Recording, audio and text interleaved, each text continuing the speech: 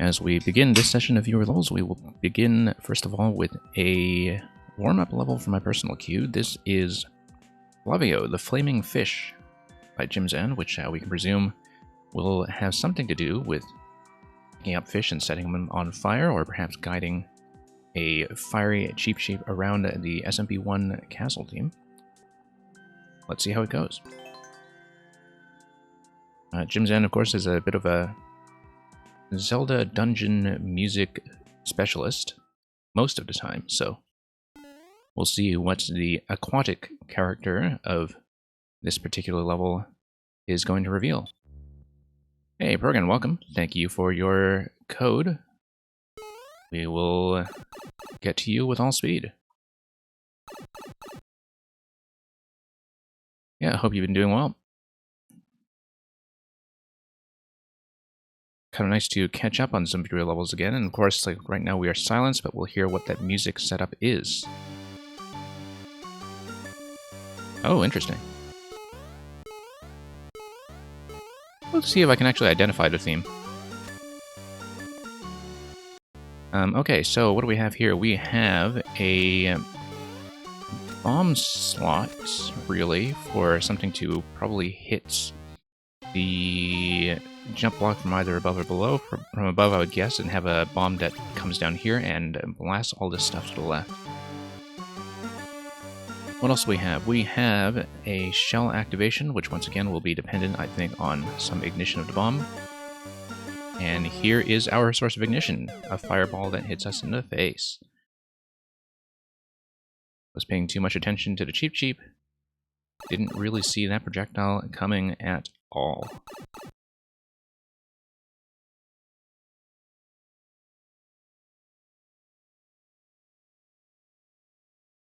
Yeah, I don't recognize the melody right off the top of my head. It might be something obvious that I'm just missing. Does sound awfully familiar.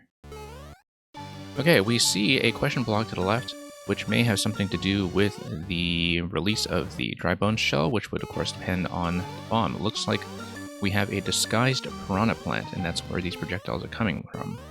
If we manage to ignite the bomb, as we're about to do here, then that would drop the shell and allow us to hit that question block on the right side. And yeah, one-way panel here, so that will be our exit point. Oh! I sniped my way down. But yeah, that's clearly what's going on there. It is that there is a piranha plant that is obscured by the fish. So that's just a Cheep Cheep being cheap. Yeah, Jimzan certainly loves his music setups from some of the various Zelda levels by him that I've played before. Many of them on the stream.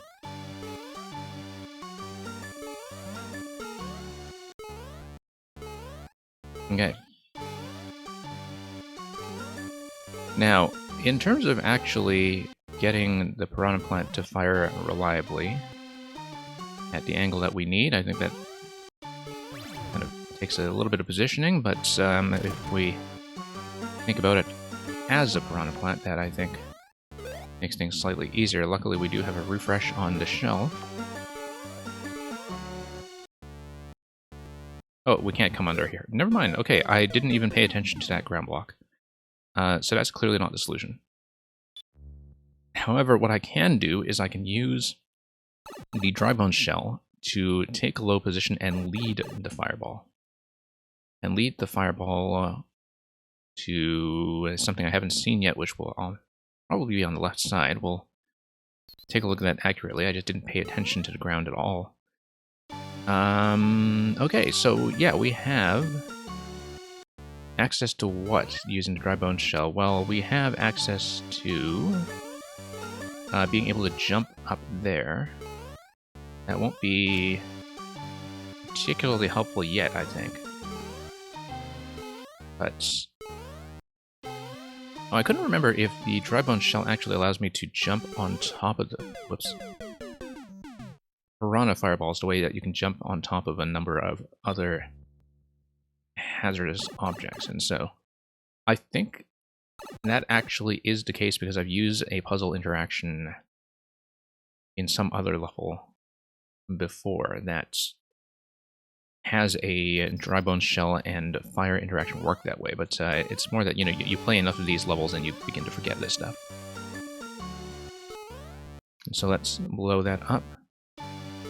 Yeah, because I remember playing some other level where using the dry bones shell on top of a Piranha Fireball was, in fact, part of the solution, and it absolutely is. So what we'll do is we'll guide everything over and use that to get over here, and we'll be able to use the dry bones shell to duck underneath all that, and then probably skip out of the shell, and in doing so, break the brick that is under the blue pipe, and then see what the blue pipe reveals. So I'm going to need a little bit more height in order to do that, but you see what I'm getting at here is I'll come out of the shell when I'm at the cloud block, and then I'll be able to kick the shell over. Only thing a bit weird is some of the positioning here, but in terms of getting the projectile to fire at a favorable angle, that will actually give me enough of a jump, and there we go. And yeah, we'll come out of here and we'll kick it. And we'll see what this dispenses. Dispenses a bomb, excellent. Whoops. The bomb will go here for sure. I mean, no, that'll only be for the one-way panel. I actually want to, drop a dry bone shell on top of the jump block, I think. We'll see what that does to the red pipe. Hey, Kimmy, welcome back. Thank you for the submission. I probably should have gone to the left first then before I did all this. Let's lead another... Whoops. Lead another series of Piranha Fireballs over. We'll eventually want to use the bomb on the left side, but in the meantime, let's drop this. There we go. And then we'll see what is being exploded back there. Okay. So it looks like I want to do what with this shell? It's going to have a little bit of a back and forth. But we need to figure out... Oh no, I need to get the dry bone shell and then come up from underneath and put the helmet on. Putting the helmet on will allow me to do a head bump on the bombs, I think, and actually carry them over.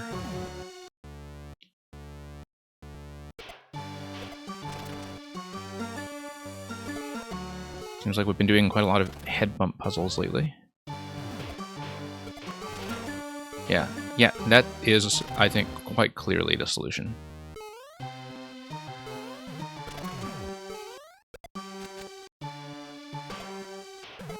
Nope. It's quite a lot to deal with in the meantime, though. Wow.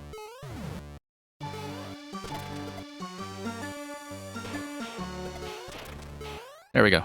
There we go, got it. And there's the key.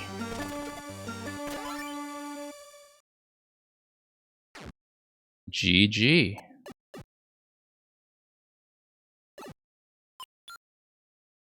Okay, fairly simple one-room music puzzle. We'll have to look up that melody afterwards, or perhaps just ask Jim Zen directly about it, if I can get a hold of him. But that was Flavio, the Flaming Fish.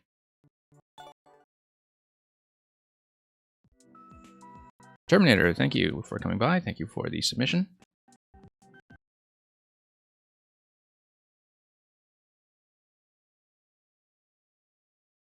Thank you. Okay. How's Rick and Morty doing? Well, you'll have to ask them, but thank you for living on the edge 6. You've really been living on quite a few edges. In the meantime, we'll get through the queue.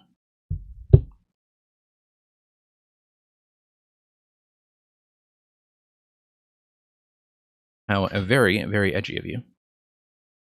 And we'll take a look at what Program has in store. I mean, I believe you just sent me your maker code this time around, so we'll go through the back catalog and pick something that looks interesting.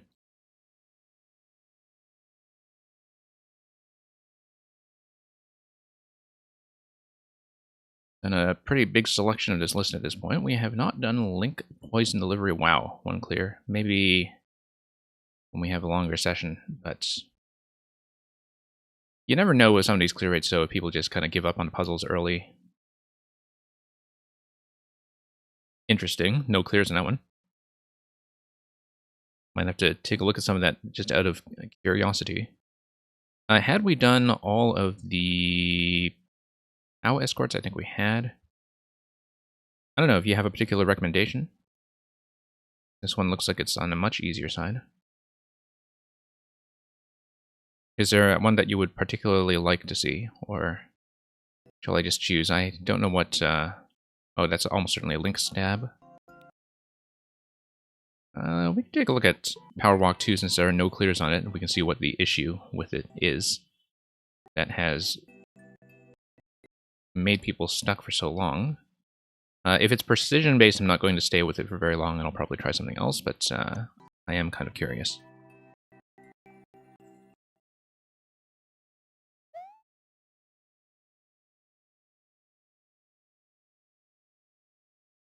Okay, we'll see. Oh, I see. Okay. It's one where you have to let go and not grab the POW. And then you just kind of need to find a rhythm to do so, right? Yeah, we'll see. I might switch off of this one, but...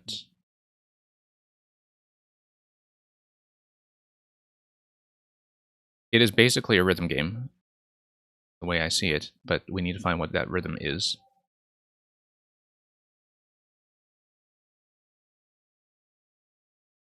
And is my audio already off? Hang on just a second. Hope that didn't happen during the music level just now when it was still on. Bugged out rather sooner than I would have liked. But we'll be right back with that. Disperse just now, okay. Yeah, it's always hard to tell what triggers that. I have long suspected it's some kind of CPU issue that maybe could be resolved with a cooling pad or something. But yeah.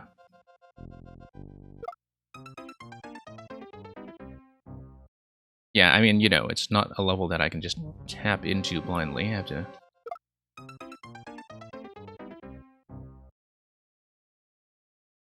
Okay, good.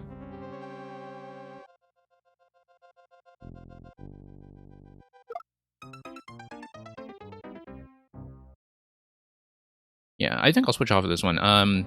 Unless I can find a rhythm for it quickly, because it is a little bit of a precision grind, so... Let me just probably try the stab level then. I was kind of curious, seeing that there were no clears on that. Wow. 0.3. Okay. Take a look.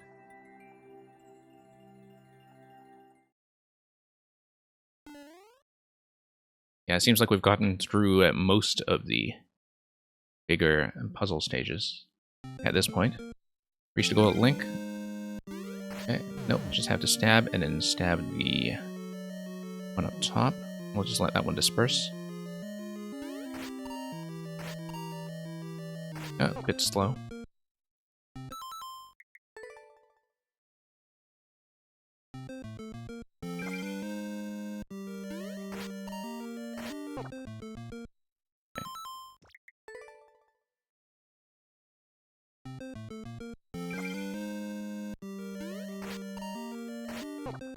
Oops.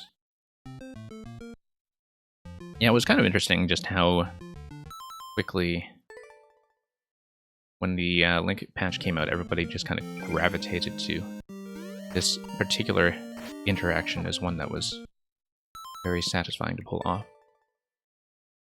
I can see why it's used so often and was used pretty much right out of the gate. Whoops. Yeah. Skipping the first one might not be best idea. I mean, it certainly gave me enough range to do so, I think. The question of whether that method is going to be very reliable. Yeah.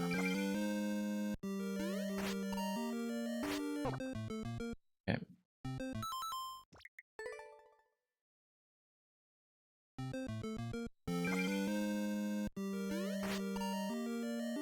Okay, I don't know why it's not giving me the second down thrust. Because I am putting in the down input to do so. For some reason... Okay, so it does not give me the second down thrust. Past a certain point in the arc, perhaps? Not really sure what's going on there, because it is definitely not letting me do it. And that shouldn't have been the case. It could be that I was too low in that arc. Whoops.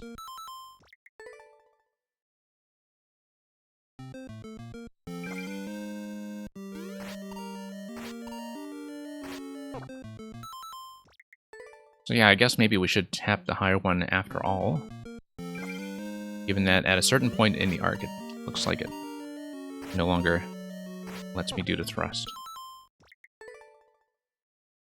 So yeah, just a matter of controlling our height well enough to maintain enough horizontal distance.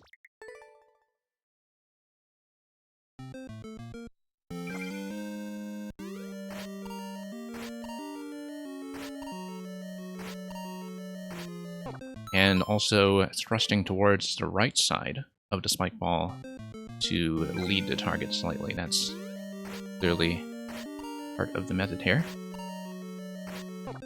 Oops. I think sometimes I just let up on the D-pad a little too early. No, I'm just supposed to bounce. I should not be thrusting on the Goombas. That much should be clear. Just saying what's going on with the on-off switch in a later segment we see.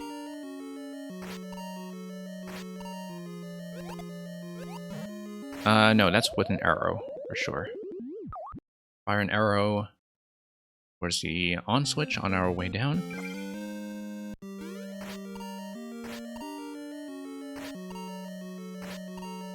Nope. Should have had one more bounce.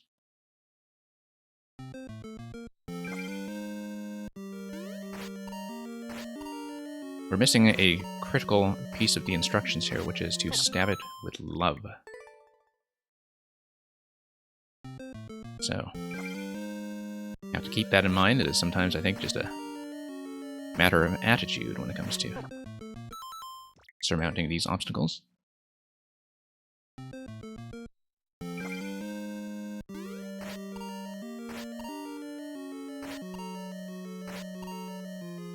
And... oops, that's just a miss. That was clearly the way it was supposed to be done, though.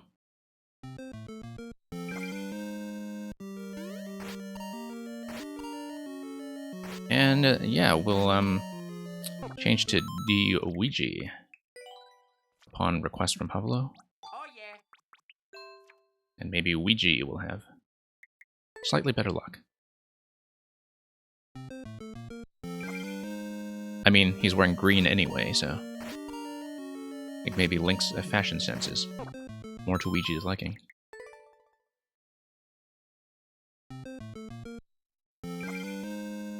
Yeah, your first level into more of a platforming style, I do recognize that you have used spike ball bounces with the down thrust quite a bit since in some of the Link puzzle levels for sure.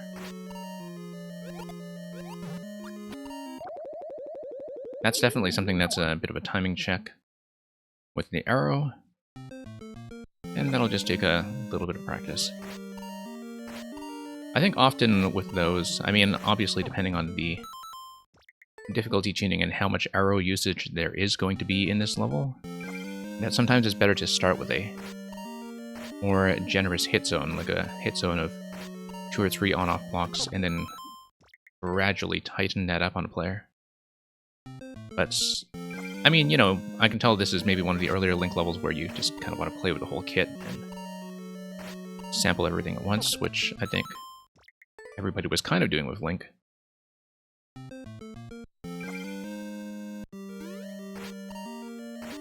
And yeah, and which everybody was doing again, of course, with SMB2, as you are well aware. So, okay, I need to think about an order here.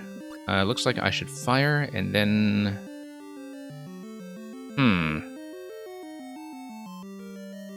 Timing here feels like it could be potentially a little bit weird, given the placement of the blue blocks on top of the red one.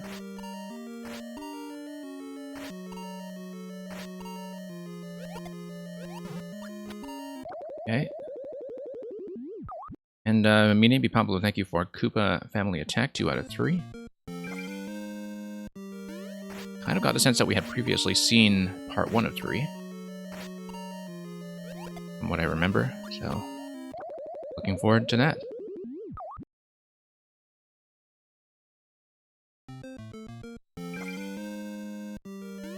Yeah, I think, you know, platforming design and puzzle design are definitely two very different skill sets to master. Particularly when it comes to things like difficulty tuning, the capacity for retries and resets, etc. You know, very different mentality in some ways. Still trying to spark ideas for Ludwig, Bowser Jr., and Bowser. Well, quite a lot could be done with that. No. Let's... Okay. That worked well. Yeah, this one here I don't know, because I feel like I have to fire and jump right away. And that does it.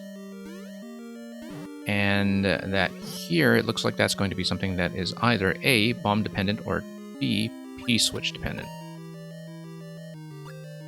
Seems like we are too far off to be P-switch dependent. Maybe we can, however, do a bomb throw and an arrow. No. Either that, or I set a bomb over here and run for it.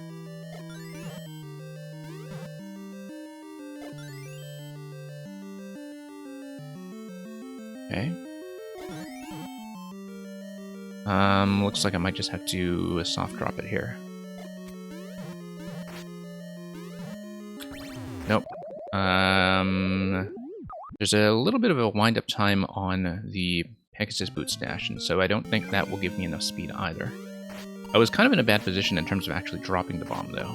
So, we'll see if the solution actually has anything to do with that.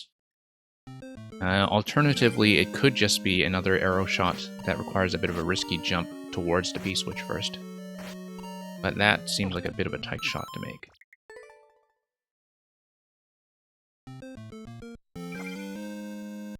And actually, no, the P-switch wouldn't do anything for us. The P-switch doesn't affect the on-off state, so never mind.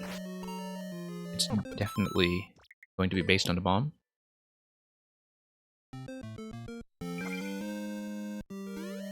Okay.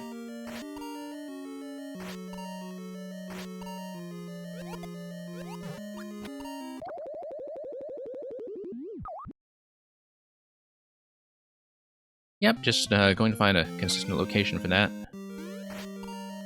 I'm sure the down diagonal arrow is kind of telling me something about how you wanted me to make that shot, but I think hitting a down diagonal on the way down is a bit of a tough call with the height that I'm getting off that jump. I think I just need a better release in general. So we'll see. Not necessarily expecting to finish this, given the low clear rate, but I'll progress through it to the degree that I am able.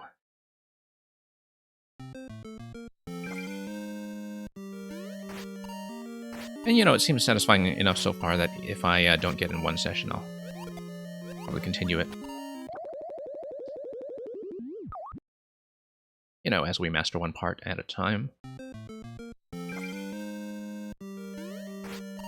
Yeah, the shot towards the on-off switch definitely looks like something that I'm just going to accept I won't be able to get 100% of the time, which does mean we're going to have a fair bit of time resetting around it. But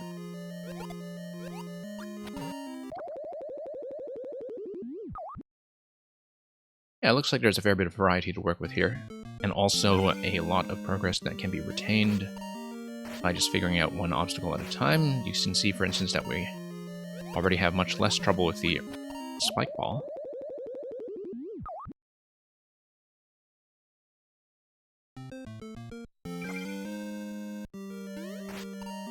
Yeah, I mean, I think for something like the arrow shot, just because of the arrow momentum, that it is going to experience effects of gravity and drop slightly, that I feel like accuracy is enough of an issue on something like this that, you know, having a hit zone of 2 blocks would, or at least a longer drop would have been better, but it's fine, it's doable.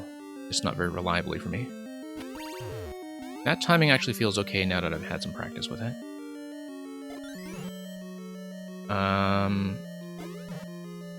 Yeah. Seems like the intention is definitely to leave a bomb directly on top. But then that really kind of constrains how much time I have to get over here. So... But I really can't see what other solution there would be, and indeed there is a bomb up top that kind of tells you that it's going to be the case. So it's just a matter of, like, how do I get a fair bit of distance? Can I, for instance...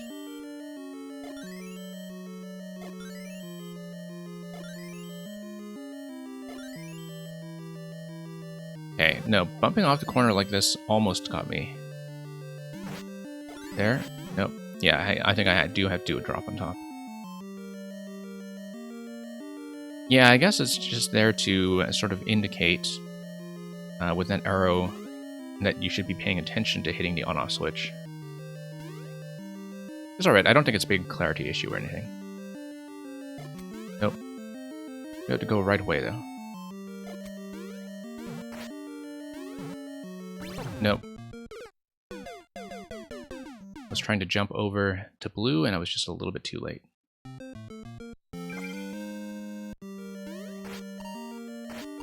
Yeah, I feel like when you have a lot of segments like this stacked consecutively, that sometimes it pays to loosen up on the precision a little bit. Like, I mean, I'm generally in favor, though, of difficulty tuning that is based around long hauls like this that are a little more relaxed.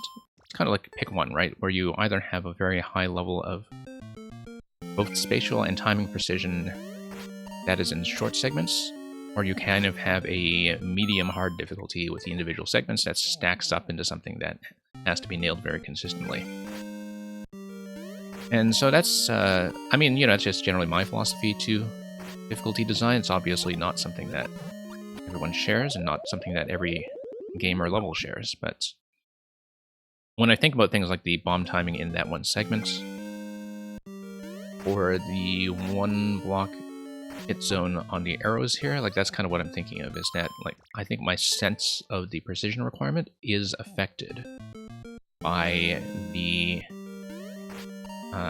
sort of length and contiguity of the segments. Not complaining about it by any means, I'm just saying that, like, you know, as a philosophy of level design, that the longer the segment between checkpoints is, perhaps the more reliable it should feel. And I'm okay with length, as you know. I like long levels.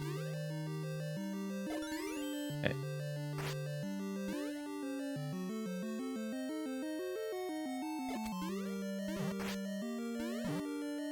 No, trying to do a bit of a short jump over. And I think a short jump over is actually maybe counterproductive. I just need to dash. I'm losing too much speed from trying to do a controlled jump that stays within one tile height. Doesn't actually give me the distance that I want. So.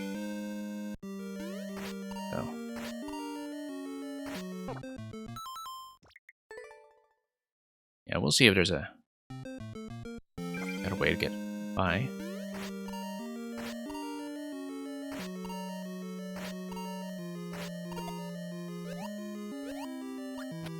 Yeah, coming in a little bit low now.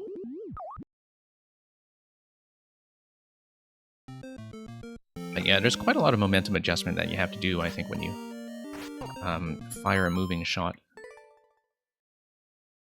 I think very often that, you know, with the arrow shot,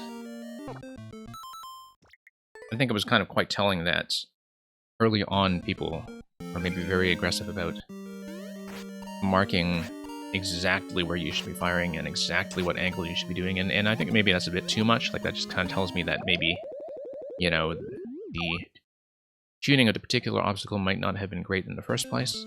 But then there were a lot of things with the arrow physics that people had to work around, like the way that it drops after a certain distance.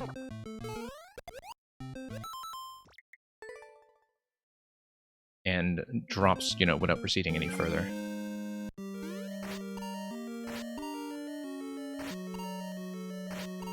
But, yeah, I mean, like, you know, you're falling, the arrow's falling, there's quite a lot to adjust around. But...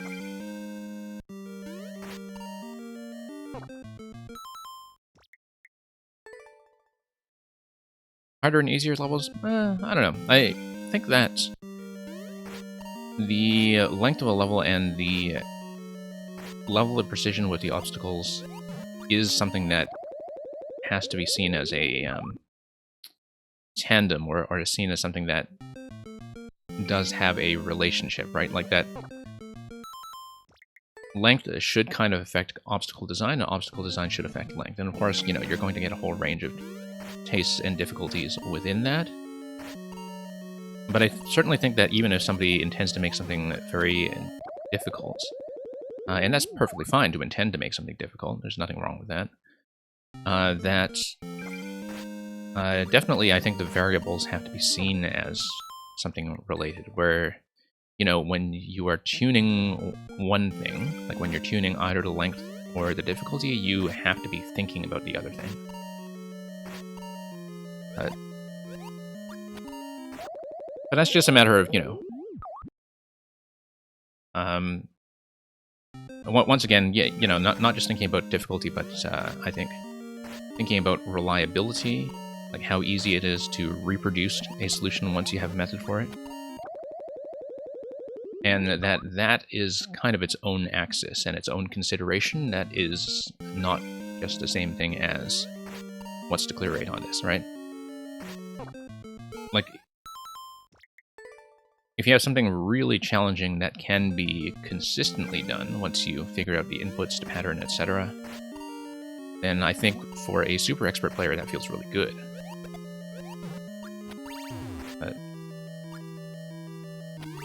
And then, you know, that's where you get into the really technical shell levels and such that I can't do, is that the people who do kind of have shell jumps in their fingers, you know, they can do it very reliably, and that when you have a level like that in your hands, there's a very discernible difference between something that works and something that is a little bit on a janky side. But... hey, Charlie. Welcome back. And Rammers as well. Thank you for all the submissions. Yeah, Rammers, Destruction is Construction. Yeah, always welcome to send me new versions of levels, as I had not played the latest revision. Particularly because I remember a lot of your revisions to be substantial, that you do often add a lot of sections, and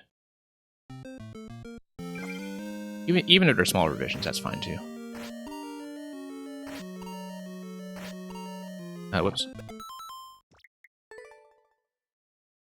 And yeah, Charlie, thank you for your maker code. We'll get to that. But yeah, I'll see if I can find some method of getting past the timed bomb segment. Nope. Want to do a soft drop there. Yeah, it's sort of interesting, this input sequence, that you want to pop out the bomb with an up, and you want to drop it immediately, soft drop it with down. And that, it does affect the amount of time I have to get going.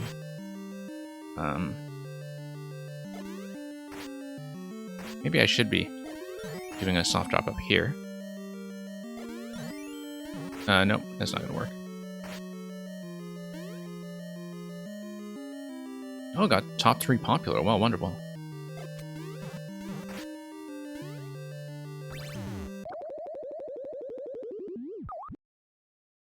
Yeah, I guess we can clean up around the corners a little bit. I think it's very clear to me that I should be maintaining speed and that jumping at the end really isn't going to do much for me, even as the switch is toggled. I think maybe part of the issue with that obstacle is simply that the bomb is not visible to the player at that point, and so I don't have a kind of visual cue for when it is blinking. And since I lack that visual cue, I am kind of relying on a mix of memory and desperation when it comes to, you know, guessing if I'm actually going to make it. But yeah, definitely dropping right away. Oh, we got it, we got it. Getting the P-switch, I don't know what the P-switch is going to do. That might be a bit of an issue here, that the P-switch is a little bit blind when I'm standing at this point in the level, and I don't know what it's going to activate. It will obviously have to be activated, and I will probably be firing at the on-off switch up there. We'll just need to get that ready. Oh, whoops. Oh, I see, okay. So, the P-switch... I see, the thing that it activates is all the platforms that are beneath the piranha plants, and because of that, that's why the P-switch is placed there, is because you have it in a position where it must be activated before anything spawns into the camera. I think it feels a little blind in that I don't know what the P-switch is doing, but I can also see why it's spaced that way, in that it is dependent on ensuring that the P-switch is going to be activated before anything affected by it is within that 3-tile margin of the screen boundary. It's not a bad idea, but I think, like, whenever you have something like that, there will be a very natural risk of some kind of blindness. Simply because, you know, it's a setup that only works if it is blind, in that the POW and piranha plants look like they will just drop immediately if somehow the P-switch were skipped or left to expire. So.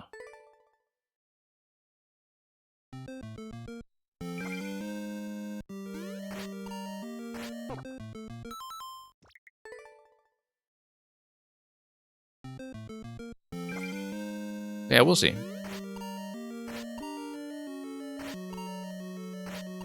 Jumping at the end, oh, I guess you mean an edge jump, right?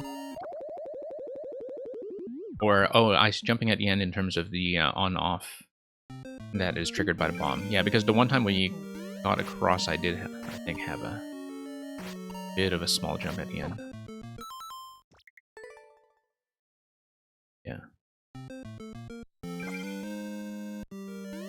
Yeah, I think the main thing for me here is actually just mostly visibility. But we'll see. Let's see. Yeah, I really had to drop it right away. Nope. Had to go like up to down right away. Like that.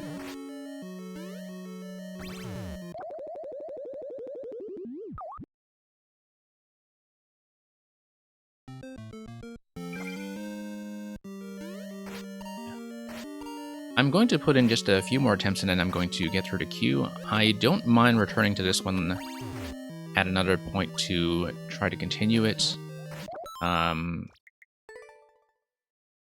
But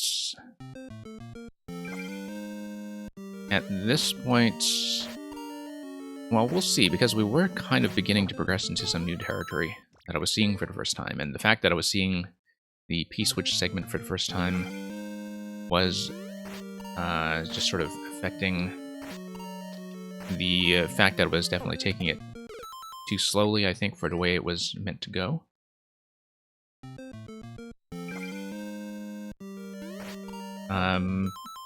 Yeah, but I think the error margins on the arrow shot and the bomb run do make the repetitions feel very prolonged on this one. And, you know, that's again just a matter of difficulty tuning. That,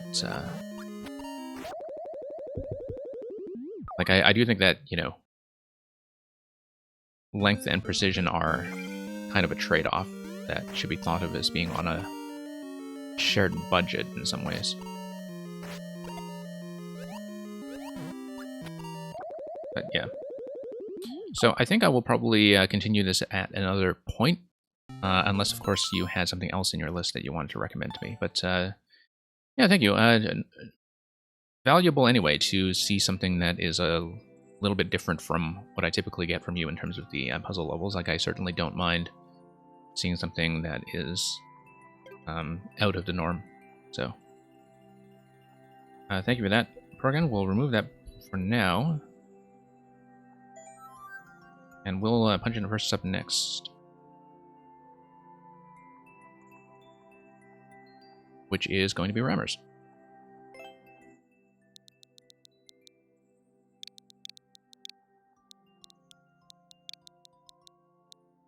You're not here? Okay.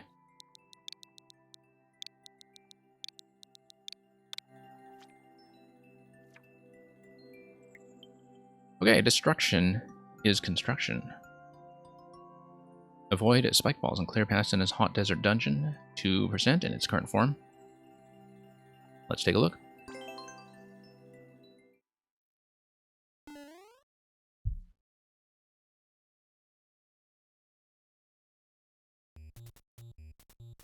Okay, more spike balls.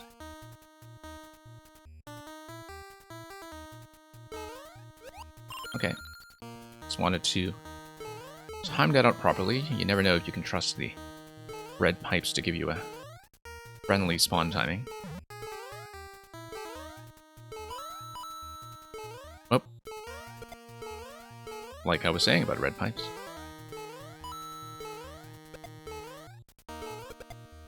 Oh.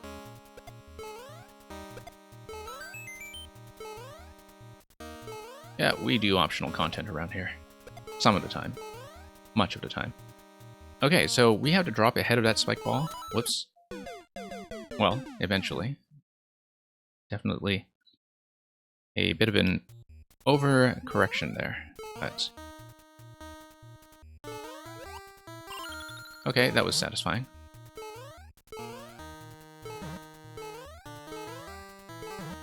Yeah, definitely when I see something like this, the instinct is to check. I think a lot of players would do that, at least first time.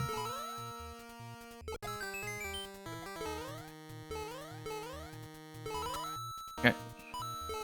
Point. Okay, now this part. Very satisfying. Yeah, interesting how they interact with the ice coin blocks, that the coins do remain in place when the ice is destroyed. I mean, that should be something obvious that I've seen before. But the fact that the spike balls have an equivalent behavior to fire, and that other destructive properties like the bombs presumably would behave that way as well, like that's an interaction with the ice coin blocks that I don't think I had really consciously thought about, even though it was always there. 50 coin, okay. Okay, checkpoint 2 already. 2% on this thing, really.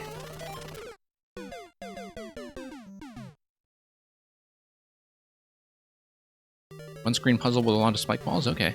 I mean, the spike balls are going to take up a lot of that one screen, perhaps, but there's a lot that can be done, I think, within the space of that.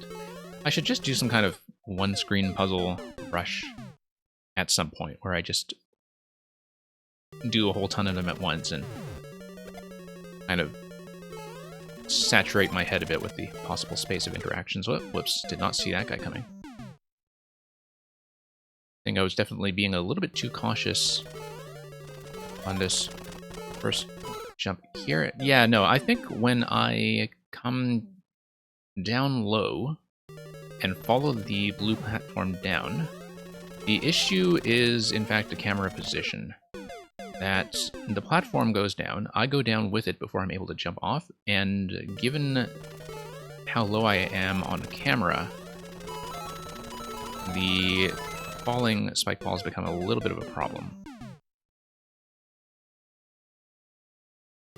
So I can see now, okay, now I can see why it's closer to 2%, even though like everything up to the checkpoints was fairly simple. Ah, yeah, this guy.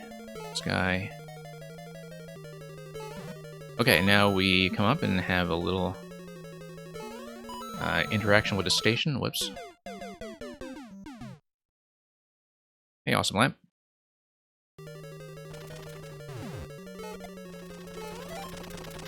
Okay.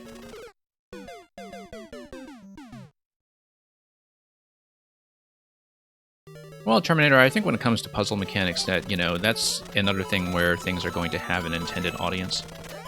That's... If you think about it, absolutely everything in Mario Maker does require a bit of game knowledge, and that's the thing that makes Mario Maker work, is that we have a huge shared basis of expectations for how normal Mario feels, right? And so, you know, something like a... Whoops, we were too slow. You know, something like a traditional level still kind of expects you to know how things like Koopas and pipes and so on are going to work, but we don't think about that stuff very much from a mechanics perspective because we just assume that everybody has played Mario. Which gets into some very interesting situations sometimes when you see people who have actually played a ton of Mario Maker but somehow never all of the classic games, where you have people who are seeing, you know, SMB3 or Super Mario World for the first time after they had already played a lot of Maker 2. Oh, whoops, that was a miss.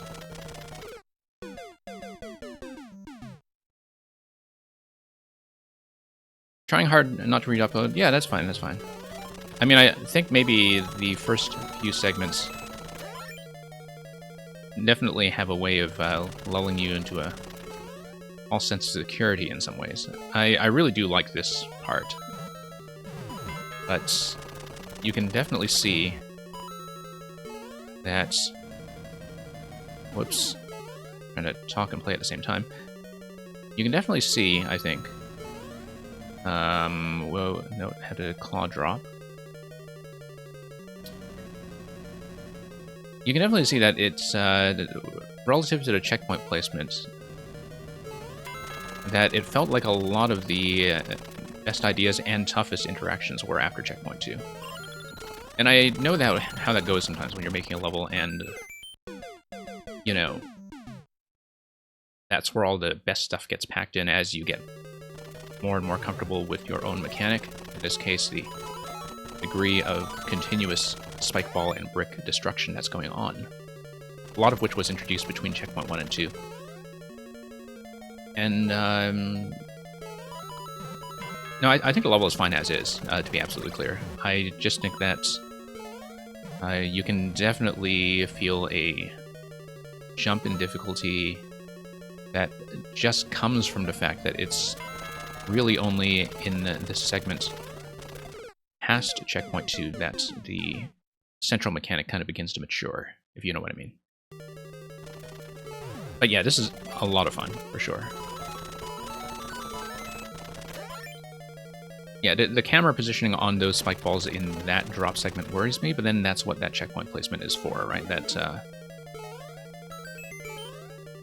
you know, as I often say, that's checkpoints are very much a matter of reliability in some ways, and if you have something like that, much better to have it directly after a checkpoint than,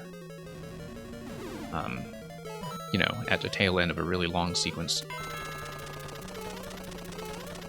No, I'm going too soon. I'm going too soon because I'm panicking around the small spike ball that is making its own little circuit.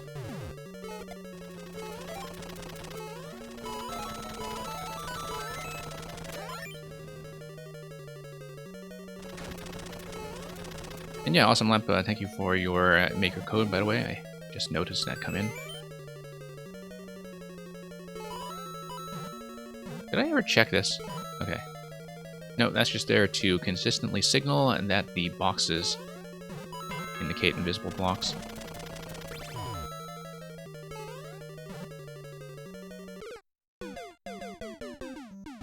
Yeah, and I guess the boxes actually are being used as tracks, which is good because I find that very often you'll have people just use the squares of tracks to say, look, check here, this is an invisible block, and that just kind of defeats the whole purpose of why you would use an invisible block instead of a question block in the first place, unless there was some kind of collision that was being avoided.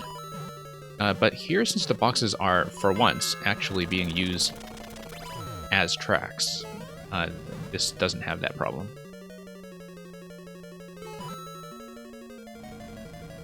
And of course, having this box is not so bad because it's there mostly as a bit of an activation zone, and so that's just there for visual clarity, so no complaints about that.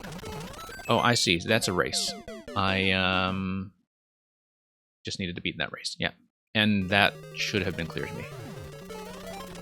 I think that is clear enough, even though it's something that ends in a way that you're not going to be able to see blind. I do think it's fairly clear that that is a race.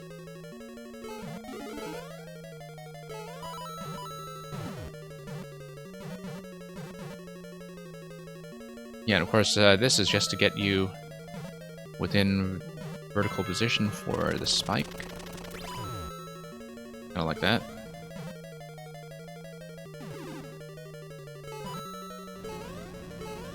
I think the burners on the left side are mostly cosmetic, and that's fine if you had the entities to spare. Okay, still going too early. Toke0904, thank you for bigger, faster. Whoops.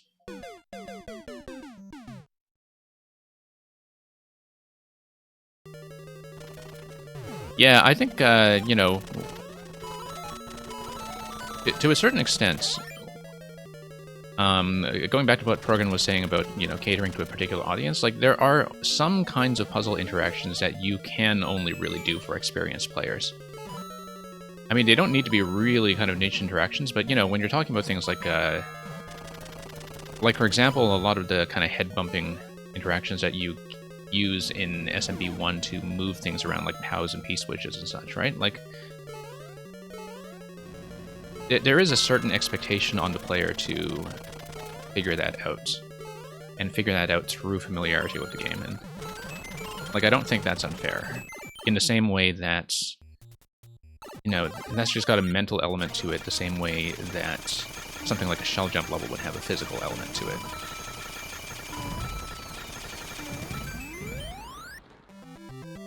And, you know, that's what a lot of puzzle levels do, right? It's like a lot of puzzle levels are kind of there to teach you mechanics for the first time. That's true of one-screen puzzles in particular, where you have lots of opportunities to get stumped and retry things.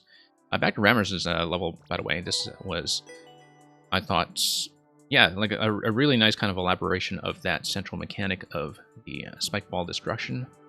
Worked very nicely with the stop-and-go train segment, I think, in terms of how using the player's range and using the range checking of things like the pipe spawns and the spike balls in terms of, you know, when they get thrown, when they spawn, etc., is used as a form of gating.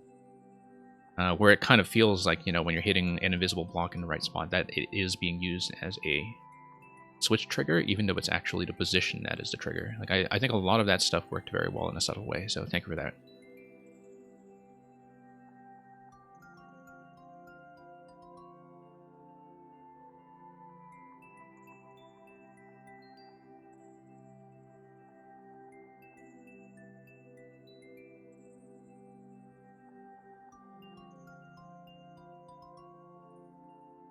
Okay, Kimmy, thank you for hanging around.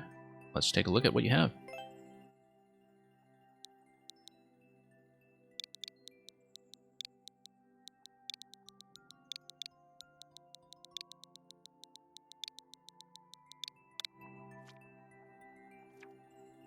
Okay, so we have spit-in truth bombs. Bullies have such ignorant views. Time to drop some logic on these fools. Well, that will be kind of interesting, given that one of the complaints that people made about the 3D World style early on was that it was very difficult to construct functional logical systems. But then, that's why 3D World is full of bullies. So, let's take a look at this.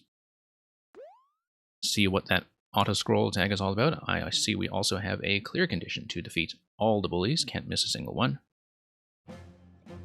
Aha, okay, so that's what the bombardment is going to be all about. And it is going to be time-sensitive and also require us to make a decent jump for a change. Yeah.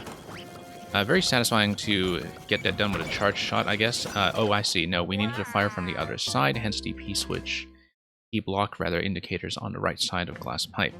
Okay, just took me a moment to realize that the Ps were consistently signaling shot targets. I now see that to be the case.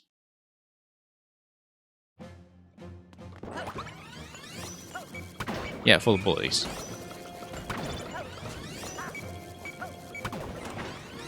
Yeah, definitely need the charge shot. Charge shot on a double P, I think. I was a bit too slow around that whole thing. It is timed around the expectation that you were going to keep pace with the beat blocks. So yeah, double P is charge shot, single P is going to be light shot.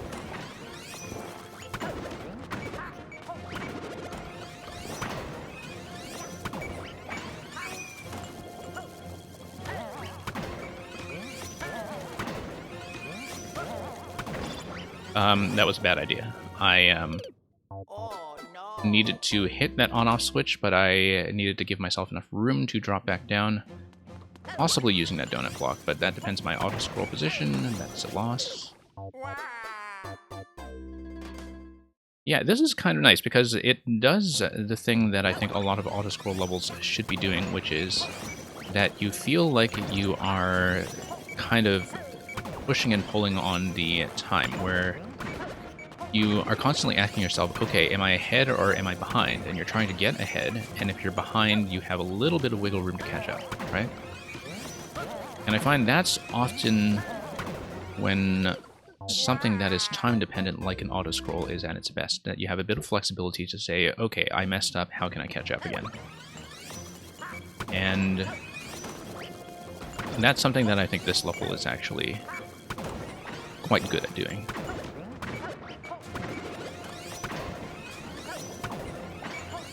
Whoops. Clearly getting ahead of myself now, though. Although, interestingly enough, I wonder if you could actually dunk that bully in midair and skip ahead, like if you really wanted to be fast. Not that it would help you with any speed records, of course, given that this is an auto-scroll, and, you know, wouldn't really do much for you. Yeah, I'm talking about this segment here, like if I was able to just jump on that bully in midair and dunk it. No. Doing the double bounce there is definitely not something I should be doing. I need to get a high bounce every time. Get the shot off every time. Whoops. Mistake.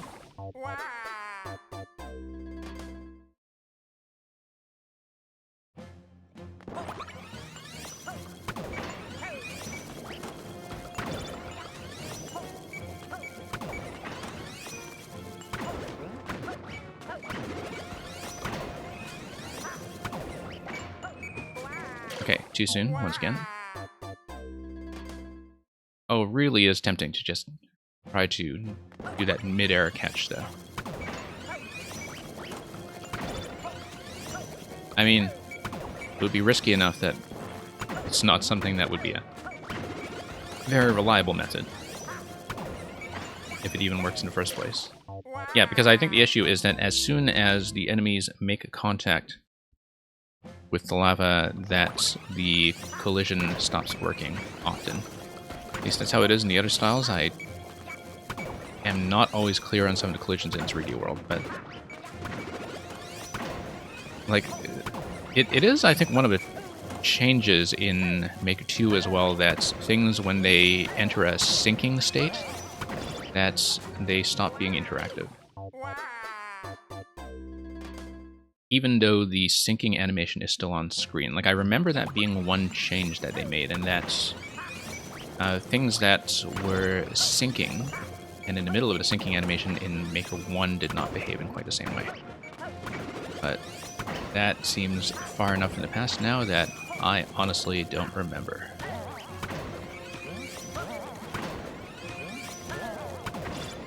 Okay, no, I really do need to take the donut block down.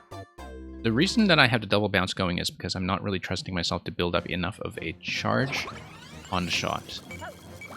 And perhaps that is a mistake.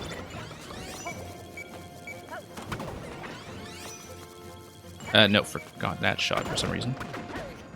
Okay, now we're in trouble. Yeah.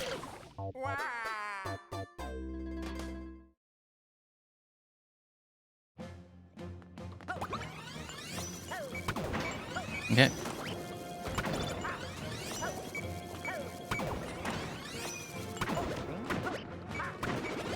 And let's just hop off a couple more of these guys. Yeah. Oh, I actually did make it that time. I just made a bit of an erroneous correction at the very end. Yeah, it feels too slow to ride the donut block down. I do like the idea of just twirling over right away. Over to the snake block. As I just showed, it clearly can be done. Now, the one correction I've been making here is making sure I get a single bounce off every time.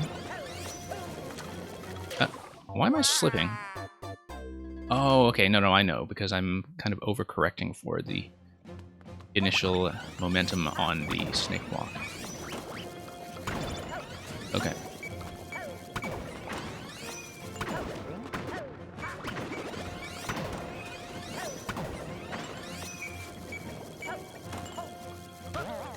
So far, so good. Need a little bit more height there. Yeah, I don't like the idea of actually taking that donut block. I feel like I do have to stay on the lower level, because otherwise the snake block is already slightly outrunning me. I do see that the donut block option is kind of available as a bit of an emergency exit for people who wind up trapped on top.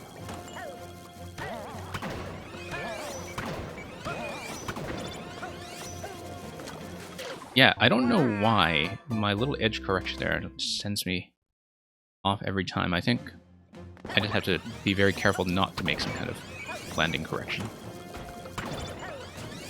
See, this is why I have a lot of trouble with precision stuff, is because I constantly am in the habit of tweaking my direction or my jump height.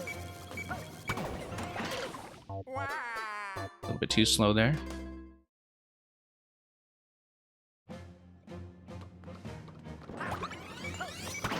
Okay.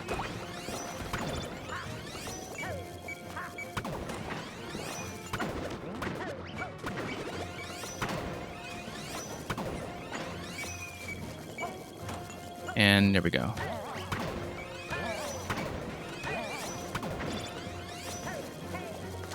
Whoa, almost made the same mistake. Yeah, the momentum while riding the snake block feels really kind of chunky. I think I keep treating it as a moving platform, like a track platform, and forgetting that I do need to treat it like a snake block. Maybe the fact that it's blue is the thing that's throwing me off, but yeah, clearly I'm just forgetting to, you know, remember to play it like a snake block. And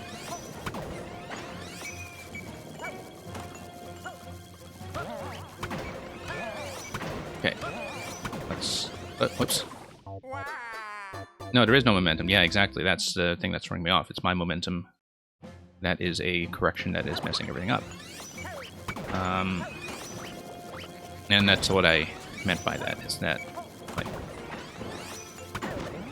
I keep expecting it to behave like a moving platform, and it just isn't. Okay, just a bit too slow around that whole bend.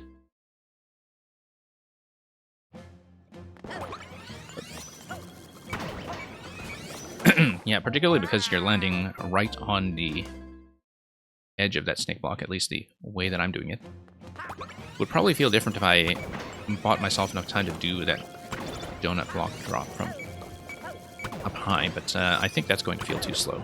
So.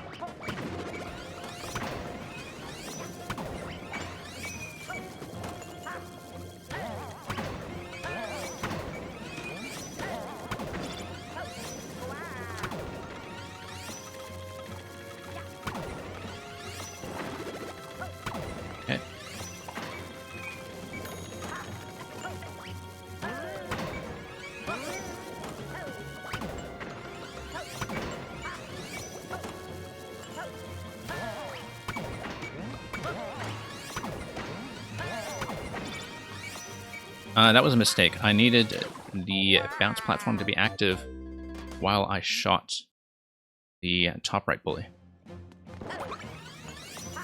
Yeah, I was too busy getting the shots down to read the sequence properly, but there is a very clearly visible sequence.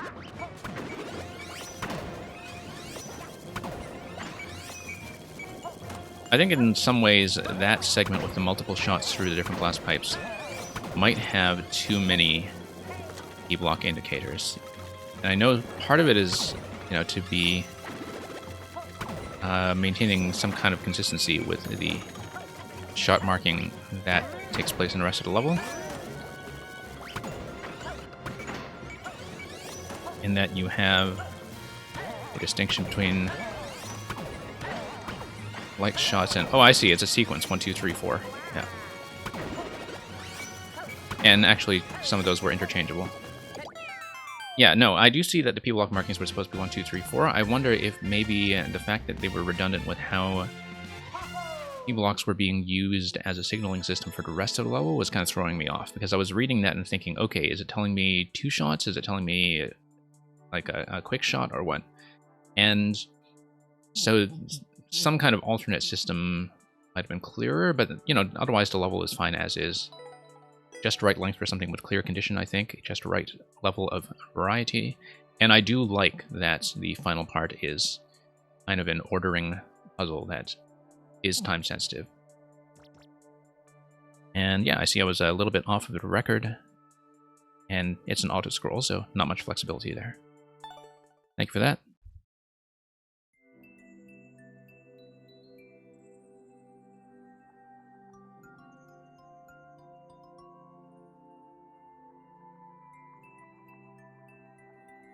Okay, let's pull up Awesome Lamp, and then we'll proceed down the list after that.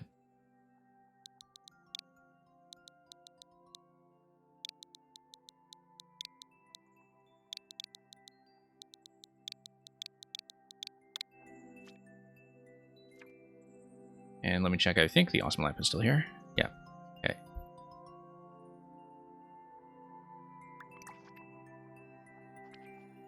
And yeah, let's pick something.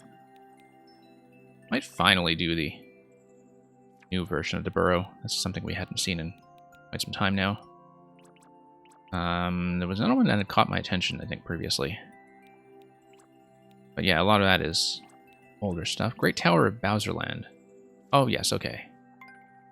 Actually, let's do this one. Looks like it's just going to be a kind of Bowser boss chase. It is, of course, from back in the first 2 weeks or so of the game in July 2019. This is just about the first anniversary plus 2 days of this level, actually. So happy belated birthday to the Great Tower of Bowserland. And we'll see how much of a recreation of the 3D world finale it is. So.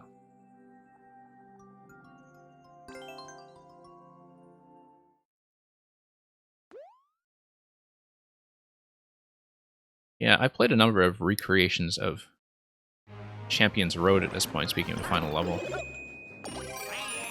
Because obviously that's been very appealing as something to remake, even back in Maker 1. But yeah, this is going to be a chase up the tower.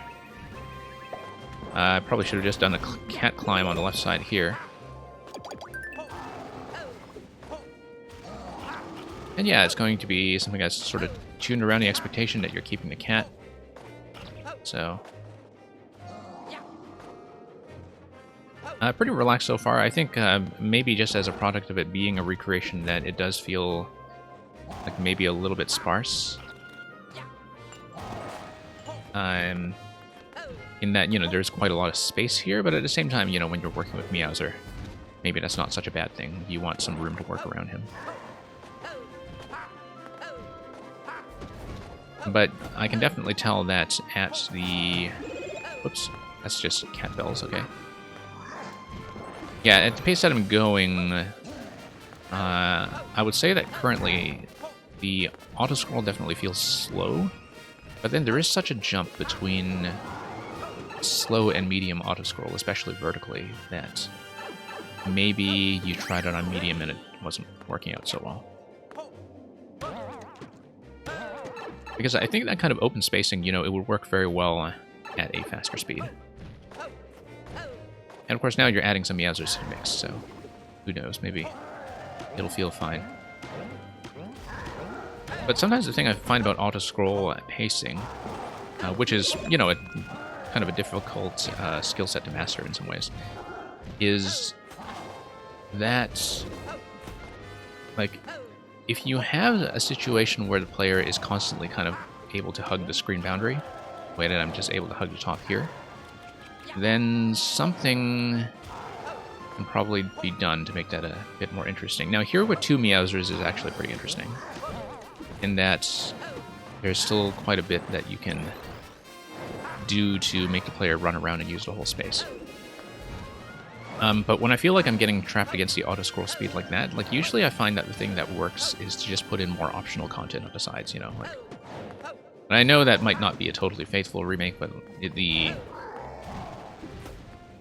idea of putting in some additional coins or one-ups to grab, or some other kind of optional challenge to give the player a reason to really kind of take some risks and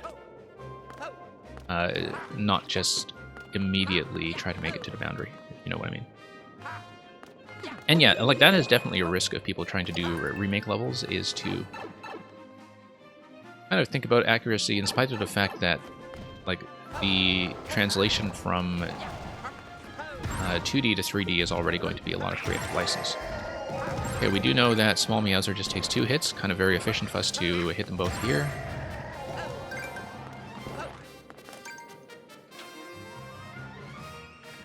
And yeah, exactly, that's... the scripted interactions are a thing, and now this is just a bit of a 3-key check to make sure we have killed all 3 Bowsers.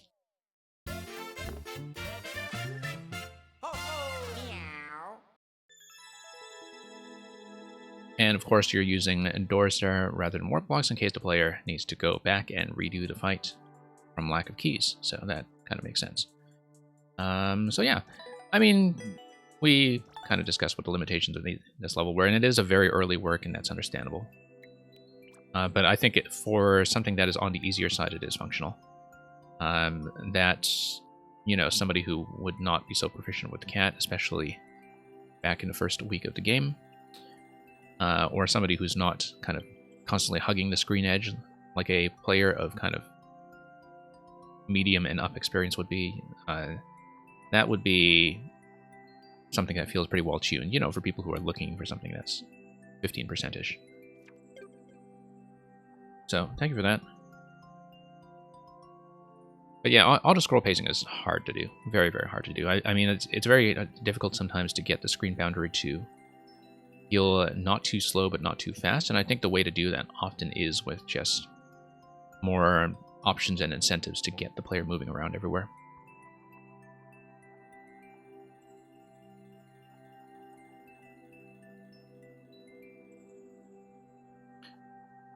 Okay, Terminator, let's take a look at the latest entry in a series that you've been pumping out at a very quick pace. I assume it's going to be another Sword Escort. Living on the Edge, bringing the goodness back. Escort to Master Sword until Journey's End. Interesting that this one's all the way up to 30%-ish. Very few plays, though. Looks like it's brand new from today. That you sent to me, and, well, to Pikachu's as well, pretty much right away. So, yeah. Let's take a peek at what's going on. I can see from the previous screen that it looks like it is kind of a race to sword level rather than a tap to sword level, because I do recognize the trampoline and one-way panel setup from last time.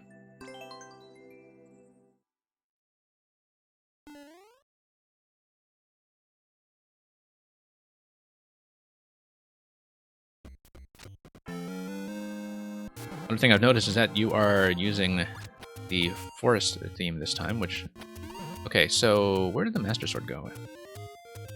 Oh, it got bumped on top of the... I see, so we pretty much needed to go right away, didn't we?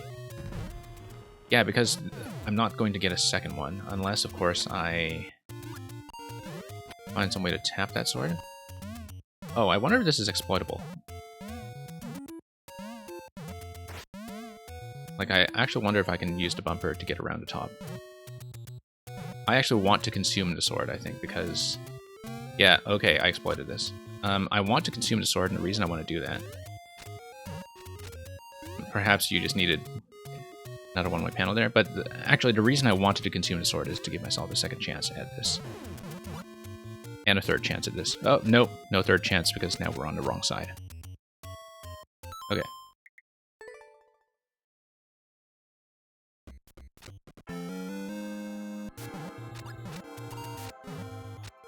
Yeah, okay, so you have a chance at 2 bounces. I think my issue with this is that I think the first sword should have a chance to reset and get destroyed, because otherwise you don't have a chance in the early attempts to get a proper look at the first screen before this fires. And so currently what you have to do is tap the on-off switch and then go around and kind of exploit the level a bit, the way I did by consuming the sword. Because the fact that it gets stuck so soon from the first firing of the blaster just does mean that there's no reading time when you first spawn into the level, particularly if you are a player who does not already understand the sword escort concept. Like, I already have a head start on most players because I understand that this is supposed to be an escort. A lot of people are not going to have that luxury. Okay. Okay, too late. Let's scout ahead anyway, see what else is coming. Yeah, it looks like triangle is what you like to do for arrow marking, and that I should have hit the P-switch this way. And then we have a POW marker over there. Okay, yeah, probably for some kind of bomb interaction, perhaps. But let's start over.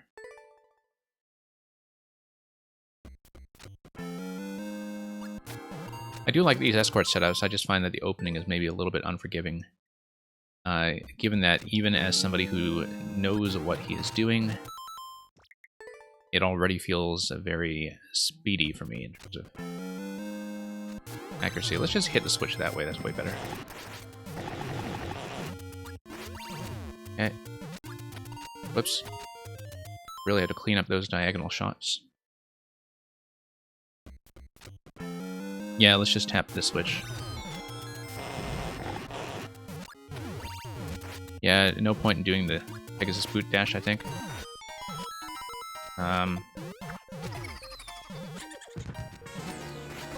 Now, what is this all about? That's for the shield. I need to shield the thwomp and then hit the on-off. I shield the thwomp, the on-off kills the thwomp. Okay.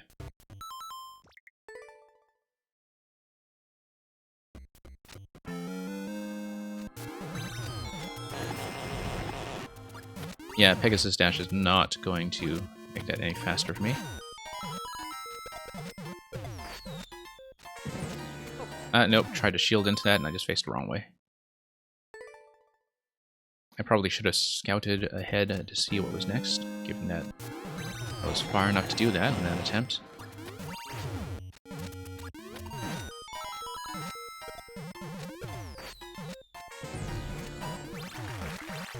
Okay. Nope. I needed to kill the thwomp, let the sword through, and then go through. And let the sword go through both the barriers, probably, which... Now, Conveyor belt, I kind of wonder, conveyor belt is more that, okay, here's what you're expecting, is that after the whole interaction with Thwomp, I need to make sure the sword gets through the gate. I need to make sure the sword gets through 1 gate, 2 gates. At this point, when I have released it, so basically as soon as the sword passes the red boundary, I hit the switch to toggle the state this way. And then I need to race it.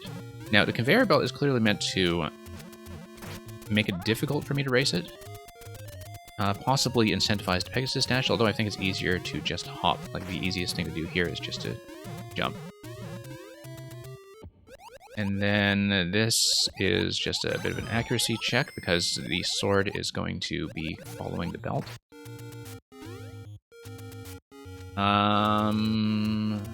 I would be worried about despawning the sword here by going too far ahead, but who knows? Let's just check anyway. And then, yeah, this is just more racing. More racing. And then that's going to be the final activation. Okay, okay. I mean, obviously I have to see how well the timing here is actually tuned, because everything does feel like the way it's built is going to be quite wide. Hey, Joe Robert, welcome. Okay, let's start this one over.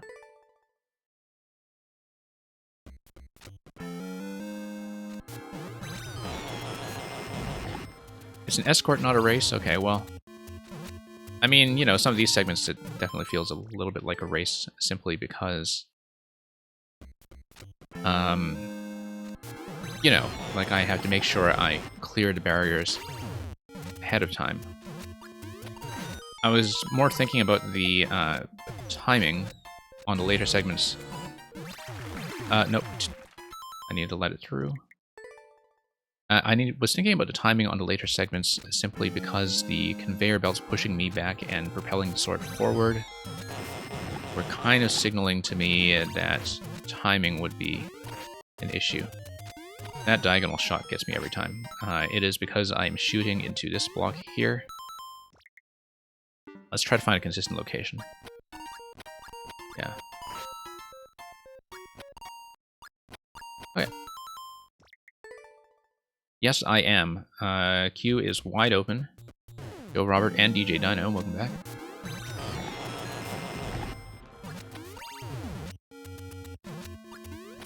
We haven't been open for too long, so the queue will be open for quite a while longer.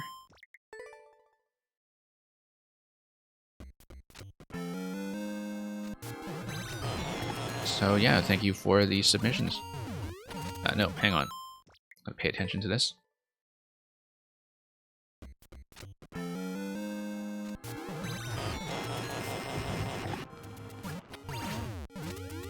Object of the level is to match your pace with a sword? Yeah, I mean, that's fine as long as the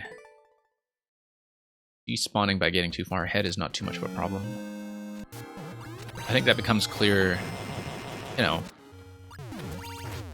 knowing how the final gates are going to work. I do like that, as before, you do in fact get a second chance when the sword hits the wall in terms of it being able to make it over with a second bounce. I think that's something that does work quite well about the one-way panel and trampoline setups that you have going.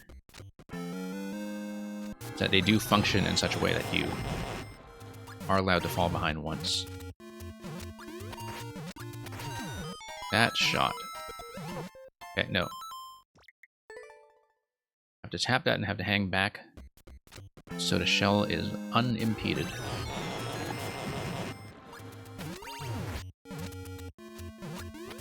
Okay.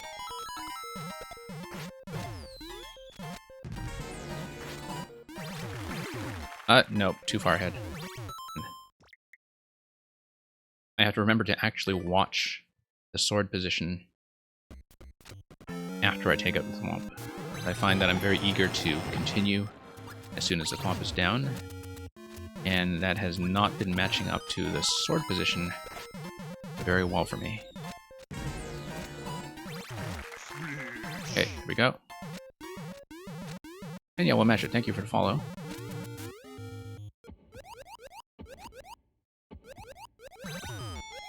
Oh, I see. That you wanted to enforce that timing on the gate using Claw. That's actually kind of neat. Yeah, too slow. Okay. Yep, didn't manage to keep pace. Yeah, because I need to get over here, I need to stop this. And so the thing that slowed me down was the bomb. Like here I need to get ahead, drop the bomb as soon as I can. Got it. Okay, thank you for that, Joe Robert. And Joe Robert, yeah, I guess if your world is still in progress, then that makes sense. I do also accept world submissions if people have finished worlds that they want me to progress through. I mean, I obviously don't do it all at once, but I usually able to do worlds a couple levels at a time. Whoops. But that's, of course, if you have something that's finished and laid out already. Because otherwise, you know, if people are still making revisions, then that resets all the progress. Okay. Hey, Brackinator, welcome. Oh, whoops. Was looking over at chat.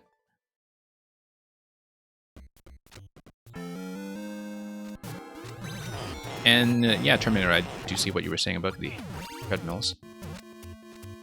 Okay. Yeah, shot accuracy around that corner tends to get me an awful lot.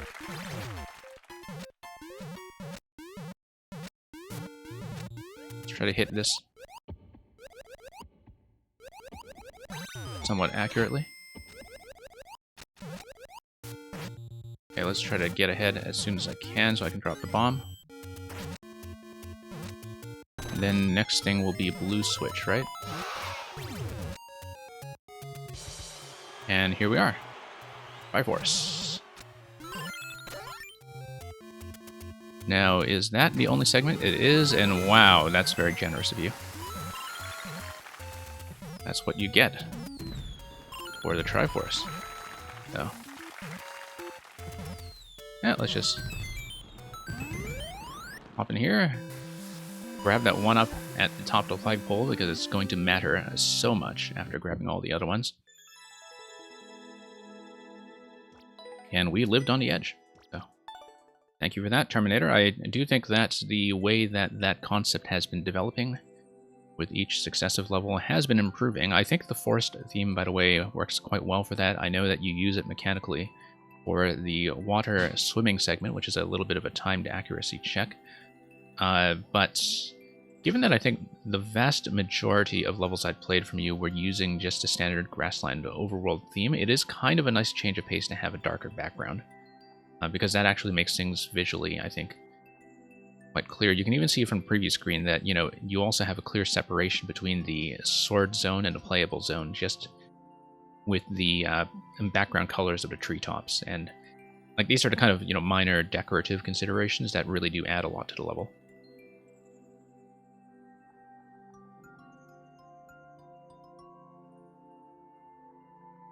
Okay, let me just pull up the list for a minute. I don't think there are any subs right now, so I'll just go down the next list.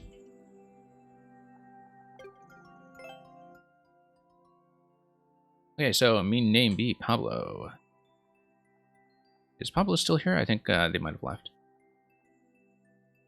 Pablo likes to lurk.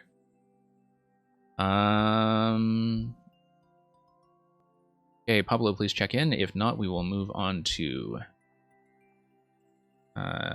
well, then we'll do a bit of a check for whoever's following, which will probably be CGT Nathan, because I don't see Charlie here either. So, Pablo has things to do, yeah. Pablo comes in here, requests that we change to Ouija, slips out quietly, so...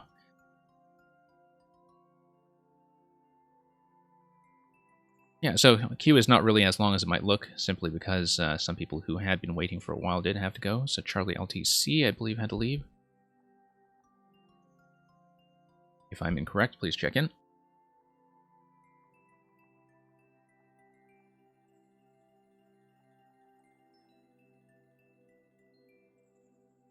And I do see CGT Nathan still online.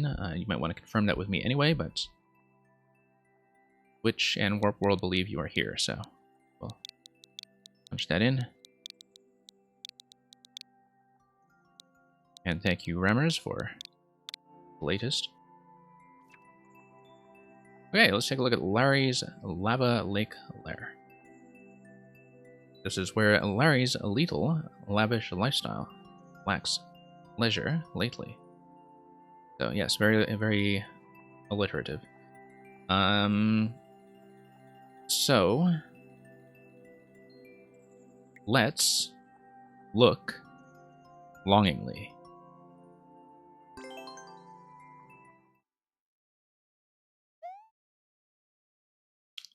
Yes, I try. I really do.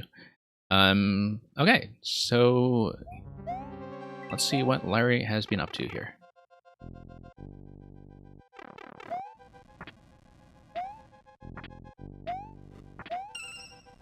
And, oh, actually had to beat the lava. Was not thinking about the time check on this. Whoops. Just jumping around the claws chaotically, having the time of my life when it was actually pretty obviously going to be a timed lava level. Now, being 2 tiles high and being gripped as somebody who is 2 tiles high should help considerably. Noticed, of course, that it is a kind of player-guided scroll, so we can beat the lava timing as much as we want. And that's fair. I think when you have flight like this, you don't actually want a camera auto-scroll, because that would create some issues. Oh, can we actually not reach this anymore? Okay. I guess we might be dead then. Okay. Actually, I almost think it would be better to give the player some additional chances at the leaf, simply because, like, the lava's all the way down here still. And it sort of looked like it was going to give me a chance to retry if I failed at flying. So. Yeah, DJ Dino, I don't have a lurk command, but it's good to know that you are, in fact, lurking. Yeah, I know that some other viewer-level streamers, like Tanuki Dan, had set up a lurk command just to kind of make it very clear when people were setting themselves to that.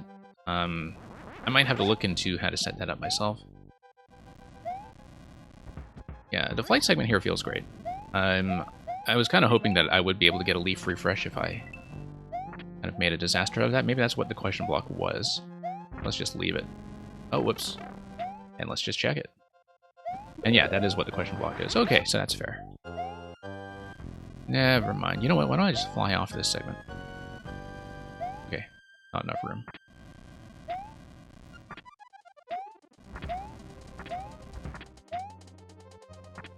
Kind of nice to actually have some satisfying cape interactions for a change. Oh, here's a cape check. Okay.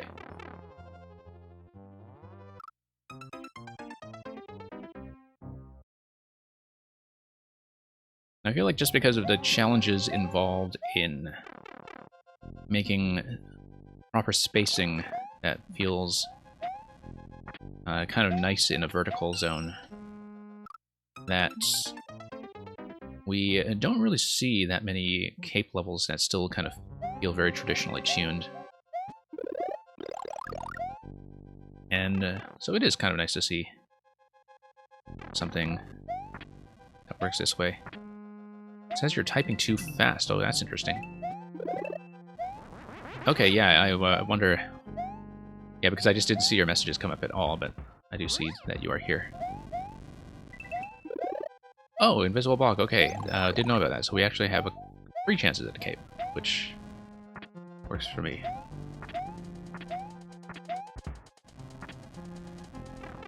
Okay, this timing here I think is a little bit weird, but that's okay. We have more chances. And the scrolling speed down below is generous enough that you can actually try to fly 2 or 3 times. Whoops. Okay, now we're dead. Yeah, if I don't swing, I avoid them. I do see that. It just took me a moment to correct that, and by the time I was thinking that way, I already had too much momentum to survive that obstacle. I was thinking I could beat it with speed, that's the issue. And now that I look at it, it was very clearly tuned in such a way that I am supposed to stand still.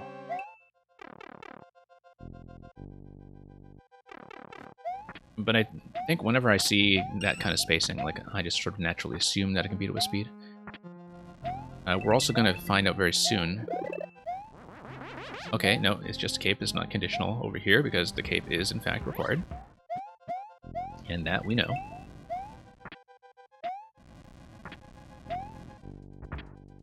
Yeah, the way this was set up here, it looked like it was fairly cleanly timed for me to just go fast. And yeah, I actually just needed to, I think, wait out that whole cycle. Okay, we still have a third cape that's available. Whoops. Gotta be a little bit careful then. Let's let these go once. Let's let them have a cycle to themselves. Okay, now... Okay, plenty of room, plenty of room. And that's going to be a checkpoint. Great. There's a little flight takeoff segment. Oh, needed to do a bit of a stop there. Luckily, I had enough headroom to retry that, so... Yeah. I actually do like the tuning of this level quite a bit. Oh, there's a 50 coin. We've got plenty of time. We've got plenty of time. Watch that statement bite me. But... There we go. Oh, whoops. I was looking over at chat and I just got shot in the face.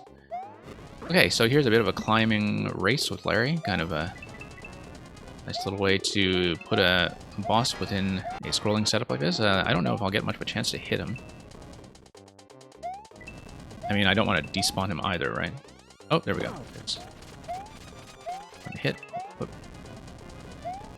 Very near thing on that burner, yeah.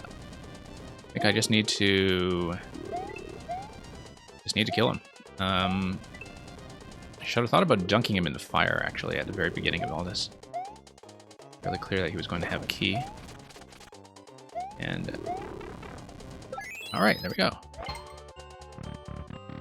Oh, and there was a fire flower that was being spawned on the left side, too. That's interesting. And we get a cape, which is mostly cosmetic.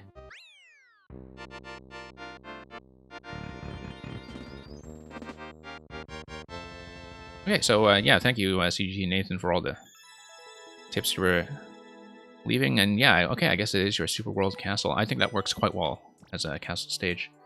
Like I was saying, kind of nice to have a traditional cape stage that feels like it was properly tuned around that power-up. Kind of nice, too, that the... You know, the timing is obviously going to be quite generous when it comes to the rising lava, which definitely felt like it was much more tuned around a boss segment than around a cape segment. But in the cape segment, the result is just that you get multiple chances to retry things. And you were limited to 3 retries anyway, if damage was the issue in the big wall climb there. So I think ultimately the balance works quite well for something that is at the end of a World 1. So thank you for that. Looking forward to more.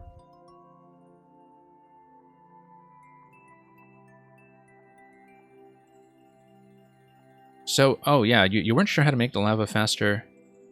As Remmer said, it is, when you look at the top of the lava level, there is that, like, you know, this kind of scroll handle that you use to move everything up and down. You kind of click on it and hold. And that's what allows you to adjust it the same way that you would adjust a conveyor belt. Like, it would give you different colors and different numbers of arrows for the speed that you want. So.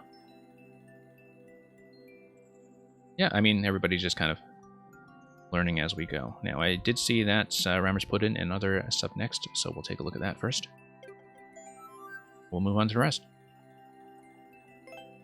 Yeah, you want to click and hold it down. No, you want to hold it down. It allows you to adjust the speed. No, you want to click the handle, I think, not the small arrows. So.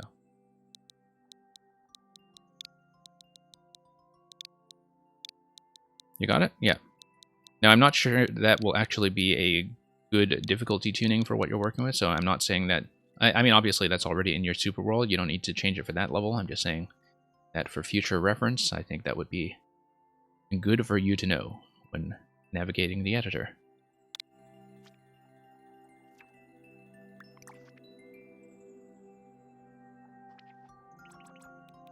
And yeah, so people who are new here, if you are already cleared from the queue, you are quite welcome to resubmit, so long as the queue is still open. Okay, we had seen an early version of Morton's Speed Rise. We might do something else. Yeah, I don't know if you want me to do any of the world levels. Did you have a world already finished, or? Okay, yeah. So, yeah, let me just see what's going on. Yeah, I saw an early version of Aerial Hammer Time as well. That was a very memorable level. Red light, green light. Interesting. Stay fly to pound it. Just did a cape level, of course. Yeah, let's do red light, green light. Let's see what the concept is. Red equals pause, yellow equals slow, and green means let's go.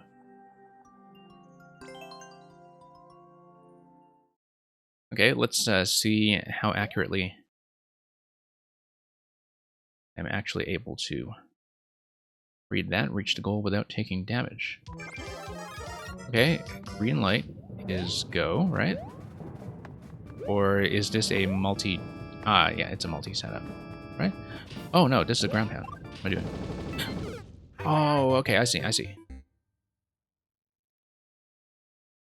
No, I understand. It's a ground pound cancel level. And you start to cancel when you are at yellow. You can cancel earlier too, but I feel like there's going to be a timing check with the very limited clock that we have here that enforces a certain degree of accuracy.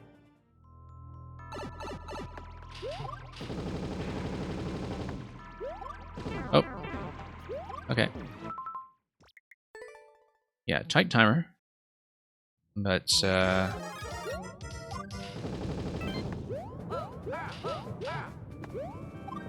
cool concept, though.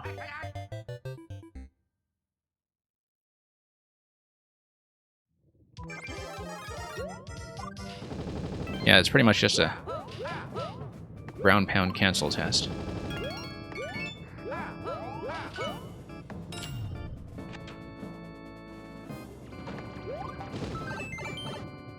And yeah, we'll have to cancel out here.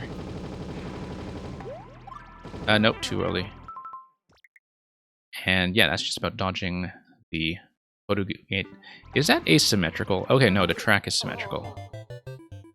But they are going in the same direction. Okay. I was kind of wondering why they were looking off-center a bit, but I guess they were not really set up to have a symmetrical pattern in the first place. Okay, 28 seconds going into that door. I wonder how tight that's going to be in the long run, but we have been somewhat consistently making it over at about 28 or 29.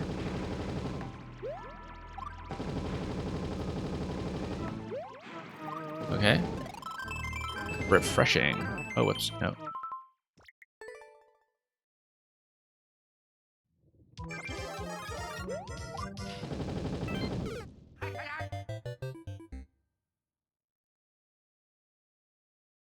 And it's kind of funny because this kind of concept is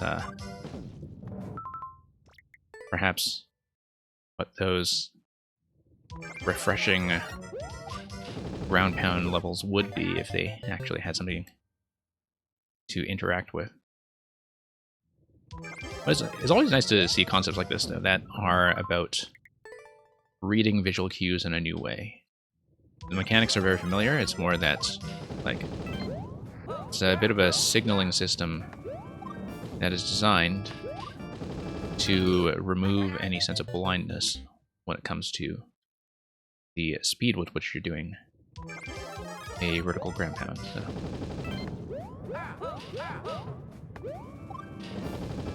Nope. We'll cancel out sooner once we are in the yellow zone. I mean, that's what the yellow zone is for.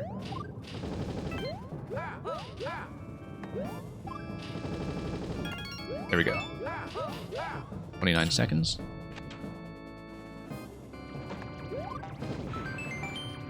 Maybe. I mean, it depends on whether you envisioned yellow to be more about visibility or more about the precise window when you should be canceling. Oh no, too late, too late. I just missed that ground pound entirely. Then we go through the mole gate, and then after the mole gate there's a whole much more. Going a bit low on that, I think. Yeah, I'm actually just canceling too late. Like, I don't think it's a signaling issue necessarily. I'm just overcompensating for the fact that earlier I was canceling too early.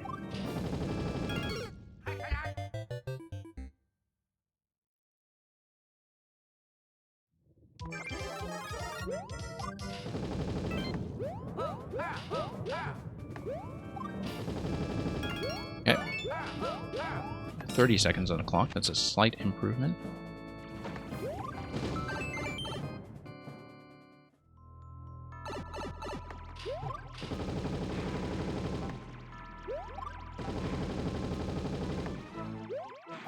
Okay. Oh, whoops. No. Didn't read the yellow light.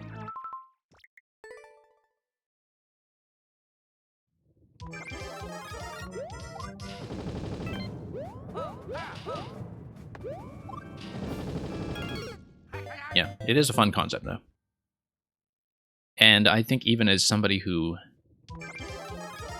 does not read the level description, it actually is pretty visually clear from this room here, as far as a tutorial zone goes. Partly because you already have a different spacing between those two, in terms of when that cancellation could happen.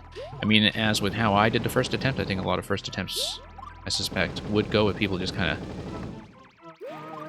either going for it or just cancelling everywhere to get a read on the level for the first time.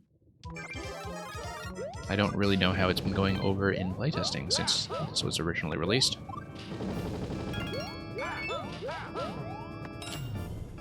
But I think after you see it the first time, it becomes very clear that the clock is also going to matter, and therefore you can't just be cancelling everywhere. I will say the asymmetry on the Podoboo pattern at the gates here does throw me off quite a bit. Alright.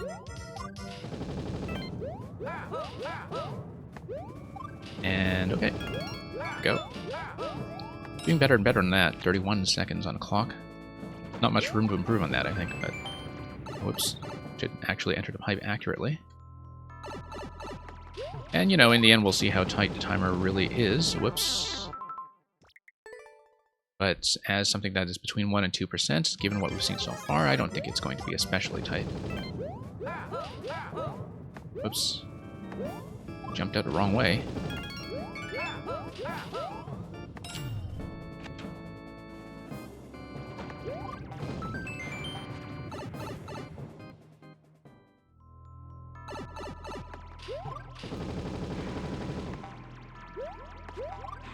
No, I just missed a down input entirely.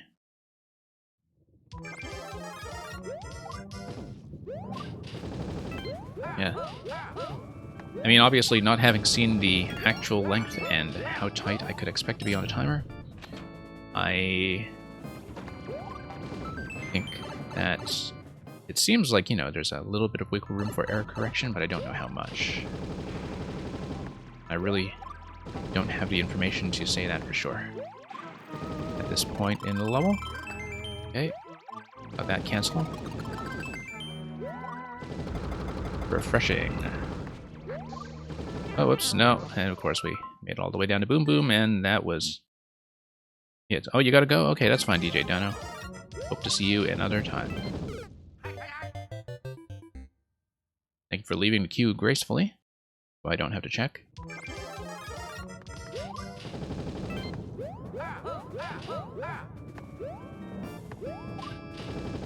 Oops. Okay, gonna be a little bit behind here as we get out with 27 seconds. That's like a 4-second loss. Probably too much.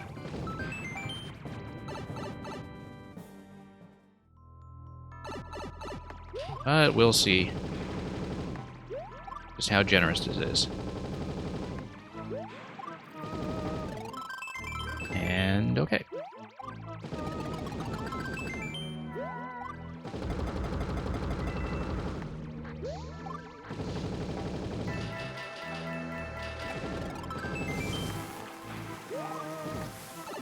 Okay. And time's up. Okay, but we saw the whole thing. We know to watch out for the hammer from the Sumo brother at the end.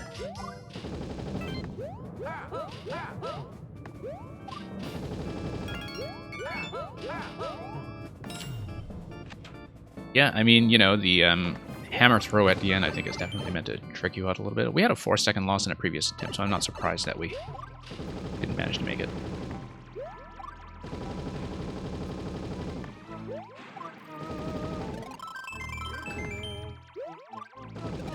As long as we clear all of these gates in one shot, I think we should be reasonably fine. I do like how the yellow zone gives you just enough visibility on the camera. We didn't actually observe that yellow, and that was fine. 6 seconds. 4 seconds left. Okay, yeah. I mean, we kind of got past the last yellow without incidents, even though it was kind of meant to snipe you. But that's okay. I think I would rather have it end up that way than be sniped. My goodness, 31 seconds. That was... I didn't think we lost that much time, but I guess that must have been somebody who did manage to bypass at least 1 or 2 of those gates, depending on the Podoboo and track timing, or just has a much better cancellation and ground pound method than what we have here. Thank you for the follow. Super cool guy. And let's mark that as a win and get through the queue.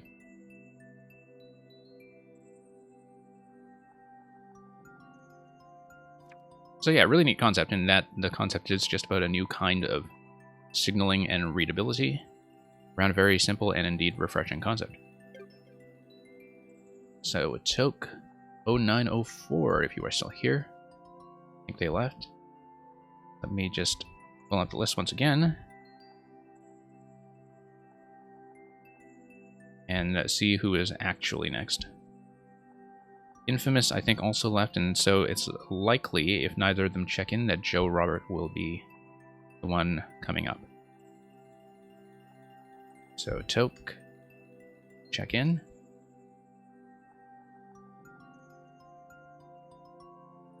And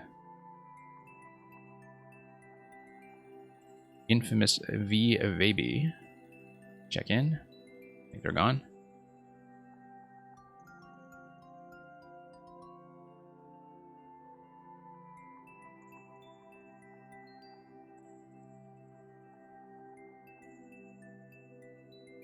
Okay, Joe Robert, let's take a look. Yeah, you did tell me that yours was just a part of your world. Easy and fast is fine.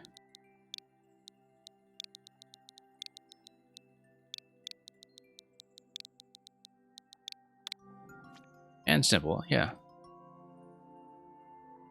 Okay. Yeah, 16% fairly short. That's totally fine.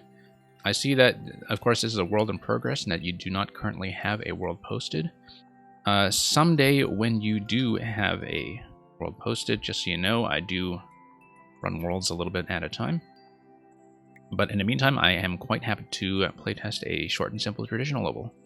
Have fun in this easy level full of fun things and secrets. So yeah, we'll play it. If it's really quick, I may even play it twice just to look around and explore it properly. Assuming I enjoy it, of course. So, yeah, let's take a look at Green Gardens.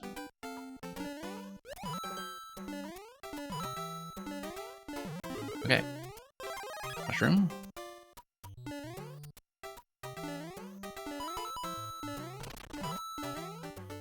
And okay, let the piranha plant through. And yeah. This is very SMB3 like for sure, the way that this slope and triple pipe is being set up. Like that's pretty clearly inspired by one of the early SMB3 grassland designs. But my goodness, when you use a red pipe like that, do the Goombas ever march out at full speed? But yeah, no, I definitely see the SMB3 World 1 influence all over this level. That's extremely obvious. Ah, here's a secret. So it pays to explore a little bit. And let's see where this takes us.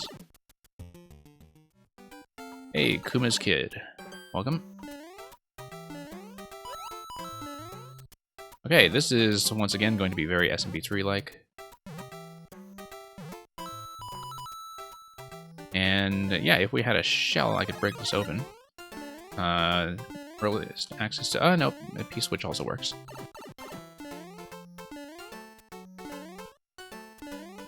So yeah, why don't we just pop this down. And, oh, maybe something's supposed to come out of the pipe? Yes. Okay. Okay, here's what we're going to do. Nope. No, the pipe should give us another one. I was kind of hoping that I would be able to escort that with us. Because if I can't escort it with us, I don't really know if it's doing anything useful. Yeah, okay, we'll see, because I'm not sure this actually gives me any kind of advantage that I don't already have from climbing the vines. And that's the only thing. It's like I'm not really sure what the trampoline is doing for me. However, if we hit the P-switch here, I can maybe grab one. Yeah, grab one and then take the P-switch with me, right? Because let's say I pop this here, spawn on a P-switch, and that's good because, yeah, that's the thing. The P-switch, hitting the P-switch allows us to take a second P-switch upstairs, and that would perhaps allow us to go down this pipe. I'm spending a lot of time on this. Hang on. Sure, let's just pop it and see what happens. Can I go down? No, I can't. Okay. Yeah, okay. Coin, coin, coin.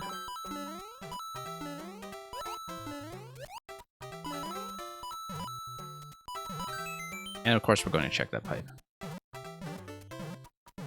We have 40 seconds left, but of course I'm going to check that pipe. Oh, okay, nothing. It's fine.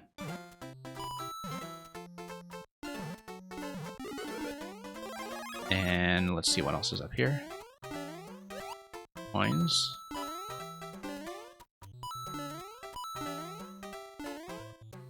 And more coins. And here's a little segment here. Around here, yep. Speed run, 12 seconds remaining. No, I don't think it necessarily needs to be more simple.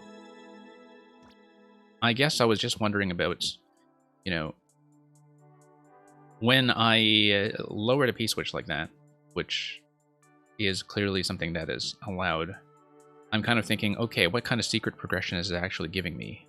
What kind of access is it giving me to something that I might otherwise not have? And so that wasn't quite clear to me. Like, it unlocked a trampoline. I didn't know what trampoline was doing. The trampoline did give me one additional thing, which was the ability to take the P-switch up, which I could theoretically also do if I caught it in midair coming out of the pipe, I guess, but it allows me to take the P-switch forward, but then at that point I don't know what taking the P-switch forward actually achieves. So, you know, when you think about sort of a lock and key progression or a secret hunting progression, I think that's something that's important to keep in mind. I think as a traditional layout, this works quite well for something that would be a very good fit in a kind of medium-ish difficulty world. Like, I think this level serves that function quite well. It's just a matter of thinking about secret placement in that, you know, you want to feel like the things that the player does to explore do feel worth it, and that the harder kinds of exploration or the trickier kinds of interactions lead you to a better outcome, like a 50 coin rather than 3 normal coins. But the general idea behind it is fine.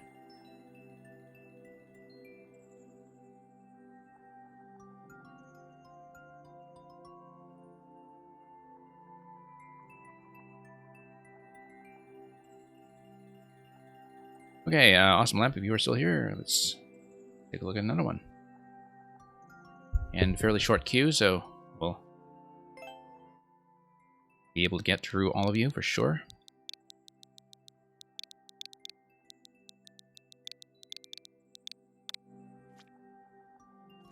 Yeah. Awesome Lamp, I think I actually am going to look at the most recent version of the Burrow. We've been putting it off too long. Since June, in fact. You did send me like the very early kind of aesthetic concepts. We'll see what it looks like in its finished form. This was once a nice little town, but since the incident, no one lives here.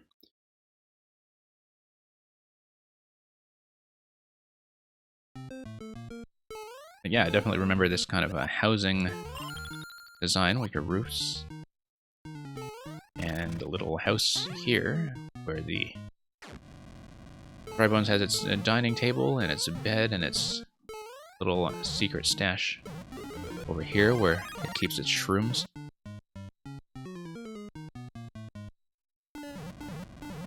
And we'll duck it back out. And yeah, this is supposed to be kind of a ruin. Probably nothing to check here, but...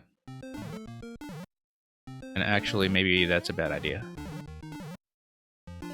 Maybe that's a terrible idea. If I'm big. I think I might actually have locked myself. No, just need a nice slidey, yeah. Okay, there we go. Had to be careful with decoration sometimes. In that, if you give the player access to any power-up, you do have to test the whole level against that power-up just to see if they do something crazy. Okay, so here's another house. Yeah, Joe Robert, go ahead. If I have already cleared your previous level from queue, as long as it's open, you are very welcome to submit more. Okay, I don't know if this gave me anything, or if that's just more bones. Yeah. Stomping the bones inside his own house seems a little bit invasive. Okay. Oh, was there something on the upper level? No. Okay.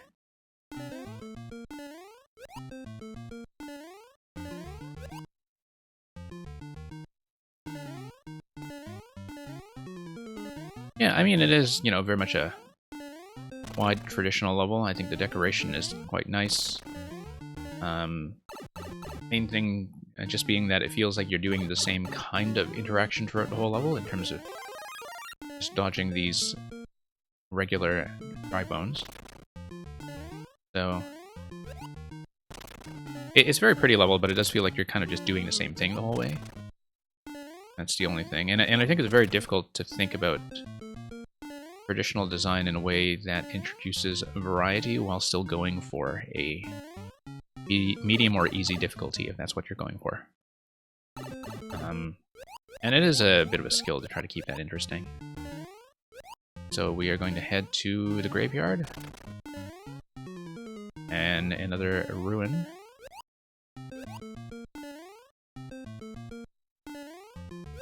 Oh, and we just kind of respawned.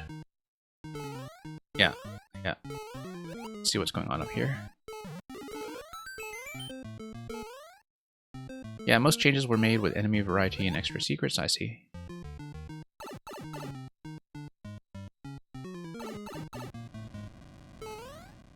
And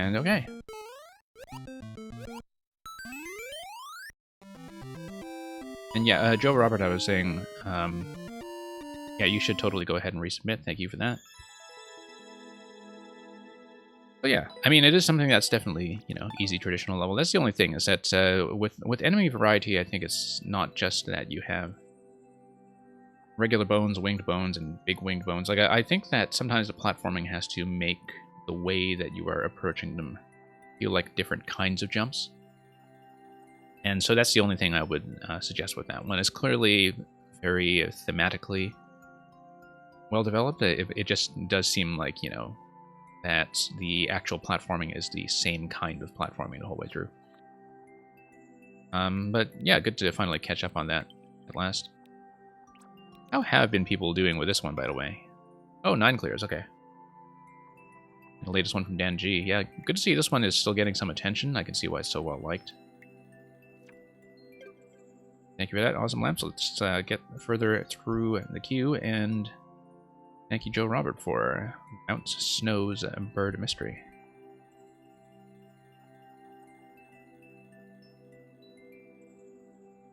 Okay, Brackinator. Brackinator Twitch believes you are here, so I'll punch that in.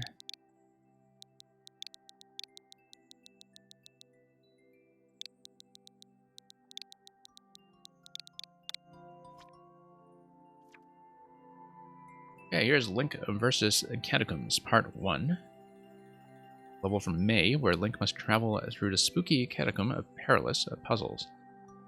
Got about 10% here, but that can be deceptive sometimes when puzzles are involved. And about a 1-minute record. And this is a Part 1 of what is potentially a multi-part series. And it is going to enforce the clear condition where we reach the goal as Link, so let's figure out how we're going to do that.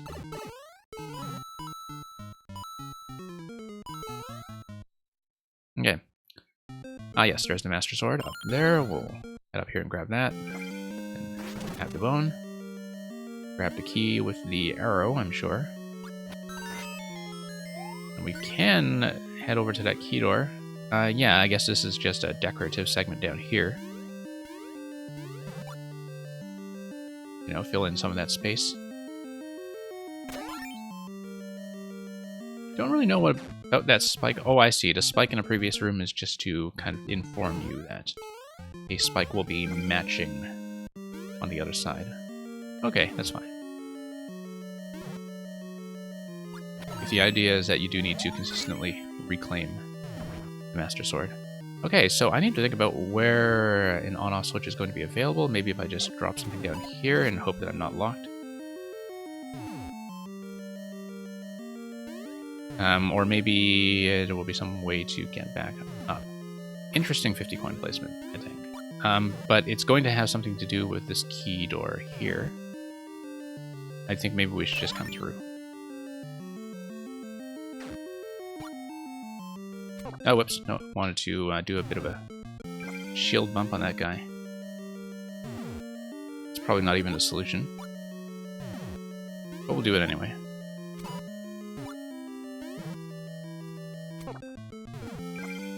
I find that even as somebody who has known the shield bump mechanic since day one of the Link patch, that I always have a little bit of trouble executing it anyway. I know there's no reason to do it except for, you know, maybe filling it once I toggle the on-off, but...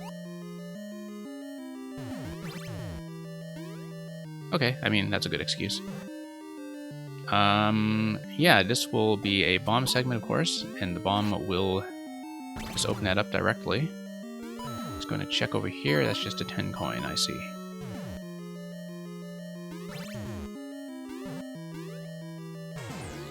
Oh, Boo's going to try to give us a bit of a jump scare. And on we go. Hey, Explicit, welcome. Thank you for the code. Oh, whoops. Okay, I thought I could duck under that bullet. That was clearly not correct. Now, here's the thing about this on-off switch here. It is, I think, possible to continue to toggle it with good bomb timing. Possibly get stuck. But I'm not going to try it right now. We'll yeah, try to lower all this. Drops all the gates. And that just destroys the gates. Oh, I see. Okay.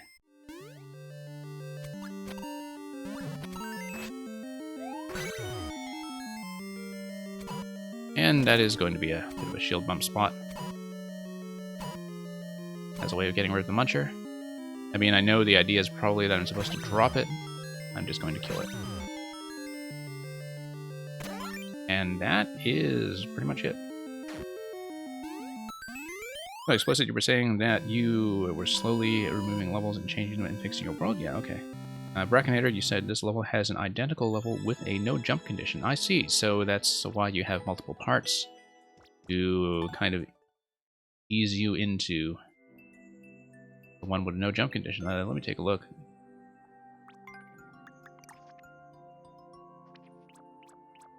Ah, Link versus Native no jumps. That's a lot of Link levels. Okay, well.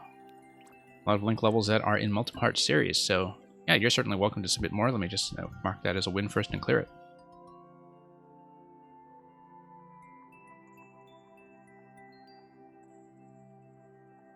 And let's head onwards to Kuma's Kid.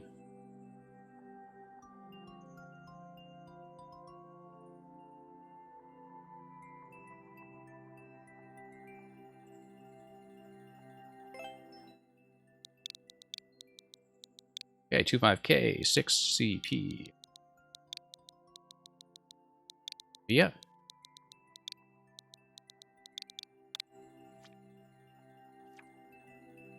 Conveyor Corn Castle. Glide through the castle to stop Larry's schemes. Well, okay, I can see that it's going to be a squirrel conveyor belt wall cling level already. Just from the preview image. And that's going to be a very popular mechanic with the acorn suit. Sploosh. And thank you for the follow. Yeah, lots of your levels to get through. Hopefully we'll see more of them as you come into our occasional viewer level stream. Okay. Now... Oh, I see. It just wanted me to wrap around this side. That's fine. Let's just wrap around here.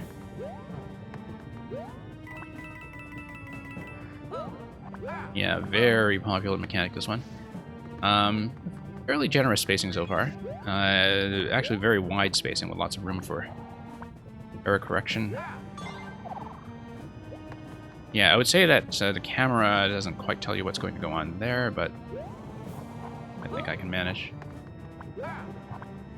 Okay. Actually land on top so I can refresh my glide. Yeah. Oh, interesting what's going on with the pipe down on a lower level. I'm going to grab a checkpoint. I don't see an acorn suit here, so I'm not going to go down and check yet. Ah, the pipe's facing this way, I see. And that is just a refresh on the power-up. And we'll land there safely. And up we go.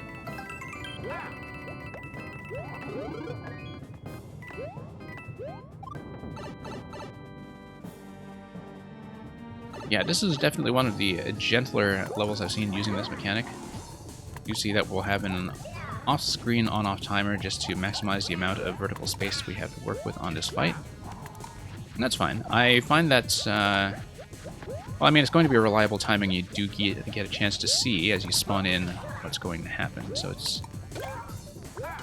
Depending on a fight, you know, sometimes I think a decision often needs to be made in terms of like whether you want the timing mechanism visible to the player.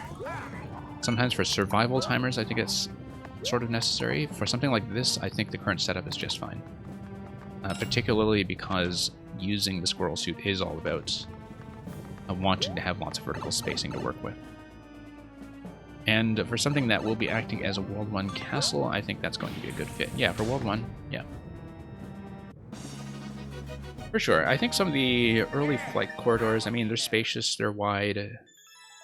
They feel like they're gentle enough for World 1. There were times when I felt that was maybe a little bit, you know, sometimes empty looking in some places, but maybe that's mostly because I wasn't really interacting with the burners as a danger zone. And so in light of that, I think it's probably fine. This looks like it would fit into a superworld, like your existing superworld, quite well. So thank you for that.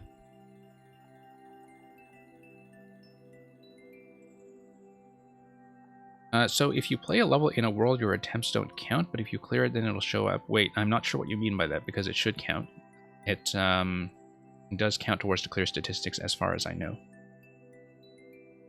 And I know that partly because I've been playing worlds that did give me tons of things like first clears and world records and so on.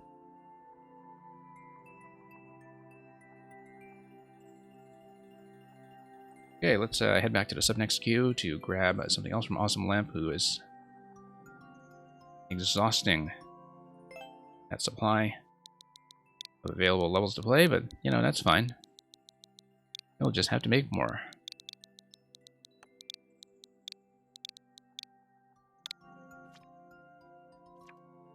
Okay, explicit. Well, that's good to know. I mean, depending on the kind of level, 24 attempts is not necessarily that much. But of course, that depends on the length and the level of precision that's required. So here's a stroll down Mushroom Plains. That's something that's on the easier side. Plant a pipe tower. That could potentially be interesting. Let's take a look at this one. Oh no, the tower has been infested by piranha plants and munchers.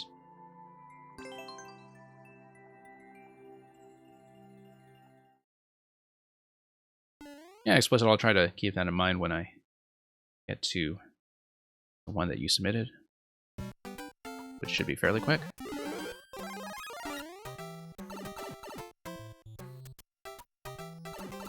Okay, so definitely a kind of traditional pipe level so far. But yeah, I mean, this is what I was kind of talking about with the Dry Bones level earlier. That, you know, here you have really just one enemy type, the Piranha Plant, but you have a lot of different kinds of things you can do to work around them. And of course, that helps that you have many different variations of the plant in terms of their movement patterns and behaviors. And here, oh, that was a bit of a snipe. Certainly looks like I'm supposed to go through the pipe and have some kind of POW block progression that allows me to come out with a POW and have access to what is presumably going to be a vine in that question block. Okay, you can't read description of worlds. Yeah, that's very true. I need to pay attention.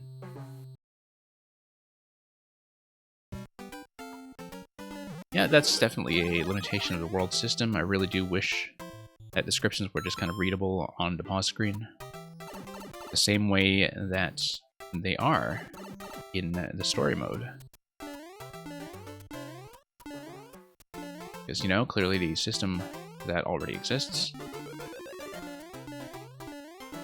Seems like there's a lot of stuff that would improve when it comes to the clarity of levels that have more complex mechanics that need a little bit of explanation.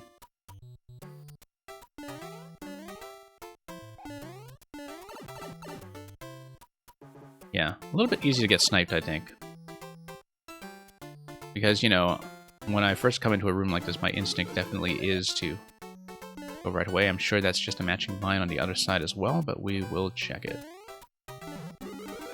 Whoops.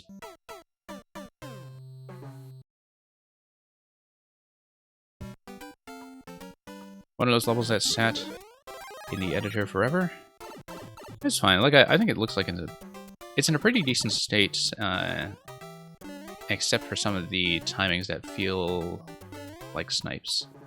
And it looks good. Like, I think as far as executing the Pipeland theme from SMB3 successfully goes, that it does a pretty decent job of that. Very satisfying to kind of have a different variety of available timings when it comes to those piranhas there. I mean, part of it is just, you know, one thing that I kind of note about Maker 2, and Maker 1 quite a bit, is that pipe spawn timings, when the pipes come on screen, always feel a little bit late. And that's just something that's, you know, kind of, whoops. Kind of unfortunate about the Maker games relative to how you expect a lot of the classic levels to work. In that, you know, there's always this period where you're expected to go slowly and doubt yourself and really wait to see if there's some confirmation that something will come out of a pipe. Like, the pipes always feel like they go way too slow. But even when people try to put red pipes everywhere to get the fastest possible spawn timing, when it's sort of dependent on your position or dependent on the camera scrolling in, there is quite a lot about the pipe timings that just feels always delayed. And it will have to be careful about the muncher hitboxes this time. Check this pipe, just in case. And we'll fall down this side. Yeah, very easy to accidentally tap that, I think. Of course, we could have just used the first pound to take out all the munchers and gone up to get the second one. Whoops. And yeah, once again, the pipe snipes. And there's only so much you can do about that as the designer, because it is something that is just a quirk of the Maker engine. That just, pipe spawn visibility is always going to be a challenge. Particularly when you're making a traditional looking level that does not explicitly signal which pipes are going to have spawns. Like, I mean, you kind of want it to feel natural still, right? And you don't want to just give that away, but there are definitely a few locations where it totally feels like a snipe.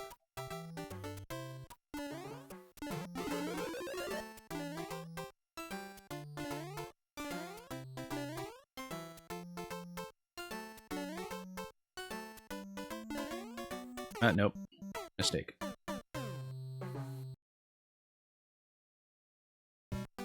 And yeah, thank you for that new submission of Crazed Greats from Kuma's Kid. Yeah, all the people who are new here today, thank you for sticking around and giving me some additional submissions.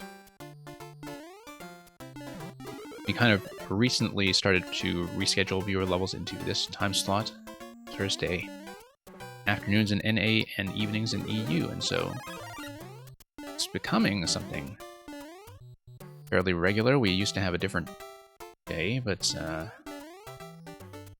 that is why we've been pulling in a couple of new faces in the meantime. You haven't showed me your world 4 maps explicit, okay. Minecraft map, okay, that'll be interesting. We have a lot of Minecraft people who do submit to this channel. So maybe, whoops,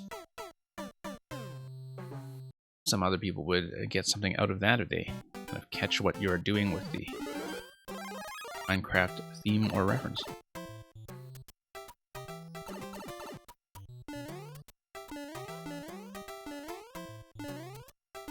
Okay.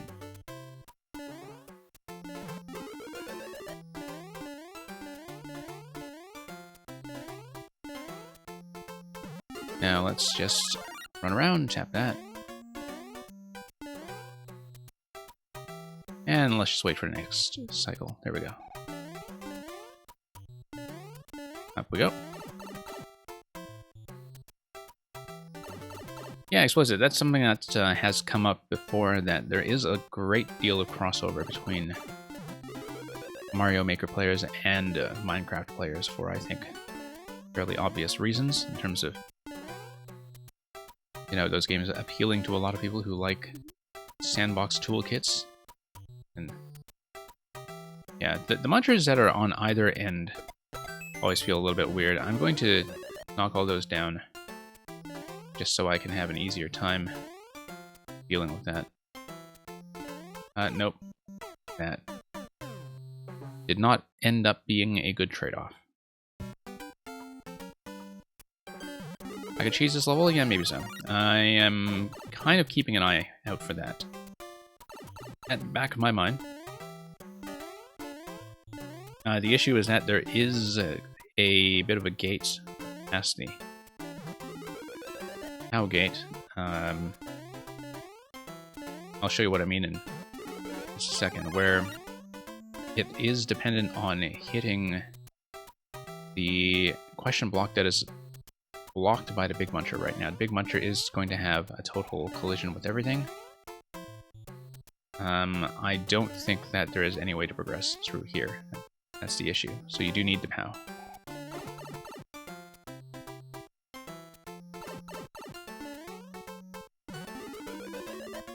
Yeah, it looked pretty hard gated to me from what I was seeing. I mean, you look at that screen and you immediately expect that this is going to be some kind of POW room. It is a nice POW room, by the way. It's also your cover art. Yeah. Definitely some spots where you have to wait a little bit, like with the winged munchers on that side. Okay, let's see what's going on here. So, this is maybe a little weird in that you only do have one tile to work with if you are big. I don't know if the power-up is progressive or if it's always a fire flower. But if it is progressive, the only way to get it while big is to kind of do the little crouch there. And that's fine. That's not a problem. It is a bit of a check to see if you know how to do the crouch. Ooh, don't like that Muncher Crush at all. For the same reason as the other things in the level, which is that due to the pipe spawn delay, that it is always going to feel like a little bit of a snipe, I think, the first time you see it, and in the case of a Muncher, it does crush you instantly due to the collision. So, it's okay though. We will get this. Mushroom, okay.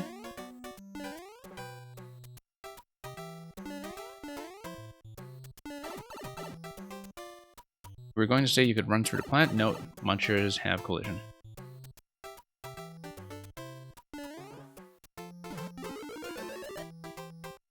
I mean, that's partly why you see so many more Munchers in Mario Maker than you do in the standard Mario games, where they rarely appear. It is because having collision on a one-tile object is so powerful that Munchers are just this kind of universal trigger mechanism. Like, there's almost nothing else that is a kind of movable, interactive mechanism with collision that only takes 1x1 spacing. Or even 2x2 spacing. Well, with 2x2 spacing, you have a few more options, I think. But there we go. And yeah, I think, you know, when you come out of a... Whoops, there we go, pipe snipe again. When you come out of a traditional Mario background, where the enemies are generally functioning as enemies rather than as parts of some kind of contraption or machine, it is a real breakthrough of insight to start thinking about elements like Munchers, kind of principally for their collision and switch toggling properties. And thinking about how do we use this as a gate, how do we use this as a trigger, etc. Like, there is a kind of mentality that you grow into, I think, the more you play around with the editor, where that functionality is always on your mind. And you can really tell that people who are kind of starting out with this game, who are still mostly thinking in traditional platforming terms, haven't necessarily gotten to the stage of thinking about it that way yet, like thinking about collisions as the thing that makes munchers unique, thinking about the ways that you can use them as a form of gating like you do in this level here. That's just part of the experience, I think, of learning the game. That totally is a conditional power-up. Wow, okay. Okay, let's let the muncher spawn.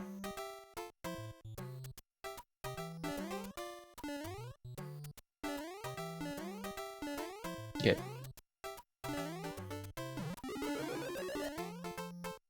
And let's... Yeah, because, so for example, you know, this piranha down here feels great because you have plenty of chances to see what its pattern and timing and distance are going to look like before you actually have to deal with it. The issue with most of the kind of interactions that feel like snipes is that it's not the case, where by the time your camera scrolls into them, you've already lost your chance, and so they feel like ambushes in a way. And I think the only way to really get around that with pipe spawns is just to think about camera position and making sure that they come out due to your positioning somewhere before you have a chance to actually get under them. But you know, it's a challenging thing to do, I think. It's a challenging thing to do and still make it look good. Just because we have so little control over the pipe timings themselves. Alice Sub-Zero, welcome back. Thank you for the submission. It looks like we have another Muncher Gate over here, although, interestingly, it looks like that's vulnerable to damage boost. If we had a mushroom that we kept all the way to the end there, it actually was possible to skip that segment. I think it's possible to skip that segment. I can show you how on another attempt if we need to reset to the previous checkpoint, but I'm fairly convinced that is, in fact, skippable. Yeah, because you can get on the lower munchers. Oh, I guess it's a 2-stack, so you would need to... Yeah. I guess you would need to kind of crouch, get into that, and tap that without being crushed. So... But that looks very, very skippable to me, for sure. I may be wrong about that, but don't see what would prevent you from doing that. And yeah, Alice Sub-Zero, I'm glad you enjoy the commentary. Choose the most illogical option. Okay, that'll be interesting. And once again, I mean, I guess we're far enough in the level now that I'm just being extra careful with every pipe as soon as it comes on screen. Whoa. Clearly not being very careful about that ceiling. Shall we grab the 50 coin? I think I'd like to try it. It's going to be a tall order with no power-up. On second thought, let's not go to Camelot. Okay.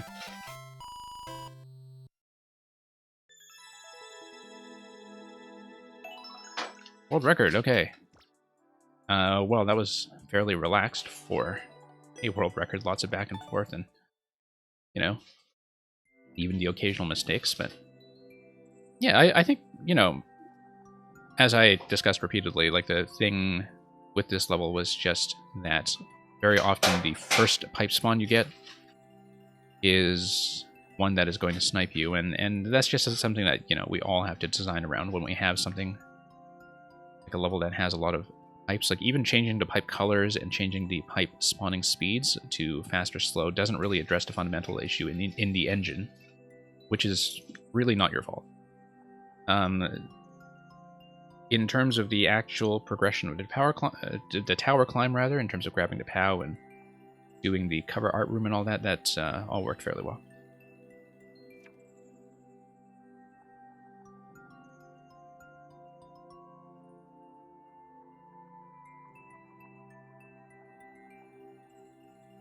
Okay, so we have the new submission from Joe Roberts, and let's punch that in.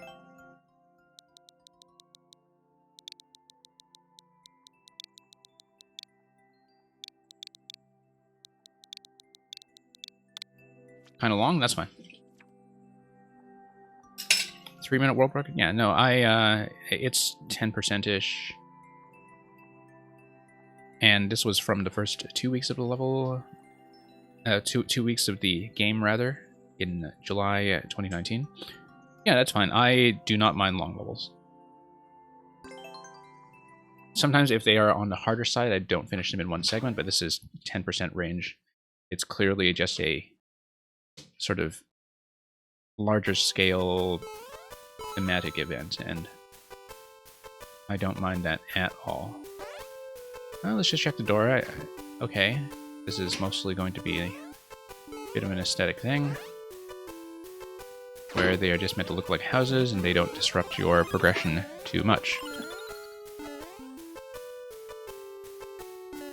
And yeah, let's pop that. Oh, I was hoping to pop the shell into the claw so I could take it with me. But it's not a big deal given that we have access to the Koopa shell, and indeed also a Buzzy shell. Oh, okay, that was a mistake.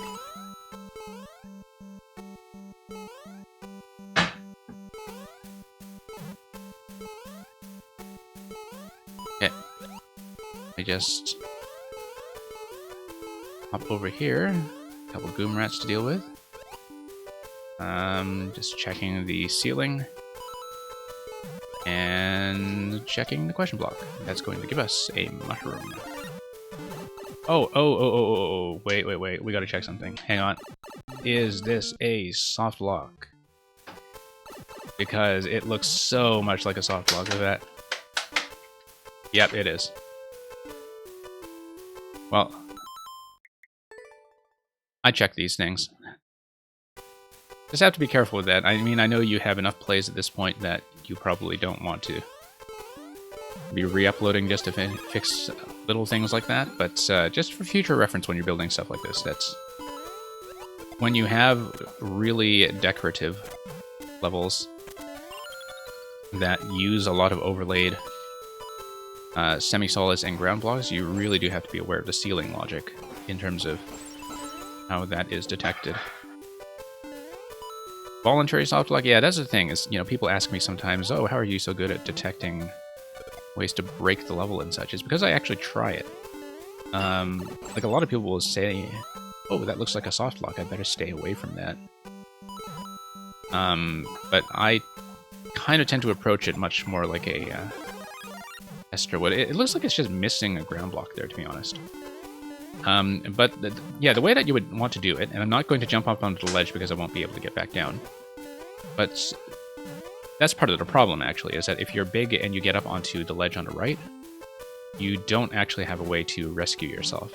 Like, that entire corner is compromised if you have the mushroom, which you likely will, given that you just picked up the mushroom here. So yeah, pretty much, you know, semi-solids never block the ceiling, but ground blocks that are on the top layer automatically block the ceiling. And when they're stitched together like that, and you just have to be aware of that. Like, it's... I mean, everybody has made that mistake at least once, I think, at some point in Mario Maker. And just a matter of being extra careful when you decorate. Oh, I was way too afraid of that icicle.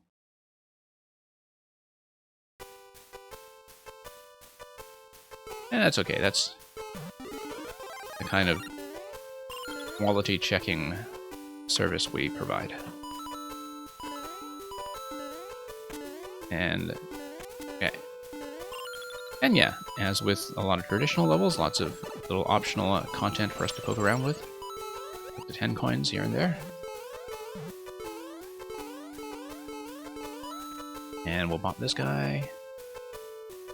And move on. Let's grab that and go.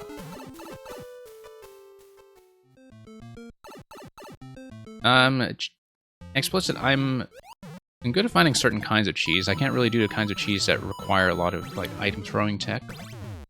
You know, where people who know how to do Kaizo tricks with shells and POW blocks and so on, like, sometimes they can do a lot of that stuff simply because a lot of makers can't, and therefore a lot of makers can't test against Kaizo-style breaks.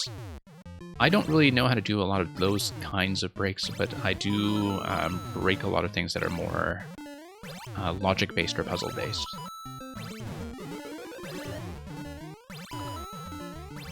So, you know, if people want me to do beta version playtesting of something that's complex, that's certainly something I'm willing to do. But yeah, no, I can't do the kind of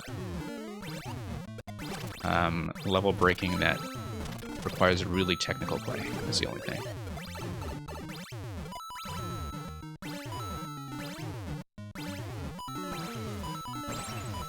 Okay. Oh, that's a neat little ice cave checkpoint here. Yeah, it is a very pretty level in many ways. I do love this kind of ice cavern turnaround there as the checkpoint respawn location. Only thing is, and this is something that happens quite a lot past checkpoints sometimes. I guess you do have to power up here, but whoops. The icicle placement here seemed like it wasn't really quite tuned around me being big. I mean, it's tuned around, you know, playing patiently, I guess. But, like, basically, especially after checkpoints, you want to avoid situations where keeping power up makes the level harder. And that's the only thing. Okay. Not much we can do to interact with that bomb up here. This is really just sort of an interstitial passageway to get us back out into the snowy main world. Clearly something is going to happen on this end. Nope, nothing's going to happen on that end. We can, however, drop the cannon and even drop the next cannon and maybe not die to the shell. If I finish before if you get back, yeah, Explicit, since you've warned me that you might have to step out for a minute, yeah, if I call you and you're not here, I can just bump you back a spot or something. I'm fine with that as long as people tell me in advance that that's going to happen. And it's not going to make a big impact on the view or anything, so... Yeah, people need to, you know, step out to grab some food at the concession, or step into another stream for a bit, or do anything like that. That's totally understandable. As long as you let me know.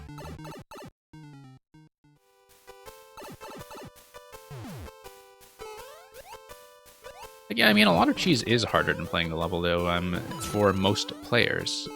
Like, the reason it would go undetected is that it is a much easier way of clearing the level for some players, you know, who really know what they're doing. In the same way that, for example, a lot of 3D World can be sometimes cheesed with the high jump, where you spin and, you know, gain the extra tile of height, simply because a lot of makers wouldn't necessarily know that exists. And, you know, that's not hard to pull off at all. That's more of a knowledge thing. But I think, you know, people who are very proficient with things like Kaizo levels, like, they also consider shell jumps, pow jumps, etc. to be a bit of a knowledge thing, even if it is something that takes a lot more practice. So. Okay, let's get rid of some of that. And move up here, okay. More fire. Okay, what are we doing with fire? Oh, I see. We need to get up through this segment here.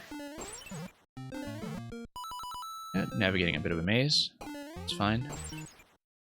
Okay, we'll have a pipe down here that gives us a bomb. A bomb looks like it's going to potentially break a lot of stuff. Maybe not so much since it is confined to the lower level, but I was definitely already thinking ahead to how, you know, this spot might be vulnerable. Oh no, the bomb is actually here to break the right side. Okay. Well, in that case, let's let a bomb spawn so we can grab that flower.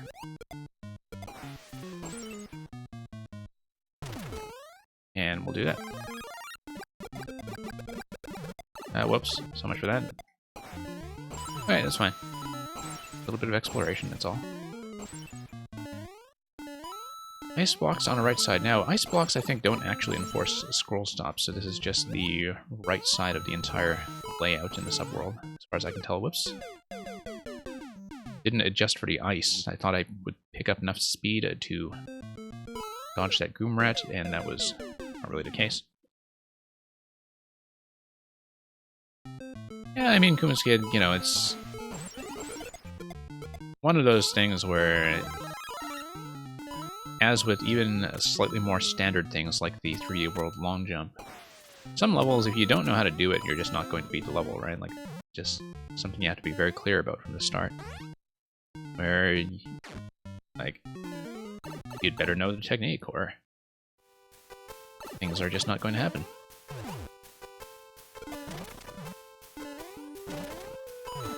Okay.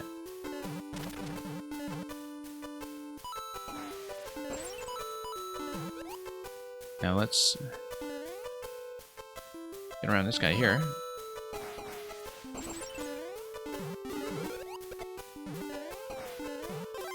Okay, so much for trying to stop the shell.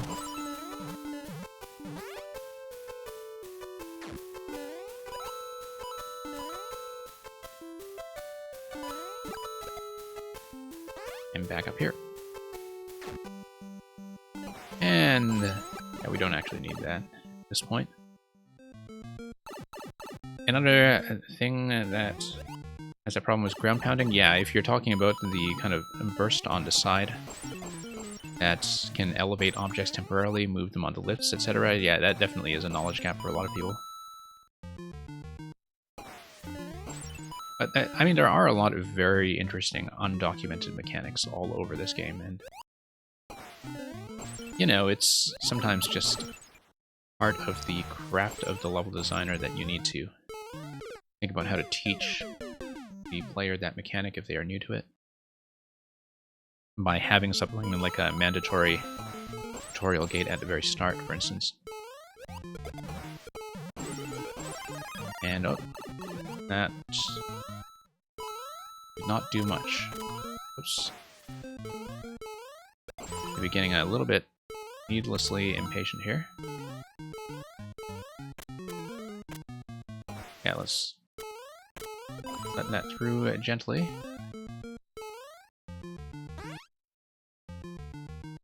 Hey, Mr. Lisser. Welcome back. Don't know if you have anything to show me.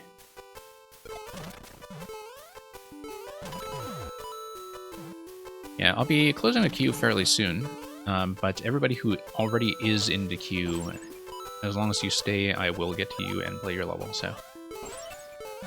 We are small enough that I can usually guarantee that. I think I can pretty much always guarantee that, in fact.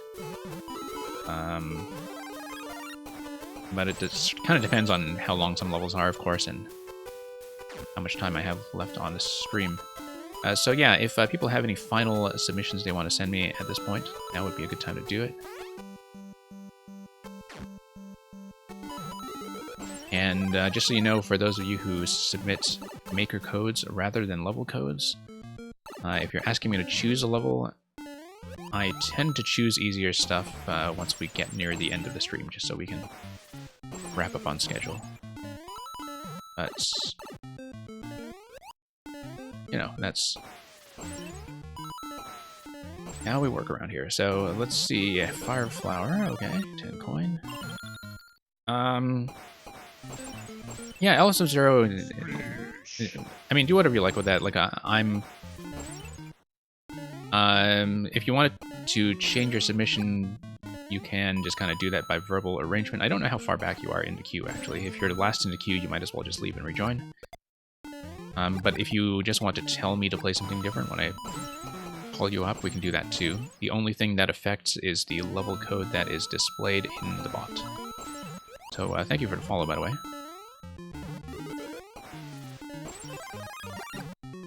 Okay.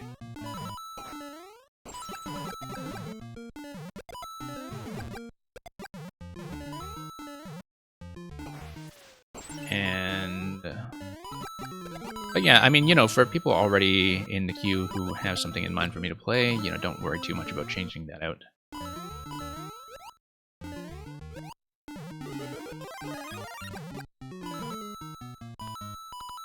Okay, let's duck around this.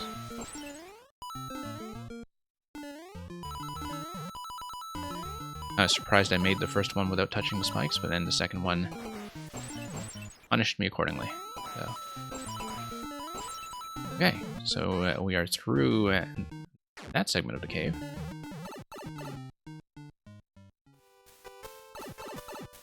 And yeah, thank you both for these missions. Okay, so here's another checkpoint. Yeah.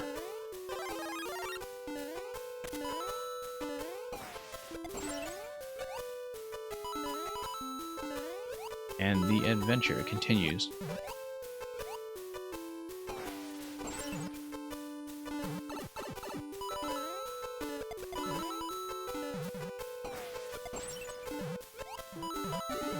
Okay, so let's grab that fire flower and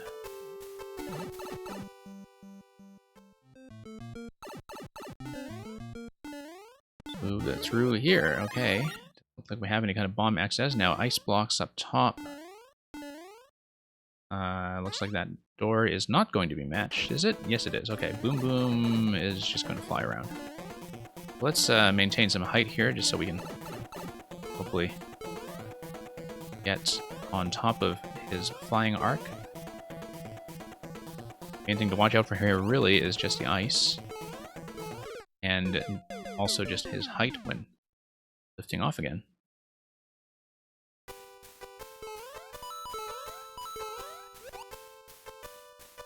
Okay, yeah, we came up through the pipe and hit the checkpoint. I find that at checkpoints, especially if it's a long segment, it can be sometimes a little disorienting to remember whether you are supposed to go left or right. Like whether the checkpoint was before a new segment or after a new segment is actually surprisingly hard to remember sometimes. And so something like an arrow marker at a checkpoint is often a good idea if there's any chance that that's going to be unclear. Like, I mean, when you're playing through the level straight through, it's very obvious that you just came out of the pipe and are going left to right. But checkpoints have a way of resetting what you are doing mentally, and so that's always something to keep in mind. It's just to treat your spawn position like it's a brand new level, and expect that players are going to try to navigate it in that way.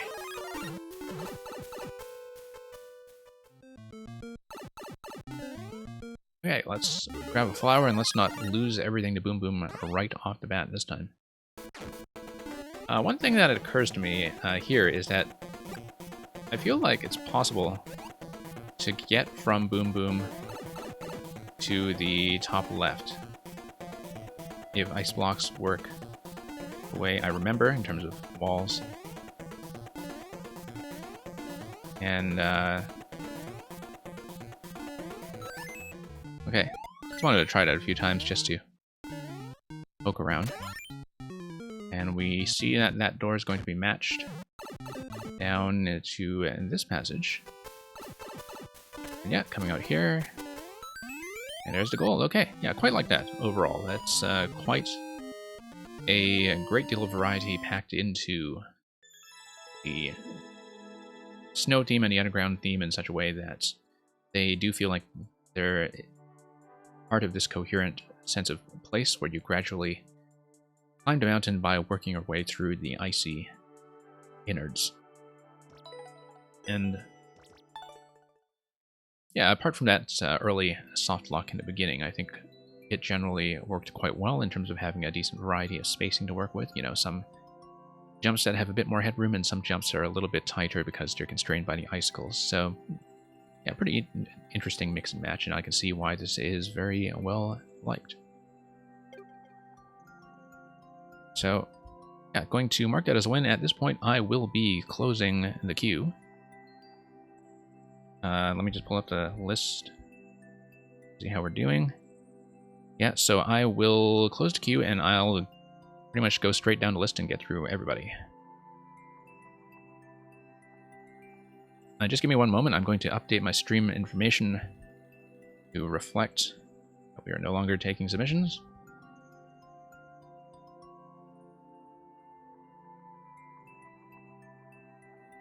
And just going to make sure that the bot is going to display properly.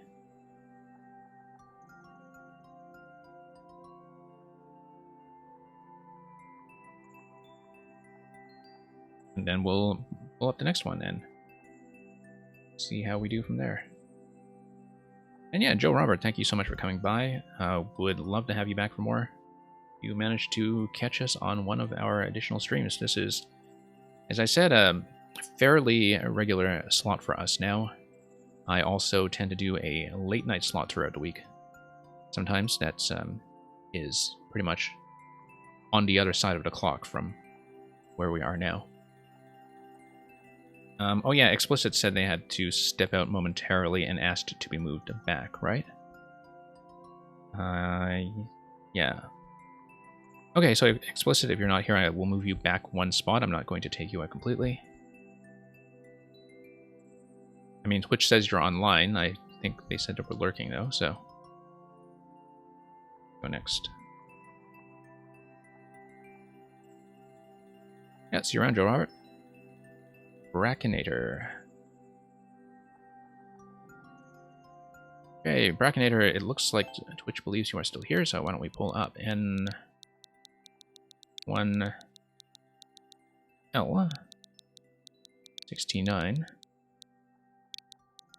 AYF.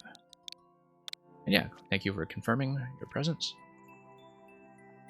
Okay, Old Link versus Catacombs Part 1. Old Link must again travel through the spooky Catacomb of Perilous Puzzles, and this time there's once again a clear condition, but we'll see what kind it is. If it is just the no-jump version.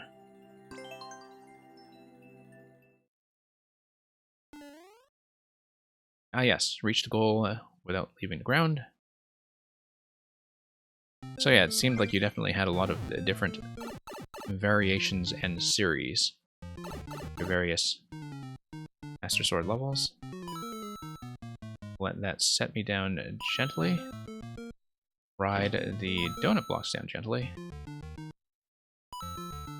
Yeah, kind of nice, actually. That's, even the initial design gave me quite a bit to do and work with when it came to just playing it like a standard level, and now playing it without jumps just kind of adds a slightly different dimension to it, while keeping the same principles. Now, this... I see. Okay, I can just nudge my way on. I was hoping it would just drop me on top of the donut block, but I guess that's not how the collision priority is going to go. Here, I think we'll just need to ride down. There we go.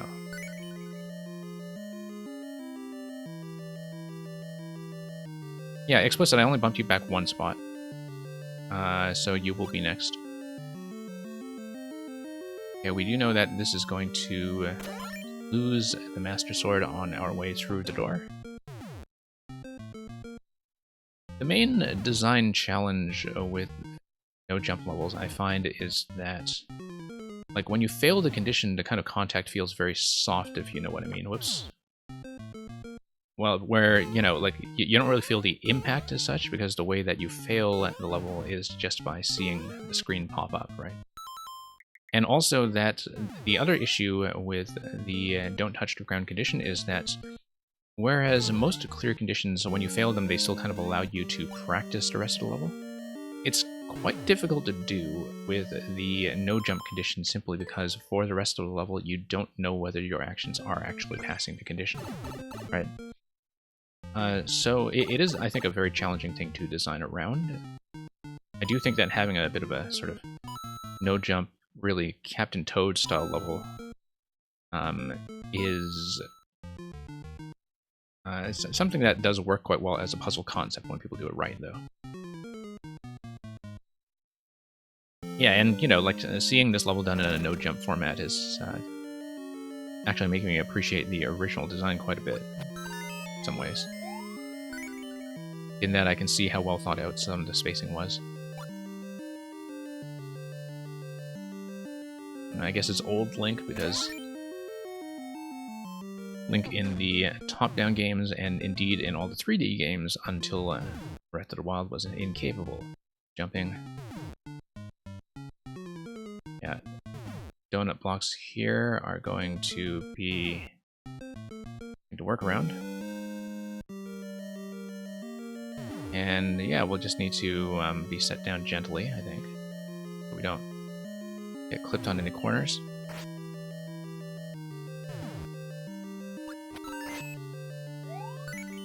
Here we go.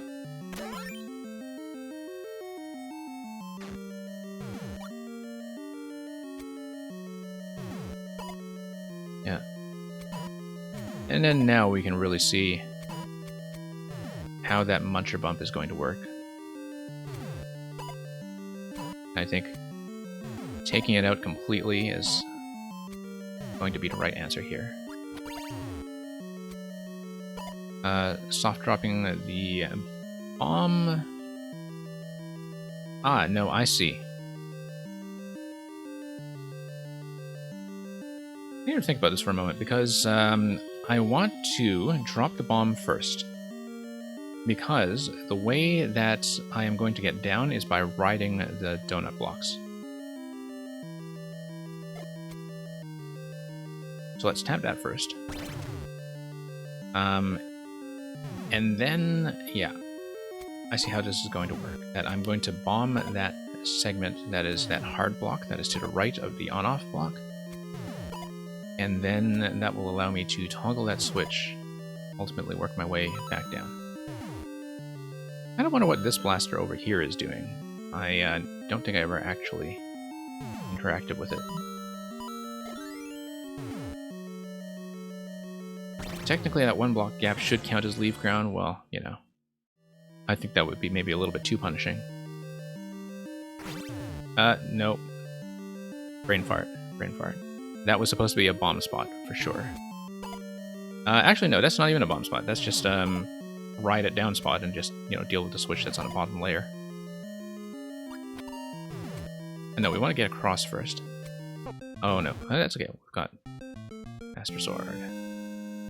This boo, though, when we don't have the power of jumping, the boo is a... Oh. Boo is going to be a bit of a nuisance. Let's pull the boo all the way over to the left side. And that will kind of allow me to get around it.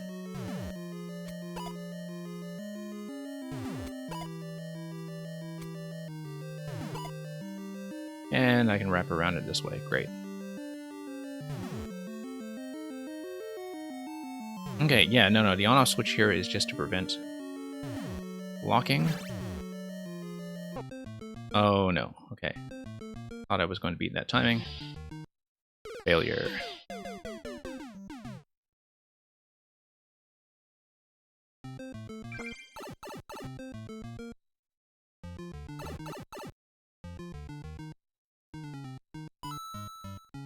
Okay, that happened. Let's just do that again.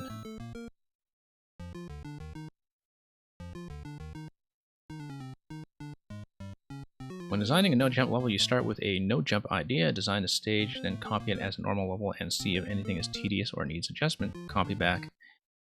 I like that approach. I think that makes a lot of sense. That's, you know, that way the mechanics work, but the tuning still feels decent, I guess. It is engaging in a way that is not just kind of trivialized by the loss of the no-jump condition. Okay. So yeah, I do think that's a clever way to go about it. And I did see, of course, on your profile that you have tons of alternate versions and sequels and everything, so... It's kind of nice because, like, you know, this is a game that I think does have a problem with not doing enough to support optional hard modes, and so just building multiple identical levels with different clear conditions may in fact just be the way to go. If you are, you know, somebody who's able to do this through a viewer level experience, as you're doing here. Okay. I should have just ridden it all the way down. I don't know why I decided to... no.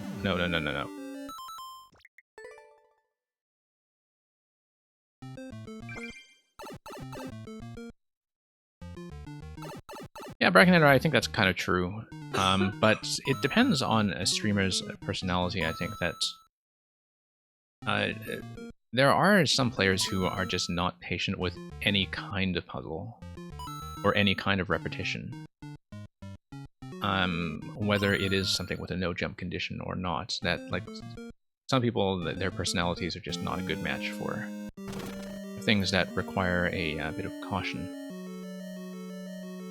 But I think the main thing is that with these levels, as with kind of precision hitbox dodging levels, that sometimes it's very easy to mess up from like a pixel difference in terms of just clipping the wrong edge on your way down or something. And that can be a source of frustration in the way that, you know, precision levels where you hit the corner of a spike all the time can be frustrating, where if a level is designed such that you're failing to that, it doesn't feel like it's really in your control. Now, I think that the spacing in this level is good enough that it does not have that problem. In terms of, you know, kind of tricking you into rounding a corner badly or something, it's not really that much of an issue. Kind of like that I have a refresh and a Master Sword because I do so often fail at the Muncher bump.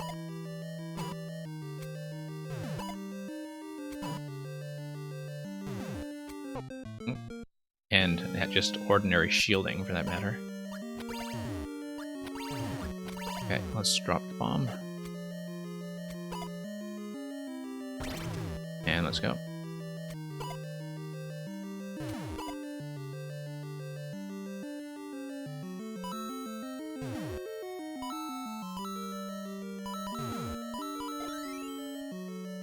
Yeah.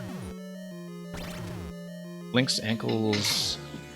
definitely not the kind of thing that you want a change hump to come along and bite. Okay, I see. Because we were already on the off state, we now don't have the problem that we had earlier with the bullets hitting me on the way down, so that's going to go fairly smoothly. I mean, the other thing about clear condition levels being, of course, that they naturally don't have any support for checkpointing, and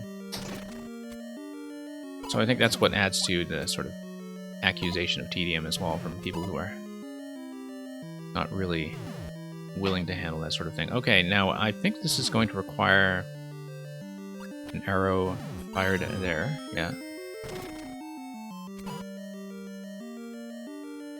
Why don't I just bump it now? Oh, and it actually is going to bump all the way to the other side. I thought it was just going to stack and allow me to remove it. The on-off switch. Okay. Okay, nice. I actually quite like that. You know, relatedly, what this is kind of teaching you is speed methods for the standard version as well, in terms of the things that you can do with a well-timed arrow shot. From, you know, what would be a much riskier position.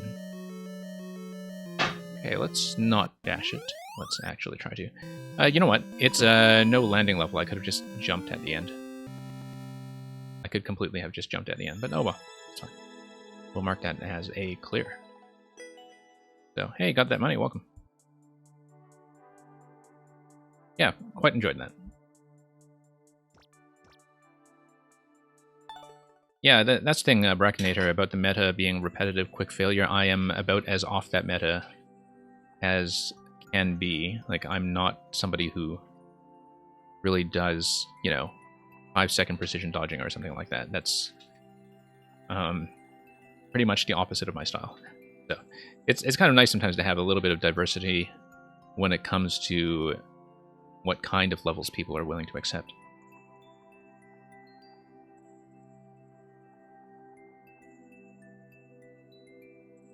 Yeah, that's the thing about booze is that, well, in no landing level, at least, you know, you feel like there's going to be some consistency in terms of where you could possibly position them. In that you're going to have some limitations when it comes to how much flexibility you have with moving the booze out of the way. It does take all types, for sure. Got that money to make the community happen. So, Explicit, it is finally your turn. Let's take a look at WBS. I know 6.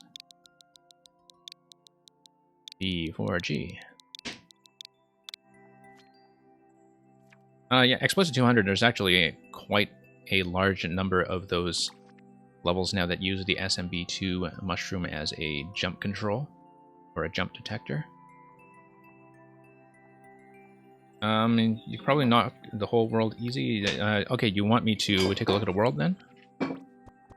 Because we can do that, just, you know, according to our usual world rules. I do see that the upload date on this, or the revision date, was yesterday. Yeah, so for those of you new here, these are current world rules we have. I will at least play the first level, and we'll see if we're kind of within the first 15 minutes. If we are, we will continue.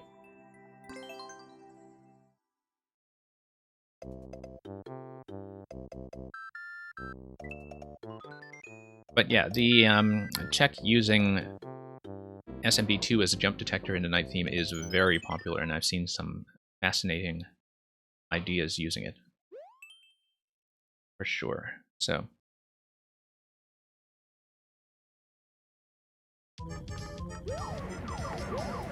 Okay. Oh, yes, okay, Ride the Icicles, right? Yeah. I feel like I've seen this one. Maybe in an earlier version. Or maybe just because... Oh yeah, I totally saw an earlier version, I think. 4 seconds remaining, fairly relaxed.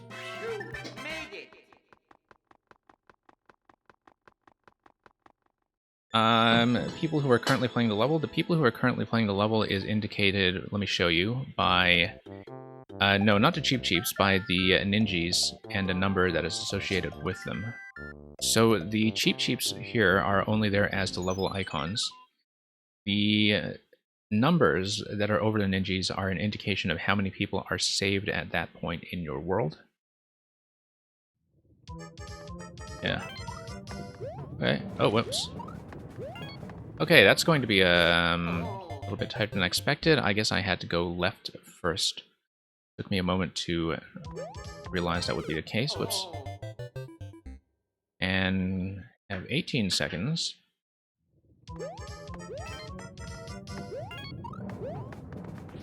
Whoops.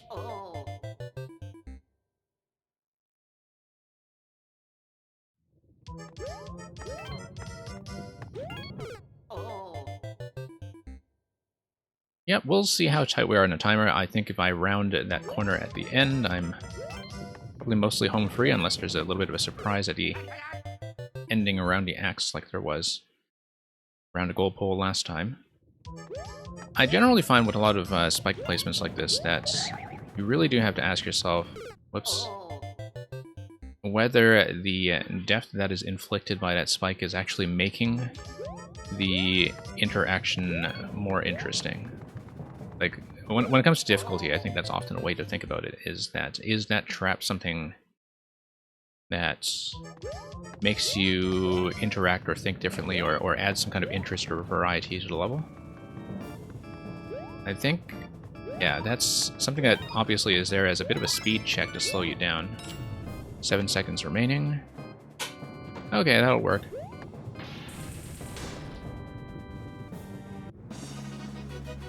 Staggering how many levels exist in the game, yeah, I have no clue what the current figure is. I have not seen an update for a while. They do kind of release that information once every few months, either on the Twitter feed or in some other kind of briefing from Nintendo.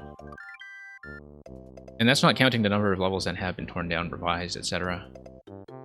Yeah, let's grab a couple of 1-ups, because we'll see how we go.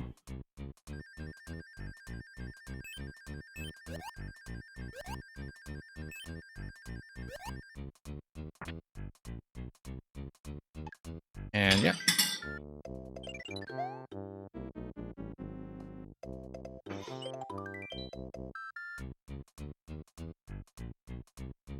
Just gotta stack up on a couple of these. So I tried to do these while avoiding the game over, but it is not always a practical thing to do. Depending on a style of world, of course. Like, there have been a couple of worlds that are more tuned around super expert, around, 1 to 2% clear rates per level, that seem like very full-scale experiences, but do require to continue from time to time. Oh, I see. This is a damage boost level. Okay. Huh. Yeah. I mean, the ceiling does feel a little bit low on this one, and that's... I guess what I'm saying is that it feels a little bit inflexible. Which is... it's not particularly my style. I think people are much more into the precision category. Are much better off with it, but I can see that as soon as I grab that first mushroom, at least, if I do manage to grab it, that's going to ease things up considerably, because then the level becomes all about using your invincibility frames to get to the next one.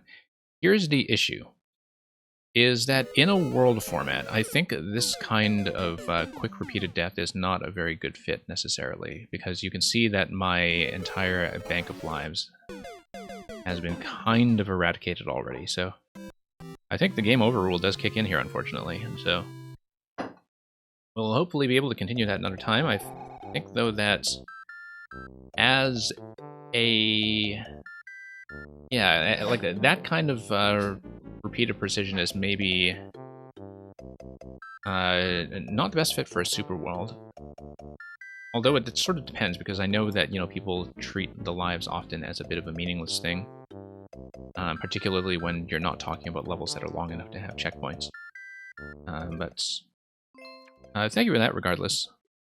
It is a little bit off the usual style we do around here, I would say, just in terms of, mostly being spike precision stuff, but we will move on to the next submission. Yeah, because the thing about the last level we saw in that set is that the initial kind of entry timing feels like it's a little bit unreliable, where, it is kind of encouraging people to go fast, but that the fast timing is kind of a miss in terms of being able to touch the first mushroom, so there's a bit of trial and error involved. I got that money. We are currently just getting through the rest of the current queue. It's very short, we just have 3 left, so if you are here at the end and we have time, I know you have the new traditional level that you put up, and we might have time to squeeze that in. I just cut off the queue early because we can't guarantee anything right now, depending on the length and difficulty of the ones that have been submitted. So I'll be getting through the remaining 3 in the queue. And if you're still here, maybe we'll see if we can squeeze in that new one you posted. But it'll depend on how long we take. Yeah. But yeah, I'm late enough that queue is closed, but I will be on for as long as it takes to finish the rest. Yeah, the schedule has been shifting around a little bit lately, that's why. Because we've had to make some adjustments and accommodations. We've had a somewhat consistent pattern of using this NA afternoon and EU evening slot on Tuesdays and Thursdays. Tuesdays to show off the 4YMM project, which has been fantastic, by the way. There are some incredible levels. For those of you who are not aware of what we're talking about, follow this link. There are 16 levels that are present, and there are 8 more that are released every week, and they are very high quality. And yeah, we've been doing that on Tuesdays, and we're doing viewer levels on this day, and sometimes with some of the late night streams over the weekends as well. And so that's the current setup. And we'll see how much that is disrupted by Paper Mario next week, which I might be streaming. So in the meantime, let's take a look at Crazed Crates, where the ground is rising with the lava and our hero must hurry.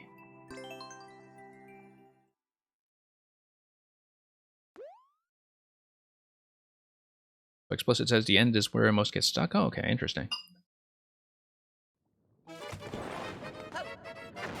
Okay, so Charbark's going to hang around with us and impose a little bit of time pressure on that central segment. Lava just looks like it's a pretty gentle up and down that mostly affects the crate level and therefore the blaster height. So won't have to interact with the lava level too much, I think.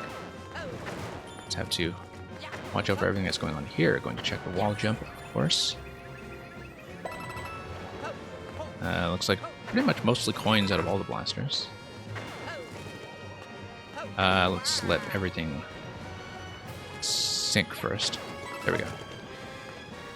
And let's just wall jump. Whoop. That was a bit of a surprise. Yeah. I think it might be very easy to be mistakenly dunked by this, even though it is meant to be a little bit of a bonus for the people who can reach it. You can kind of see that causing some accidents. But oh my goodness, I've not even been watching the timer. 30 seconds, we gotta go faster. Been doing a little too much gentle exploration. Okay, we'll just take a pom-pom quickly. That's going to be a bit of a time checking. Wrong pom-pom. Heart limits would be annoying, yes, whenever you are doing so much crate stacking. But yeah, let's actually mind the 99-second timer this time, because that's going to matter for the pom-pom fight, depending on how accurate we are about actually stopping the one that is correct, and which is holding the green shuriken. Okay, let's pop that.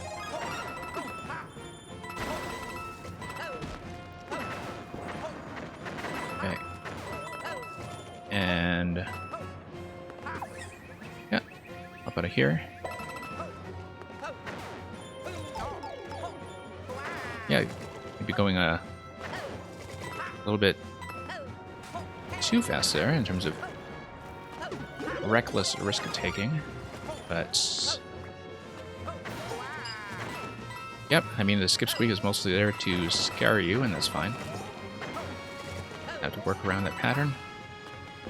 Yeah, I actually, the more I play this, I like the current level of time pressure. It's not especially tight, but it does keep you on your toes.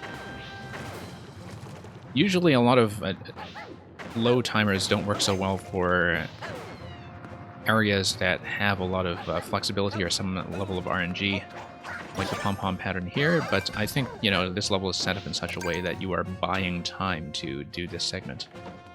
And so it works fairly well that way. And then we have a little bit of a big finish here as the lava level goes up, and we miss anyway. Yeah, no need to tag this with speedrun, no. I mean, some levels just will have 99 segments on them, right? 99 seconds, rather, like the entirety of New Super Luigi U, if you've played that expansion.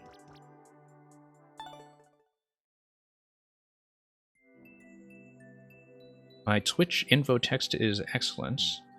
Brackinator, like, are you talking about the title text where I'm actually telling people that I'm finished, or are you talking about the bot? Because, yeah, I do try to put in some useful custom messages in the bot that actually point people to the right commands. Add pressure more than be a tight timer. Yeah, I see that, and I think that works great. Like, I had a pretty generous amount of time left at the end, but I can see how that time would have allowed people to do a bit of exploration, poke around with the optional coins, have to fail and redo a wall jump from time to time. Like, there is a little bit of pressure, but it never feels like you are forced onto one path, and you can still play it flexibly like a traditional level. So I think that worked well. Oh yeah, the actual info section. Yeah, I should make sure that's properly updated from time to time. But I am glad that is actually coming in handy, rather than just, you know, passing off as a lot of noise. Yeah, explicit, if you want the actual Q commands, the Q commands are under Q. The command spot actually shows you way too many commands that are just kind of backup commands I rotate in and out every now and then. And a lot of those are not, in fact, active. Such as that one, we have actually not been streaming Scrabble yet, for instance, but I had the bot set up in case we get started.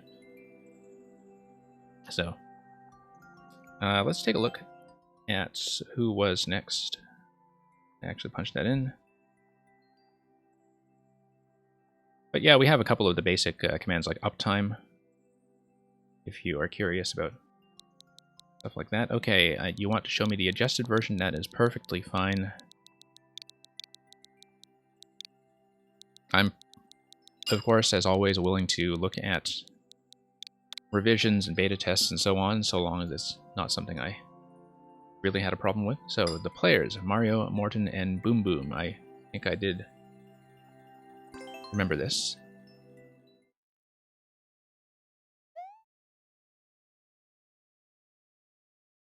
So here is Hot Potato with Morton. And yeah, here's the kind of thing that resembles 1-1 at the very beginning. Ah, yes, this part. I recall that. Yeah. Right, because you have the little... Oh, okay, no, you've revised this quite substantially, actually.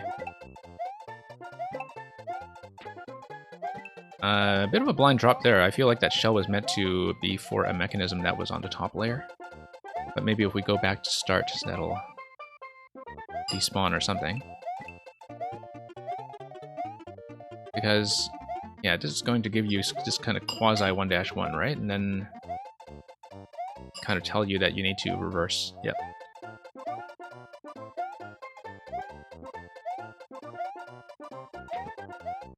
Yeah, that shell drop is maybe a little bit off, but... Oh, okay, so that actually lets you up halfway past the checkpoint. So I don't know what the early segment is for then. This is completely optional. P jump there, okay. Let's go back and despawn that then. No, we need to actually get on the claw.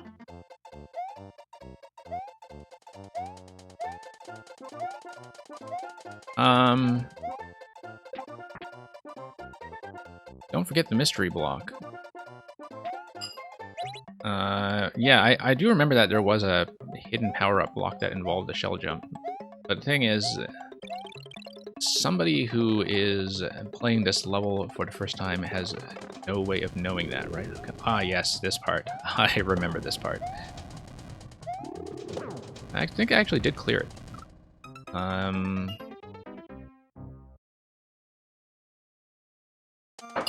Yeah, sort of interesting that you made a significant part of the level just completely optional. We can check that path again just to see what's going on. Right, because you just bounce, bounce, bounce, and get across the top side. So what's the entire bottom side for now, then? You have this thing here.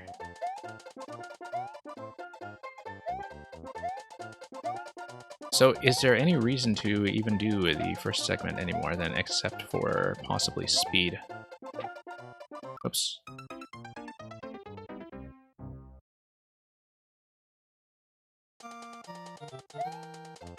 Oh, here's a pipe.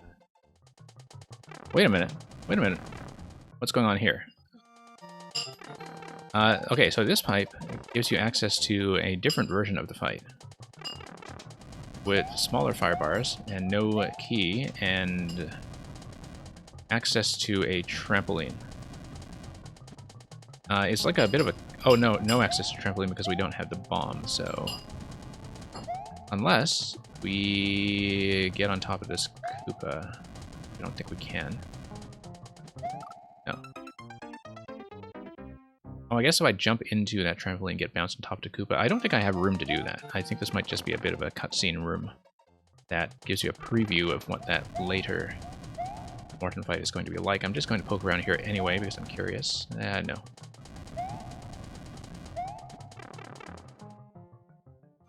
Yeah, boss preview. That's what I thought it was. A little bit strange, but... Yeah, I mean, I guess it is now a multipath level. I do remember the earlier version of it where that was definitely not the case. No, we need to get on the claw, we need to swing around the claw, and then we need to hit the key. Okay. On the other hand, here's something that we can possibly do. Okay, where's that blind shell drop? Okay.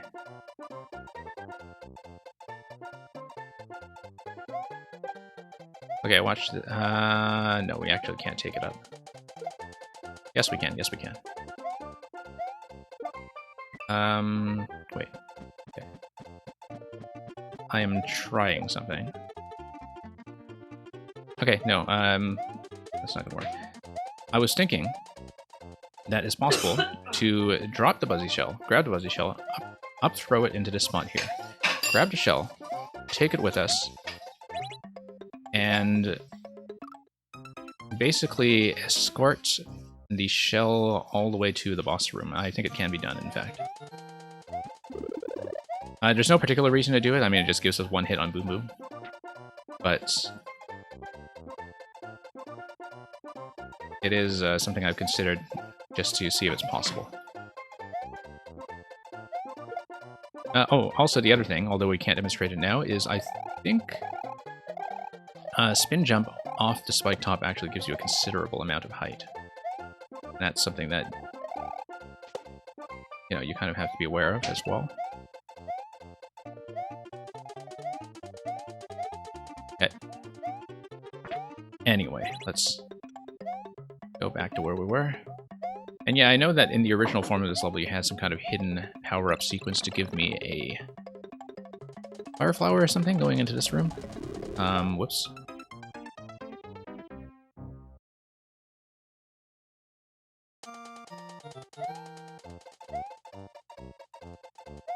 Okay. Whoa. Yeah, I really do have to check those things like claw range, so you don't have something that is blind just as a result of the multipath setup that you have. Because of course, like, this is coming up from the claw simply because that is from the upper segment. Nope, whoops.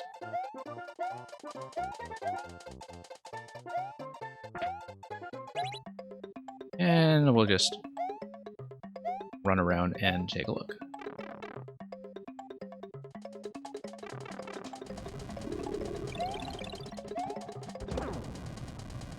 Okay. Okay, got rid of him. Yes, because it was an entity-based type release where you get rid of Boom Boom and that releases the first bomb. Then we use the bombs to hit Morton in the fight at the end. Okay. I see. Sort of interesting. It does feel like a completely different level because it's no longer about the kind of shell sequence that is in the first part. Like, it kind of feels like the whole first sequence is just kind of left over from the earlier design. Because now that it is skippable, I do think most players would just skip it. And we'll do it once anyway, just to take a look, but... I guess it is a pretty workable speed path, that's the only thing.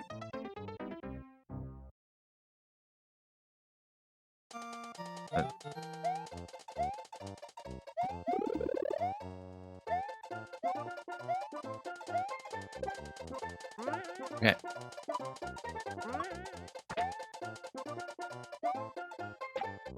And let's give this a nice big swing.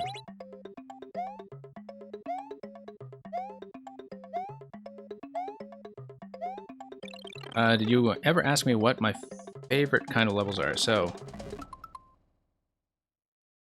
I actually started just putting in a bot answer for that. Because, of course, people who submit are occasionally curious. Whoops.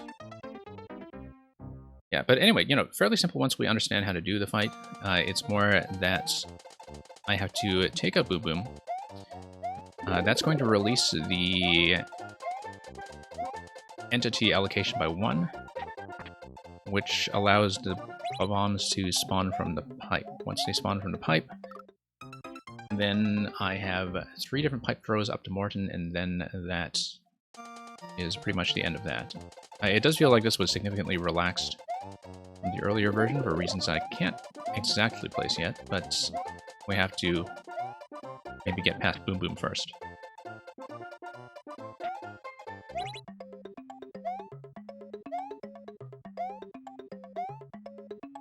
Okay.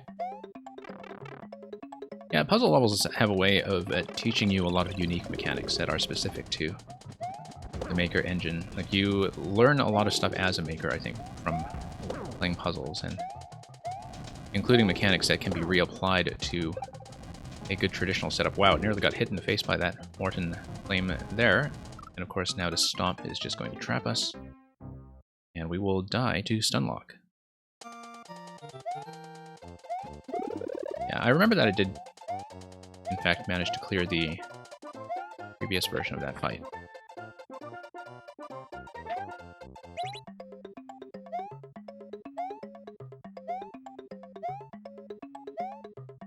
But yeah, we'll see how this goes. I do think that the firebar spacing feels quite a bit better than it used to in the last version. I think it's partly the synchronization, partly that you have the short one on the left side. Oh my goodness, Boom Boom just going absolutely nuts there. Yeah, there's noticeably a lot more space, and I think that's definitely a lot better. The thing that I noticed is fewer ceiling spikes to work with as well. So.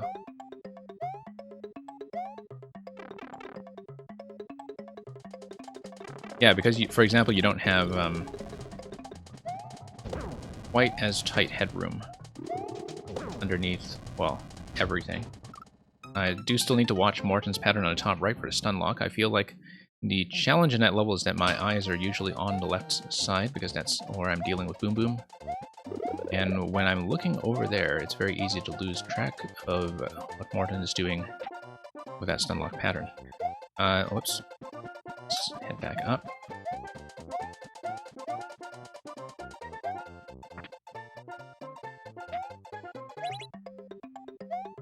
And PPP. There we go. Yeah, the burners are much better placed now. Like, there's something that you're not constantly dodging them. What you're doing is you're planning your space around that restriction, and I think that works a lot better. Explicit, you have to beat Morton. You don't have to beat Boom Boom, but the reason... I mean, you don't have to beat Boom Boom to get the key, rather. But the reason you have to beat Boom Boom is because Boom Boom gives you access to the bombs, because Boom Boom is currently taking up the last remaining slot in the entity limit. The thing that Morton is doing is that Morton is holding the key, but we need to throw a couple bombs in his face, and it will become very clear when I actually have a good attempt at doing so. So I don't know how familiar you are with the Mario Maker entity limit blocking tech, because that's the thing that's going on here. How it works is this, that there are only so many enemies that can be loaded into memory at a given time in the game.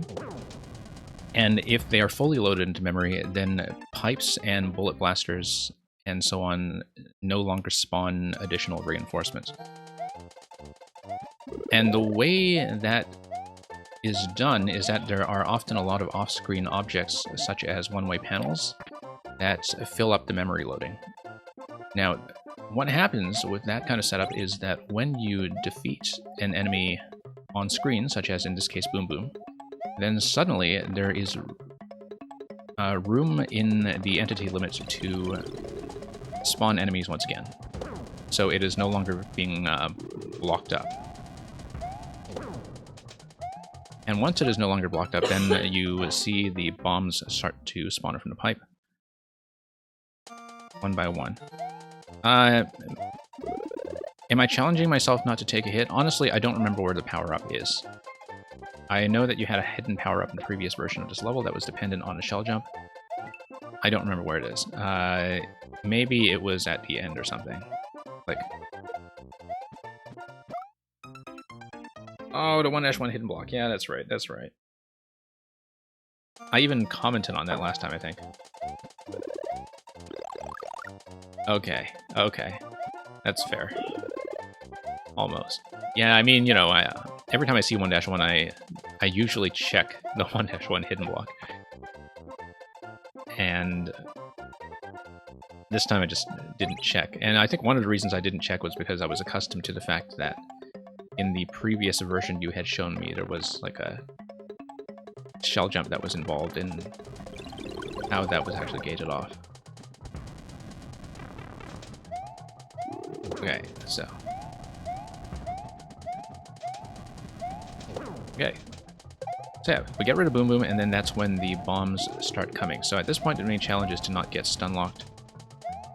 And not... lose to Morton, basically.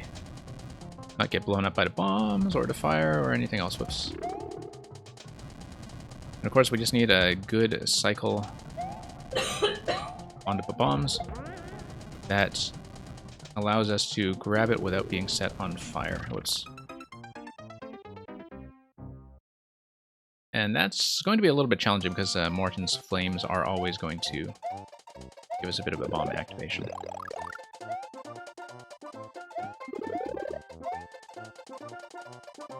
And so yeah, we'll get back here.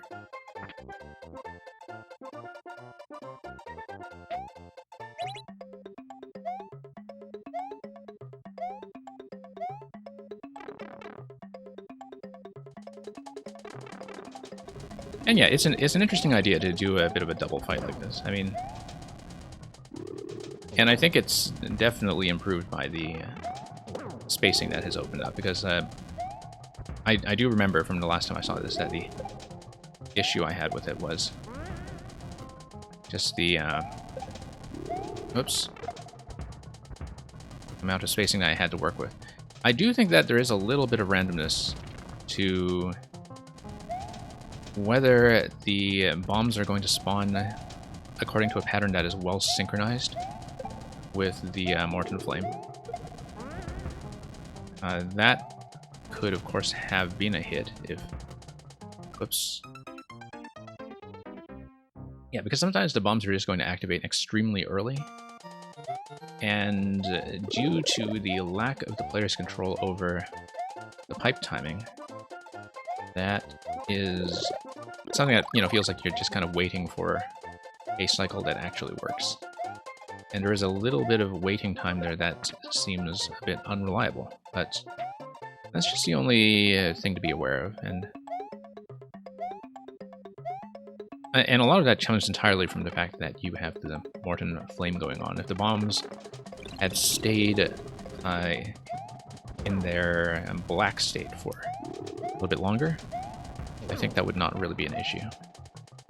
It's more that they light up before you really ever get a chance to pick them up, and then... Whoops.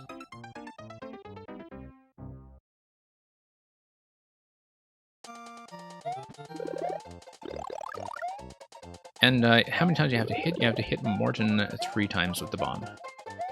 It is possible, given the one-way panel layout that we saw around Morton's room up top, I think it is possible to actually get up there and jump on him, but you do have to be prepared to take damage if you're going to do it that way. And... oh, that's just a miss. Okay. Oh no, and we spent the only P-switch, didn't we? So, yeah, we spent the only P-switch. Never mind.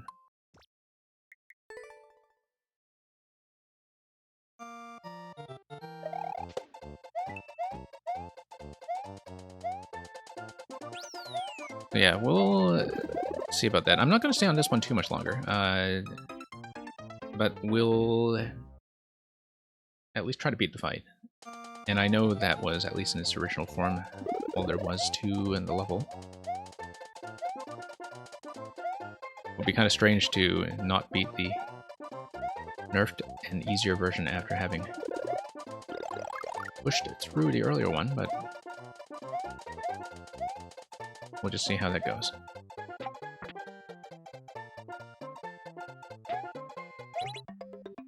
Oh, I guess there is a pipe reset. Yeah, sometimes, you know, you want to think about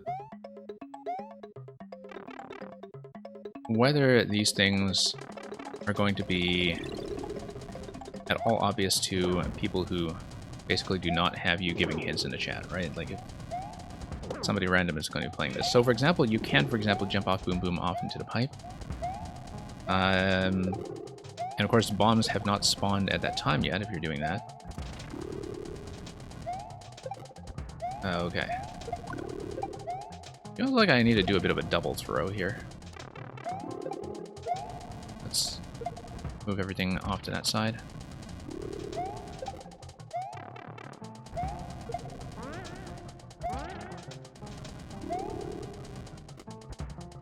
Okay, let me just...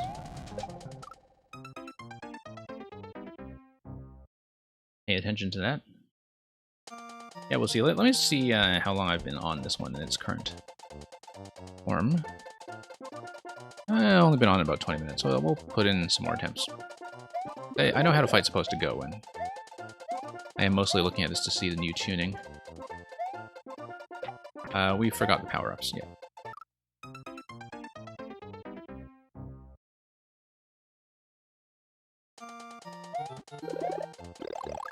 Yeah, explicit is not that the bombs aren't reliable, it's more that their spawn time is sometimes not going to have a very good synchronization with the timing on Morton's firing cycle.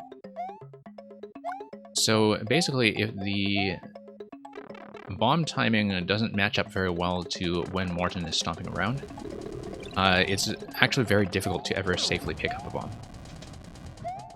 And very difficult to actually throw it in time because they light up way too early. Like they light up because of the fire that's coming down towards the left side.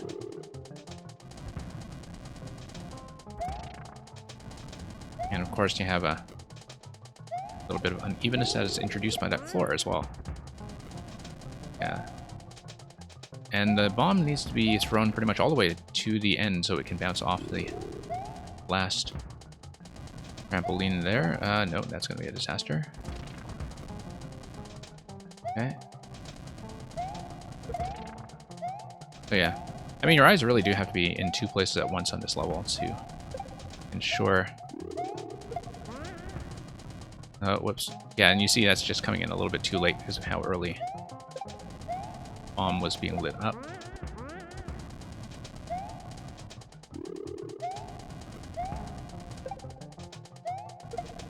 Yeah.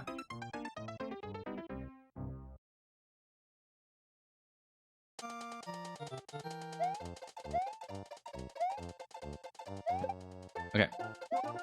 I'm trying to get in one more good attempt at least. And we may call it on this one for now, simply because we are getting to the end of the queue.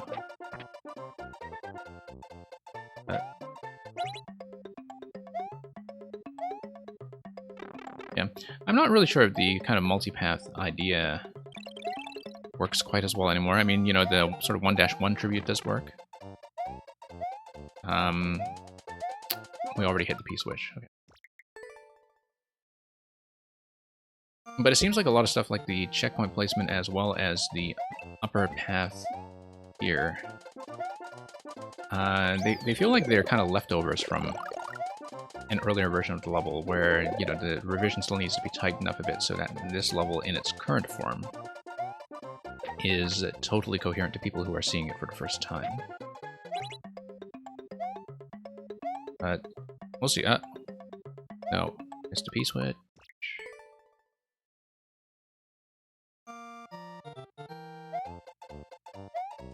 Okay, let's pop that. Pop that.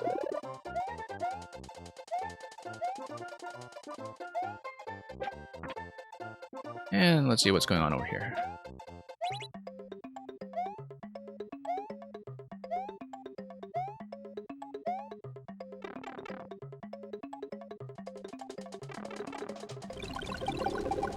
Okay, just going to that early hit off of Boom Boom.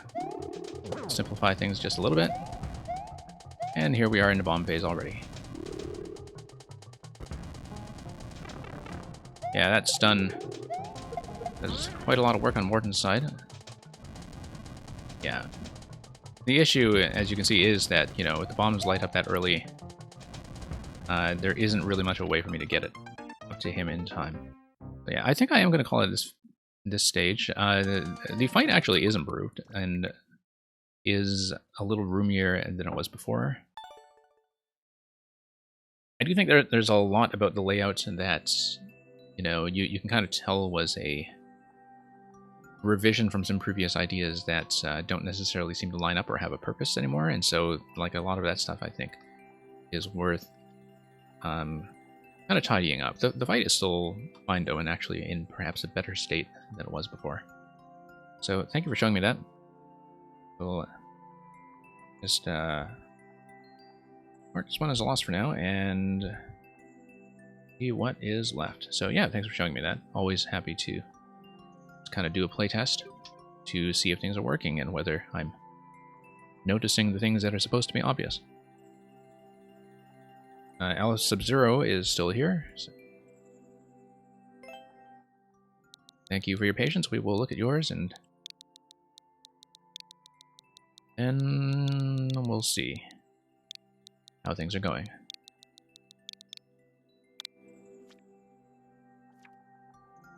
Okay, Yoshi, the ultimate defender. This just came up and yeah, might even have been clear checked in the span of time that you've been watching. So in this level, you play as Yoshi, defend the castle from the Koopalings. And thank you for offering me first clear, as always. I mean, obviously, we have no sense of difficulty or scale or time or anything yet, but that's what the person offered first clear is going to find out. So, here's Yoshi.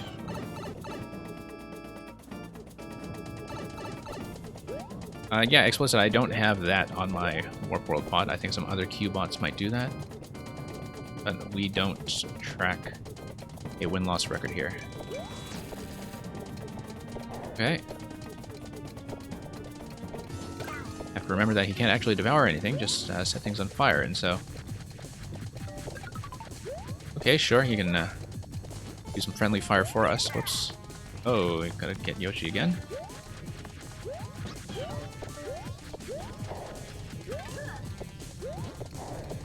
Yeah, kind of an interesting boss room layout. I do think it's aesthetically pretty interesting in terms of all these skull decorations rather on these successive platforms. We need to think about the on-off. No, we don't. We need to take this. Whoops. And that's not going to be matched to that door on the right, so who knows what future cycles are going to look like. Look at Roy ducking into the clouds. That is something I actually hadn't thought about in terms of Roy on track platforms. It's not something I had played with, and is something that we've barely seen, I think. In terms of, yeah, just Roy in general, what his interactions are going to be on something like Clouds on Tracks. I think the thing about Roy, though, is that he is sometimes very hard to hit. You have to hit him on his peaking phase.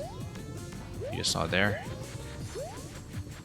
And pelting him with Yoshi Fire was not doing very much for us. There we go. Okay, we'll just hold up into this door here.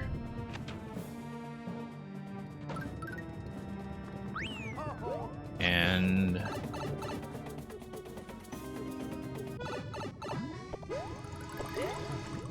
okay.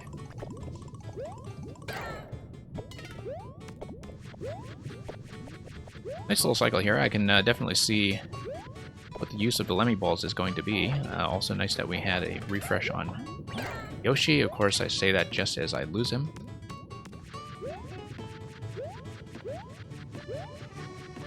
And yeah, just kind of pop him there.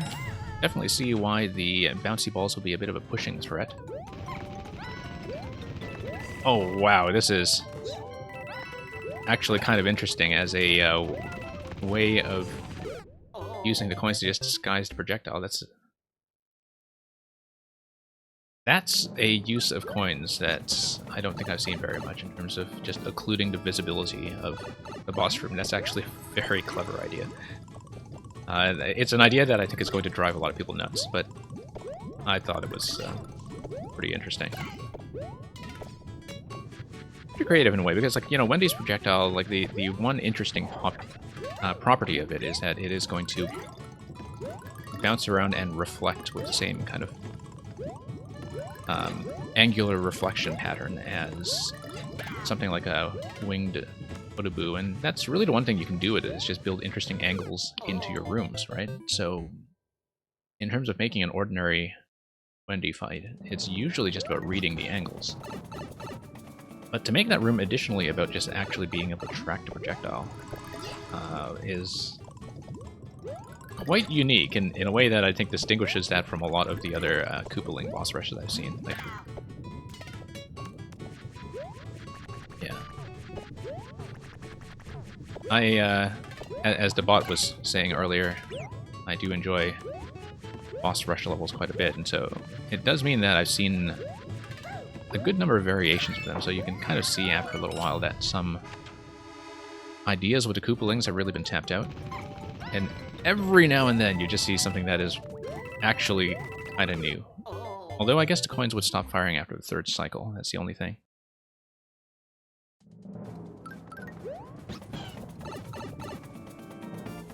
But yeah, that's a very interesting way of doing it.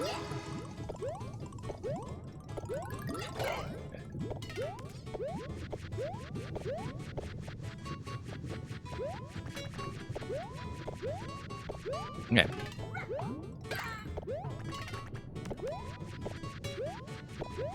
And we'll just take them one hit at a time. And actually keep Yoshi for once.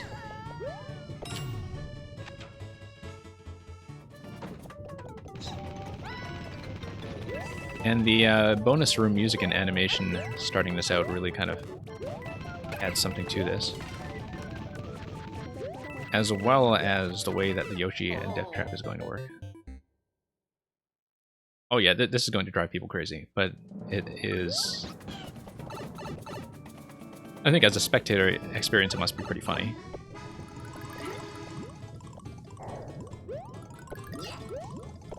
I mean, knowing what the blaster behavior is like, I only really need to kind of survive 3 cycles of the coins. But the projectile covers a lot of ground in that space of 3 cycles. And okay, so let's jump around.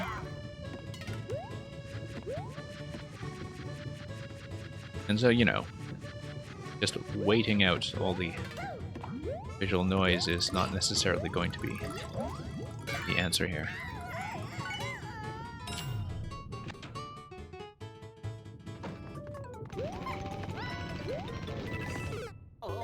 Okay,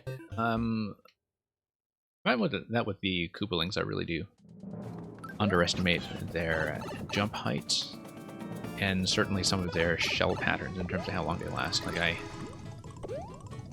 keep expecting them to follow Bowser Jr. timings when it comes to that kind of thing, and Koopalings stay in the air or in a shell for much longer sometimes. It's just a very tricky adjustment, but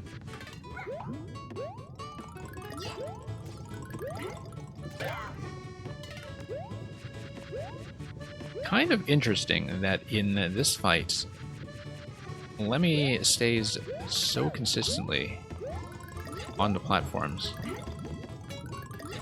And is never actually, as far as I can tell, at risk of just trivializing himself by falling into lava.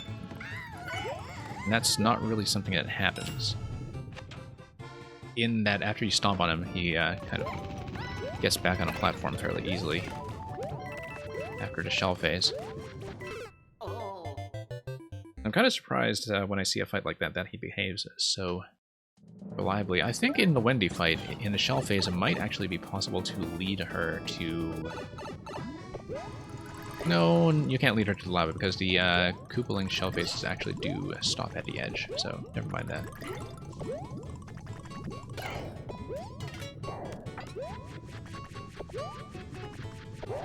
Yeah, Lemmy, I think, mechanically adds a ton of stuff to the game.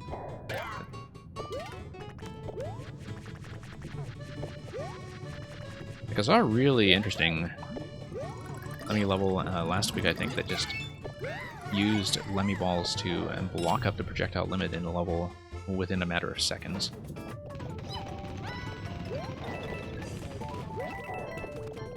Okay. Oh, 2 projectiles live? Yeah, that's going to be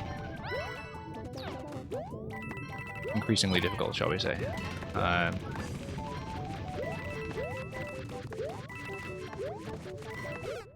Hey, we were starting to clear out the coins a little bit, but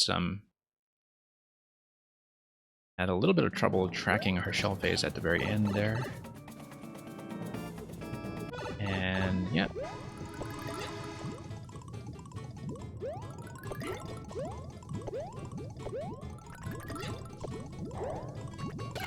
Gonna bop this guy.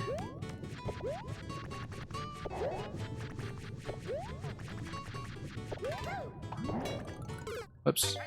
One of the first times I've ever gotten bumped by Lemmy like that.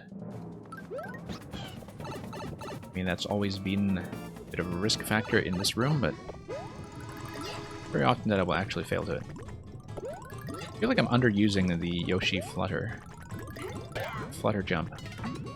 Be doing more work for me here. I have actually been returning to Yoshi's Island through the Switch Online Super Nintendo library, and I'm just thinking of that because of the flutter jump here, and of course that being the game that introduced the flutter jump in the first place. And my goodness, you know, kind of seeing Yoshi's Island again in a sort of modern flat screen setup at full resolution, and while seeing it scaled up, I guess, in emulation to full resolution, but in like actually kind of accurate emulation with the Super FX chip and everything. Like, while seeing it the way that it is presented in Nintendo Switch Online, it reminds you of how gorgeous it is and just how well it has aged. Like, the artwork is stunning. And I always knew the artwork was stunning, but the artwork is stunning in a way that just has not aged at all. But... oh. Okay. Have to make some room there. Could have gone quite badly. I feel like I don't want to fight over here. If I fight over here, losing Yoshi quickly is a real problem. So I want to stay roughly in the corner while all the projectiles are bouncing around somewhat on the outside. Yeah, this is going to be the method I use. I'm going to clear out the coins. I'm going to let Wendy just kind of do her thing. The projectile stays out of my way for the most part. And then I can just pop her like that. So keeping Yoshi up to that room makes a pretty big difference. Now I wonder what's going on with the fuzzies here, although interestingly, losing Yoshi is not a risk in this room. I mean, they just work as flying platforms. And I wonder how far up the level they can take you. Oh, whoops.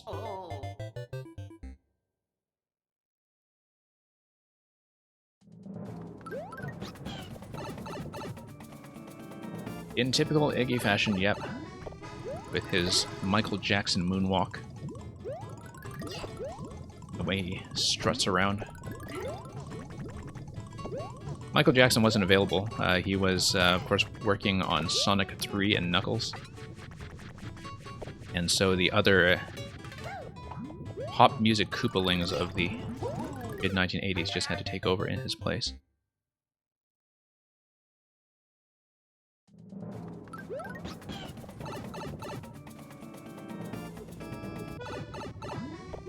Yeah. Really interesting to see how the Koopaling patterns turned out. I mean, I guess Larry is kind of basic and vanilla, but in terms of even how... I guess I always sort of associated Larry and Iggy very closely simply because they have such similar patterns in Super Mario World, where they both have the boat fight. Just a boat fight with slightly different projectiles. And so to kind of see Iggy have a much more personal movement pattern in this game, which I don't remember if it was quite like that in the NSMB series, but it is a very interesting distinguishing factor, I think, for Iggy to have that.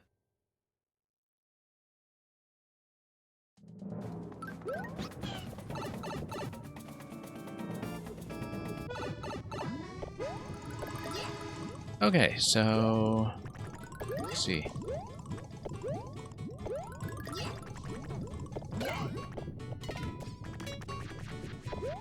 Just have to tread carefully. And yeah, Wendy's room is going to be significantly easier with Yoshi. Just given the amount of spacing I can control with good use of the flutter jump. And so much for Yoshi. Oh, I got him. Oh, no. I don't got him. Okay, if I bop Wendy right away before she gets a projectile off.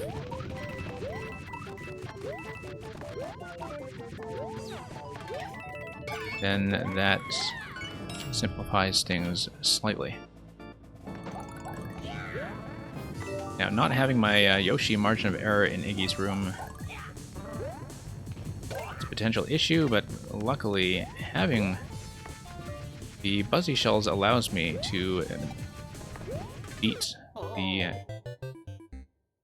jump height that you get off the Koopalings. Obviously, it doesn't allow me to beat the little bounce he gets from the jump block on the tracks. You tried to design such a way that there's a specific strategy to defeat them consistently. Yeah, I can see that. And that's kind of what I like about longer levels like boss rushes, is that like when they are well designed, the thing that you do in repeating the level is you find better and better methods. Oh, I actually did dunk him for once. It's very rare that that seems to happen. Yeah, I was actually wondering earlier, of course, as I was saying, if that could be done, if I could just dunk him in the lava like that, and the fact that I managed to do it for once certainly made that very quick and efficient.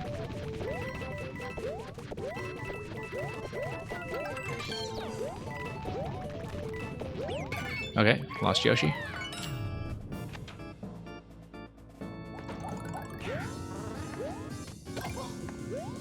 Oh, whoops. Just a poor estimate of height. Going into that Buzzy once again. Yeah, I don't know if dunking him is something that I could do twice. It seemed like it was pretty specific to him being over a gap that exists between each of these sets of 4. Like, he needed to be in precisely the right position at the right time in order for that to happen.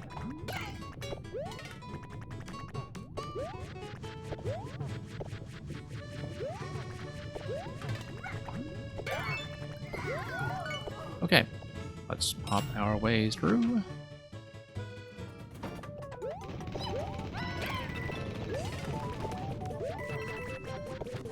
And yeah.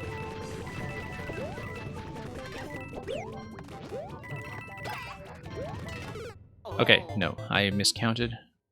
That was only the second hit because I was too busy paying attention to seeing if I could reclaim Yoshi.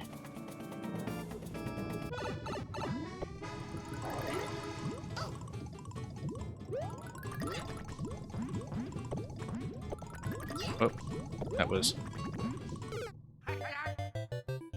maybe well, not the best attempt we've put in for sure.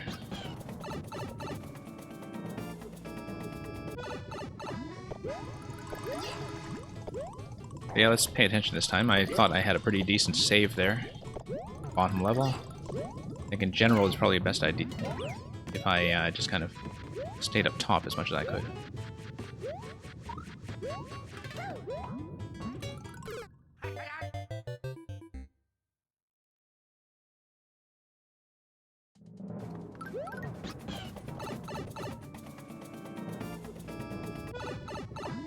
Okay, here we go again.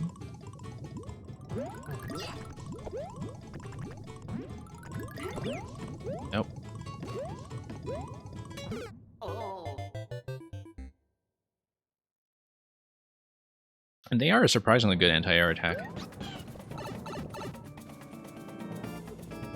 I mean, you know, Lemmings fights are all naturally going to be about some kind of positional disruption, right? And that's why I find a lot of Lemming fights so satisfying, is that the difficulty is not about damage. And because I find that a lot of difficulty tuning in Mario Maker is sometimes excessively about damage, like excessively about putting spikes in or putting extra fireballs and projectiles in and so on. And Lemming fights are not about that at all, and it's very refreshing to see.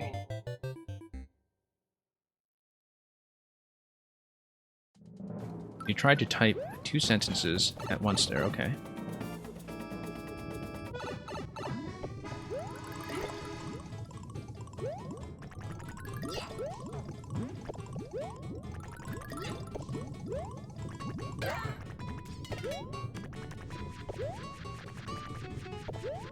Yeah, I didn't know there was some kind of timing restriction on my chat, but I've been making some adjustments to things like my spam filtering lately, and might just be acting up a little bit in ways that I haven't quite cleaned out yet. Okay, so I didn't officially set it in any kind of slow mode.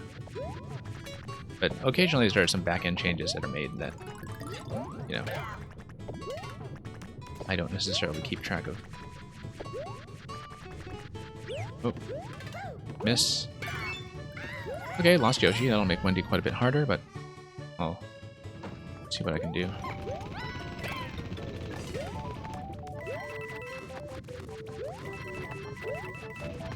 Okay. Oh, whoops. Oh.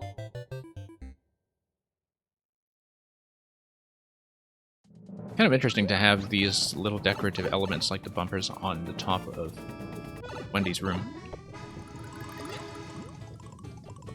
You know, just these little touches that make the levels, rooms seem fairly complete and also kind of visually distinctive.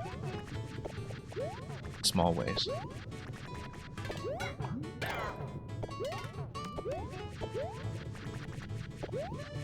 Yeah, a platforming boss, that's exactly it. And I could kind of tell that from the very first boss as well, that was what was going on with all the vertical spacing there, that, you know, the kind of Nintendo-style three-hit bosses are only as interesting as the kind of interactions that you put in order to land those individual hits, right? And so, like, people should be thinking about them in positional terms. That, like, the danger isn't necessarily that they're out to kill you. The danger is much more often in the things that you can do to yourself while trying to get into position. And okay, let's wait for Wendy to have her fill. There we go.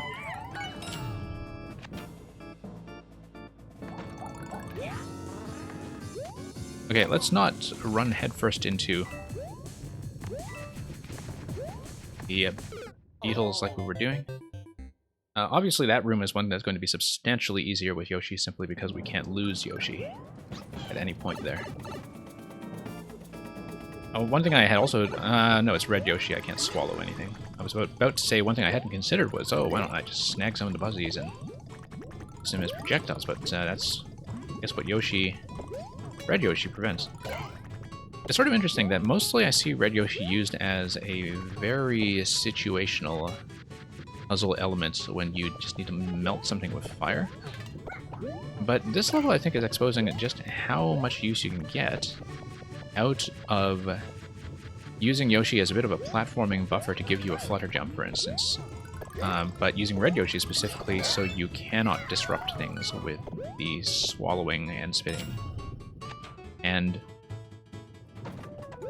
like, just as a question of using elements that I think are really not that often used or popular, that it's a kind of insightful approach to Red Yoshi that is not often seen.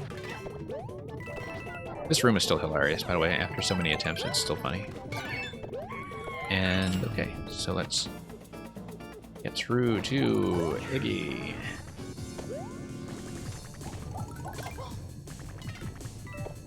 Yeah, this one's the last one officially in the queue. I don't mind spending time on it. I guess there isn't really anything up there. Okay, come on, Yoshi. Come on, Yoshi. No. Oh.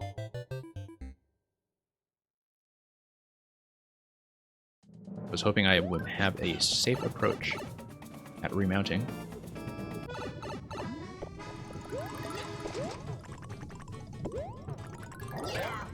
Okay.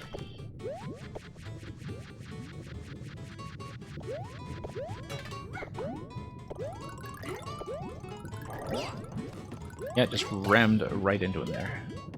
Oh. Not great.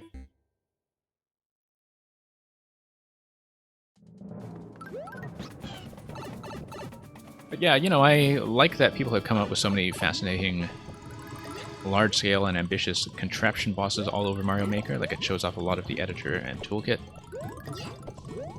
But in terms of making something that is more conventionally Mario style, like, it's nice to have boss rushes that kind of remember that you're still dealing with something that is a platformer, that you play it like a platformer, as you were saying earlier.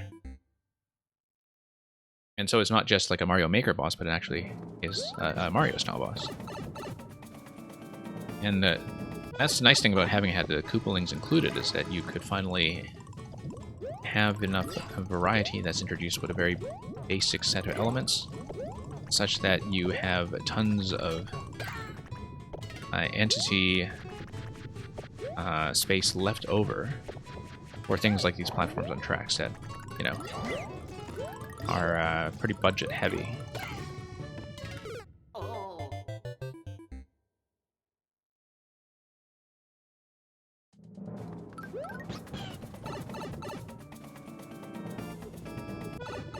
Okay. Let's see how that's gonna go.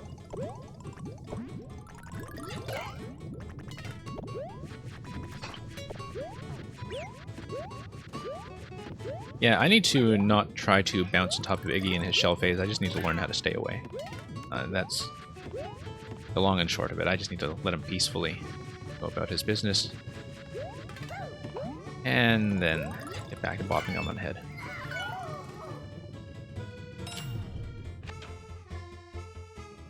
So yeah, we still have checkpoint 2 after this, and presumably the final bosses after that. That would be Ludwig and... Who else would have been missing? Oh. Yeah, we saw Larry, we saw Roy.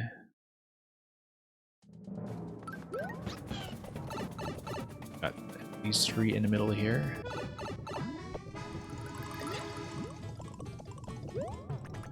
Morton, yeah, that's right. We have to still see...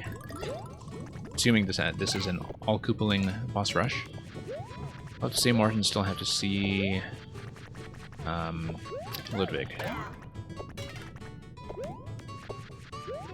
And confirm the CP2 is after Iggy. Yeah, given the pacing of the level, I kind of expected that to be the case. Sort of makes sense that Iggy would really reward you for keeping Yoshi up to that point. Like, structurally speaking, I think it makes sense that the last fight in that sequence is the one that gives you more or less unlimited chances to reclaim Yoshi, since you have survived with him up to that point. We, of course, on this attempt, will not survive with Yoshi up to that point. But that's okay. Just need to be a little bit careful about evading his shell pattern. Wow. Okay, that's fine.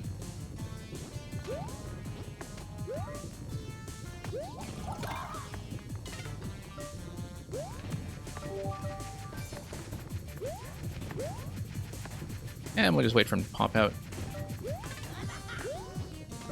Oh. That's been happening a lot. Okay. Let's...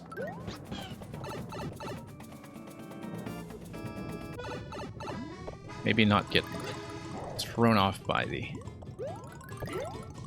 fuzzy pattern like that when I'm trying to land on top of them for an extra safety platform that lifts us nice and high. And yeah, let's give Lemmy a fair bit of room to play. But yeah, you can see how the dunk might happen if the stomp puts him over the gap between the sets of 4. Very difficult to ever set that up deliberately because it would require Iggy to finish his shell pattern on a very specific platform. Let's move Wendy out of the way. Nope, that was a mistake.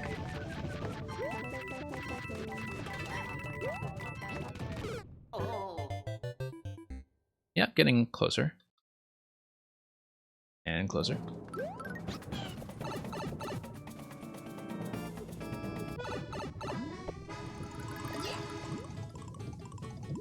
Okay.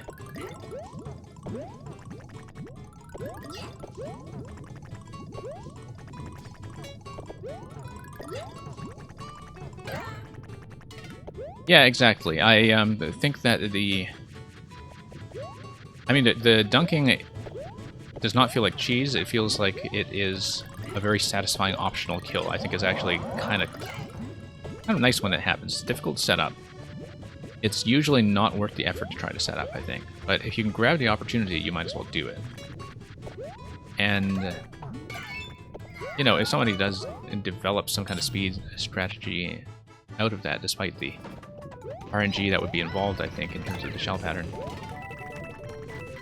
like, I really don't feel like that's something that would ever need to be patched out. In fact, I think too many makers are much too strict about that sort of thing when, you know, something that looks like it is a cheesy way to get around a fight is actually more interesting and satisfying for the player. Like, it's important to recognize when that is the case.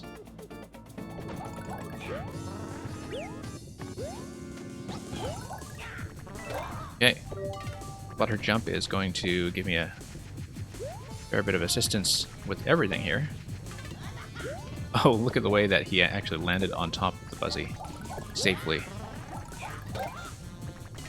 That feels like it has potential. Like if you just set up a Buzzy stack ahead of time and drop Gooling on top of it. I mean, I guess it would cut through in shell phase, and that's the only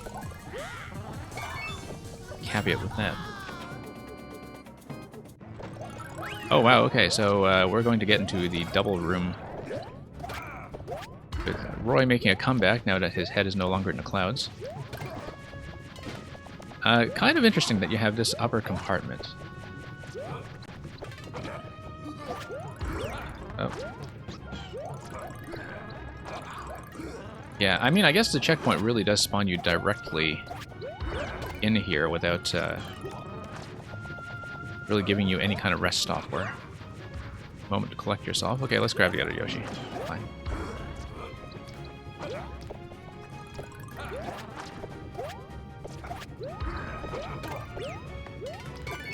Okay, that's one key. I don't know if the defeat of Roy will be necessary to give us a second consecutive key, so I am going to do that just in case. Always hard to tell sometimes when people try to do a multi-boss room. Want to give Roy a bit of a stop anyway? Nope. Okay. Looks like we only need the Morton key, and Roy is mostly there to perform a bit of backup, so... On-off state, do we have a Bowser room?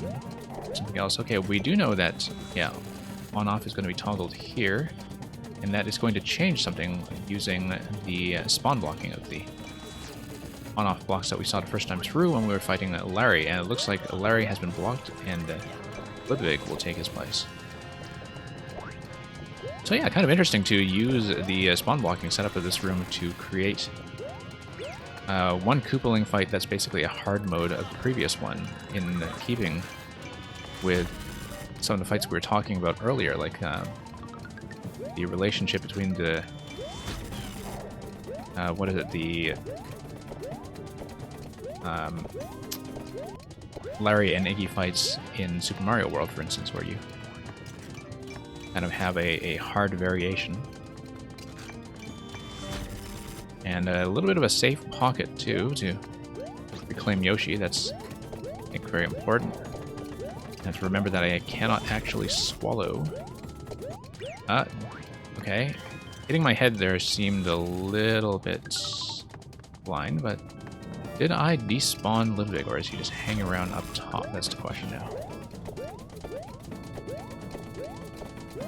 Let's make sure I didn't despawn him. Yeah, no, okay, his spawn point is up top, yeah. Now, given that his spawn point is up top, if that's the spawn point, rather, like, I guess we might have to reset all 3 hits. Yeah. What do we do?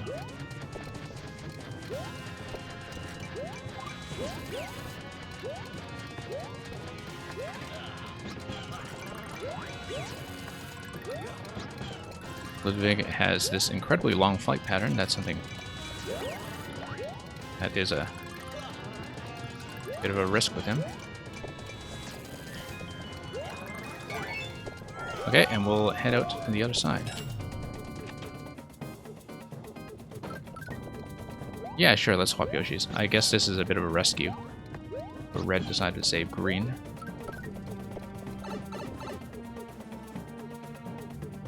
And yeah, that's going to be... Let's go scan around here. Is this going to be first clear, or did somebody mysteriously beat me to it? I guess we'll find out. Yes, I'm a winner.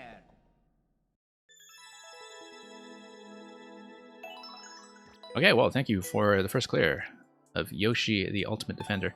Yeah, really interesting for a Koopaling boss rush. I mean, you know, everybody's been just kind of building Koopaling boss rushes all over the place, and they are really only as interesting as the rooms make them. And the fact that so many of the rooms showed me some things for the first time, I think, is definitely a very worthwhile experience.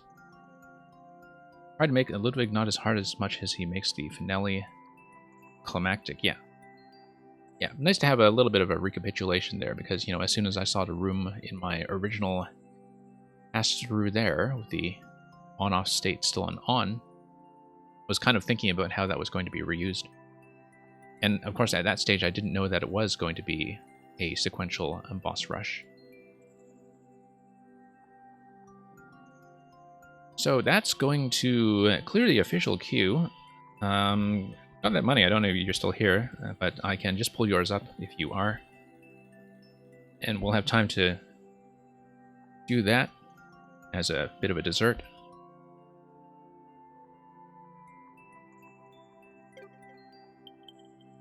I just pulled it up anyway. And I got lots of stuff on my list that...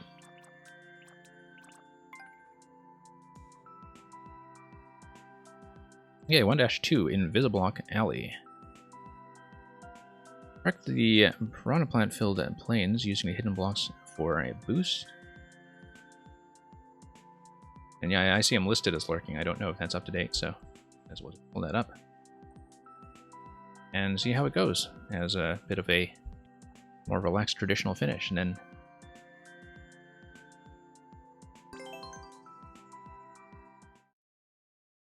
we'll see what the invisible blocks are all about.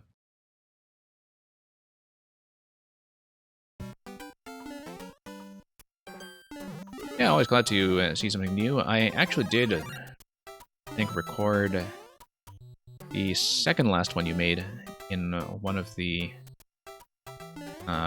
weekend sessions not long ago. Okay, we missed the opportunity to get up that pipe with the Koopa coming across the right. I guess we can always just try to go back and forth and respawn him.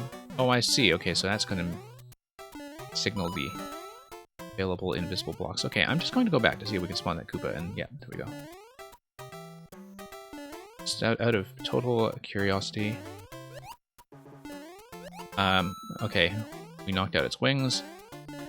Hang on. I insist on trying it, so let's just make some room and go back.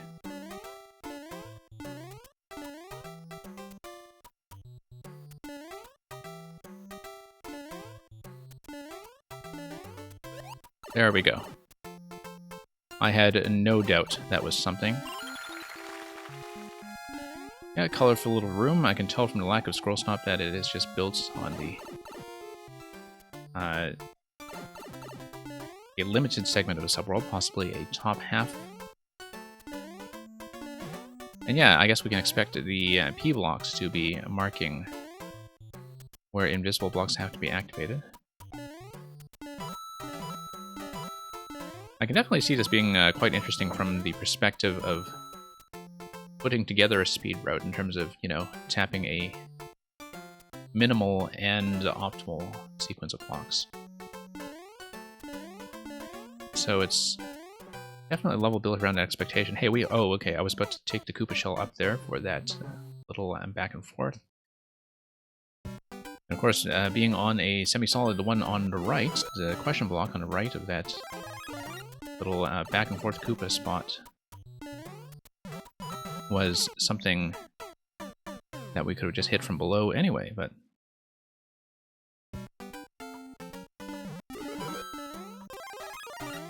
yeah, it's all that for 30 coins, but I think at the same time that, you know, sometimes you just have to, in this game with the limited options that we have for optional content, kind of imagine that the 10, 30, and 50 coins are our dragon coins or green stars or what have you.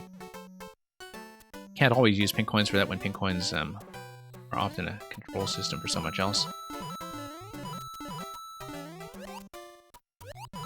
Always love to show off this little trick in the SMB3 style whenever you see the white block. So, in Maker, of course, you have the little Easter egg of doing the hop rather than dropping backstage like you would in SMB3, or indeed like you would in Celeste. Oh yeah, we were going to take the Koopa up. I kept forgetting. That's what all that trouble was for last time. Make sure it doesn't wake up, though. Or at least drop it if it does. Yeah, drop it. Okay. Alright, let's... okay, never mind. Never mind.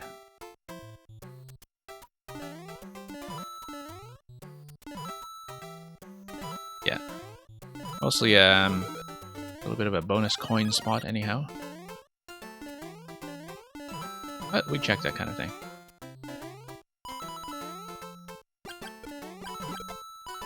Interesting. Yeah, that's definitely a shell location. And we'll do that.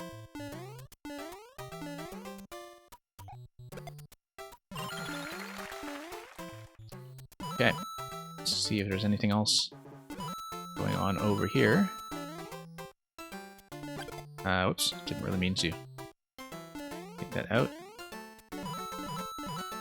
Yep, I mean, that is very much a classic SMB3 trope in a way, in terms of creating the invisible block platforms. It was certainly a major element of the original World 7. The kind of over and underwater levels that were in Pipeland. And the maze-like structure they had that was wrapped around that logic. Of course, here you have everything very clearly marked by the P-blocks. But again, I think that is something that I think would shine in a speed route.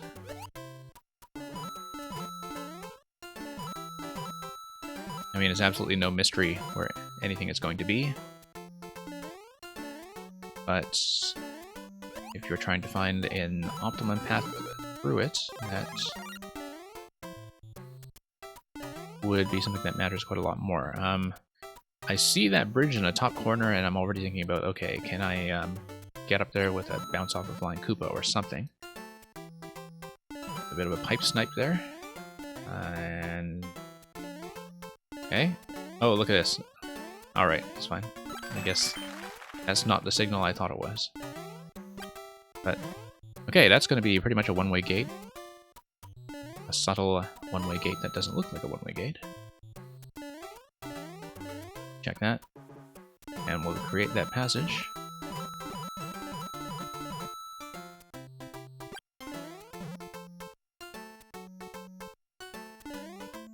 Yeah, the speedrun would be very intricately designed, I can tell. Don't know if I'll necessarily push the record on this series of attempts. I'm just going to probably mainly look at the level in a kind of standard way to try to close it out, but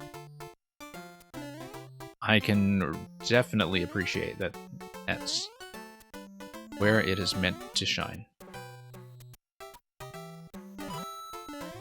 But yeah, Alice Sub-Zero, that's very much a Not Dead Money speciality in terms of doing levels that really do look like SMB3, but with a lot of original use of some of the aesthetic elements to, you know, kind of create some original thematic spaces that look very much like they were a continuation of that game. How was I supposed to get that one up? Oh, by just letting the one up down through one of the blocks that remained open. And yeah, we have this spot here. I mean, that is technically for the Fire Flower, but invisible blocks as well. Okay, yeah, no, that's totally in keeping with the theme of this level. I think that's actually kind of a nice way to do a bit of a bonus. So let me see what the speed record on this is. We'll see if we can get anywhere even close to it. 1 minute 49. It's a fairly new level, and whatever speed we take this in is unlikely to hold. Not really optimizing it by any means, but yeah, kind of satisfying to see that Goomba actually make it to the upper level. This is already speed-wise a bit of a disaster. Whoops. Okay. But yeah, no, I guess the Koopa would actually let you just wrap around this side. Oh, well, not like that. We don't. Okay, this is actually not going to be anywhere near a speed record, but then we'll just kind of take that in the face. And so speedrun is actually designed such that you never have to hit an invisible block. Now that's interesting, because I think that would have a lot of dependency on things like bouncing off the Goomba and bouncing off the Koopa. So even if I don't do it for speed, why don't I see if I can actually activate some of those mechanics and... oops. Well, I mean, not through here we don't, but...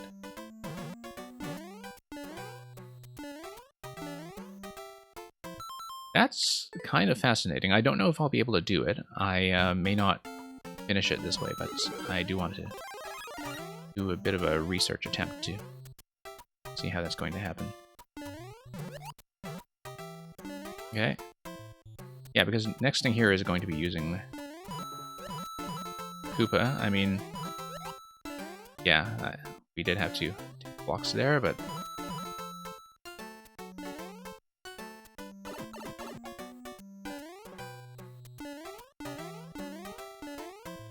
Okay.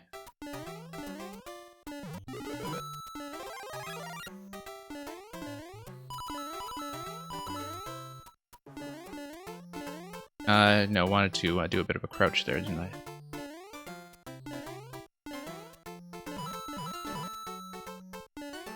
That's sort of interesting. I don't know how I would do this segment without the block activation, but that's just something to puzzle out.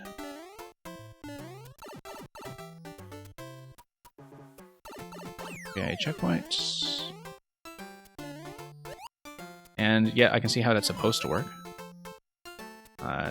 Which is not to say that we managed to do it, but...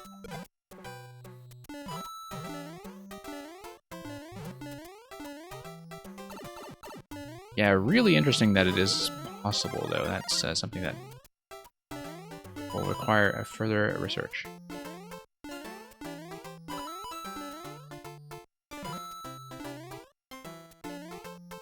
And interesting that it is supposed to be speedy, even though, like, it would require you to use the Koopaling. It's not the Koopaling, the Koopa bounces, right?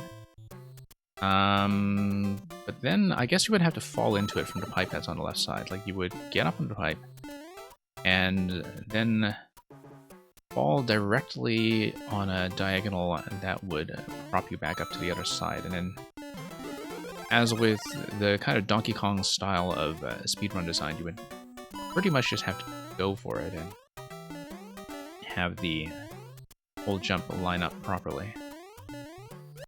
Like that. Like, basically, that's the kind of jump we need to make throughout the whole level to make everything click.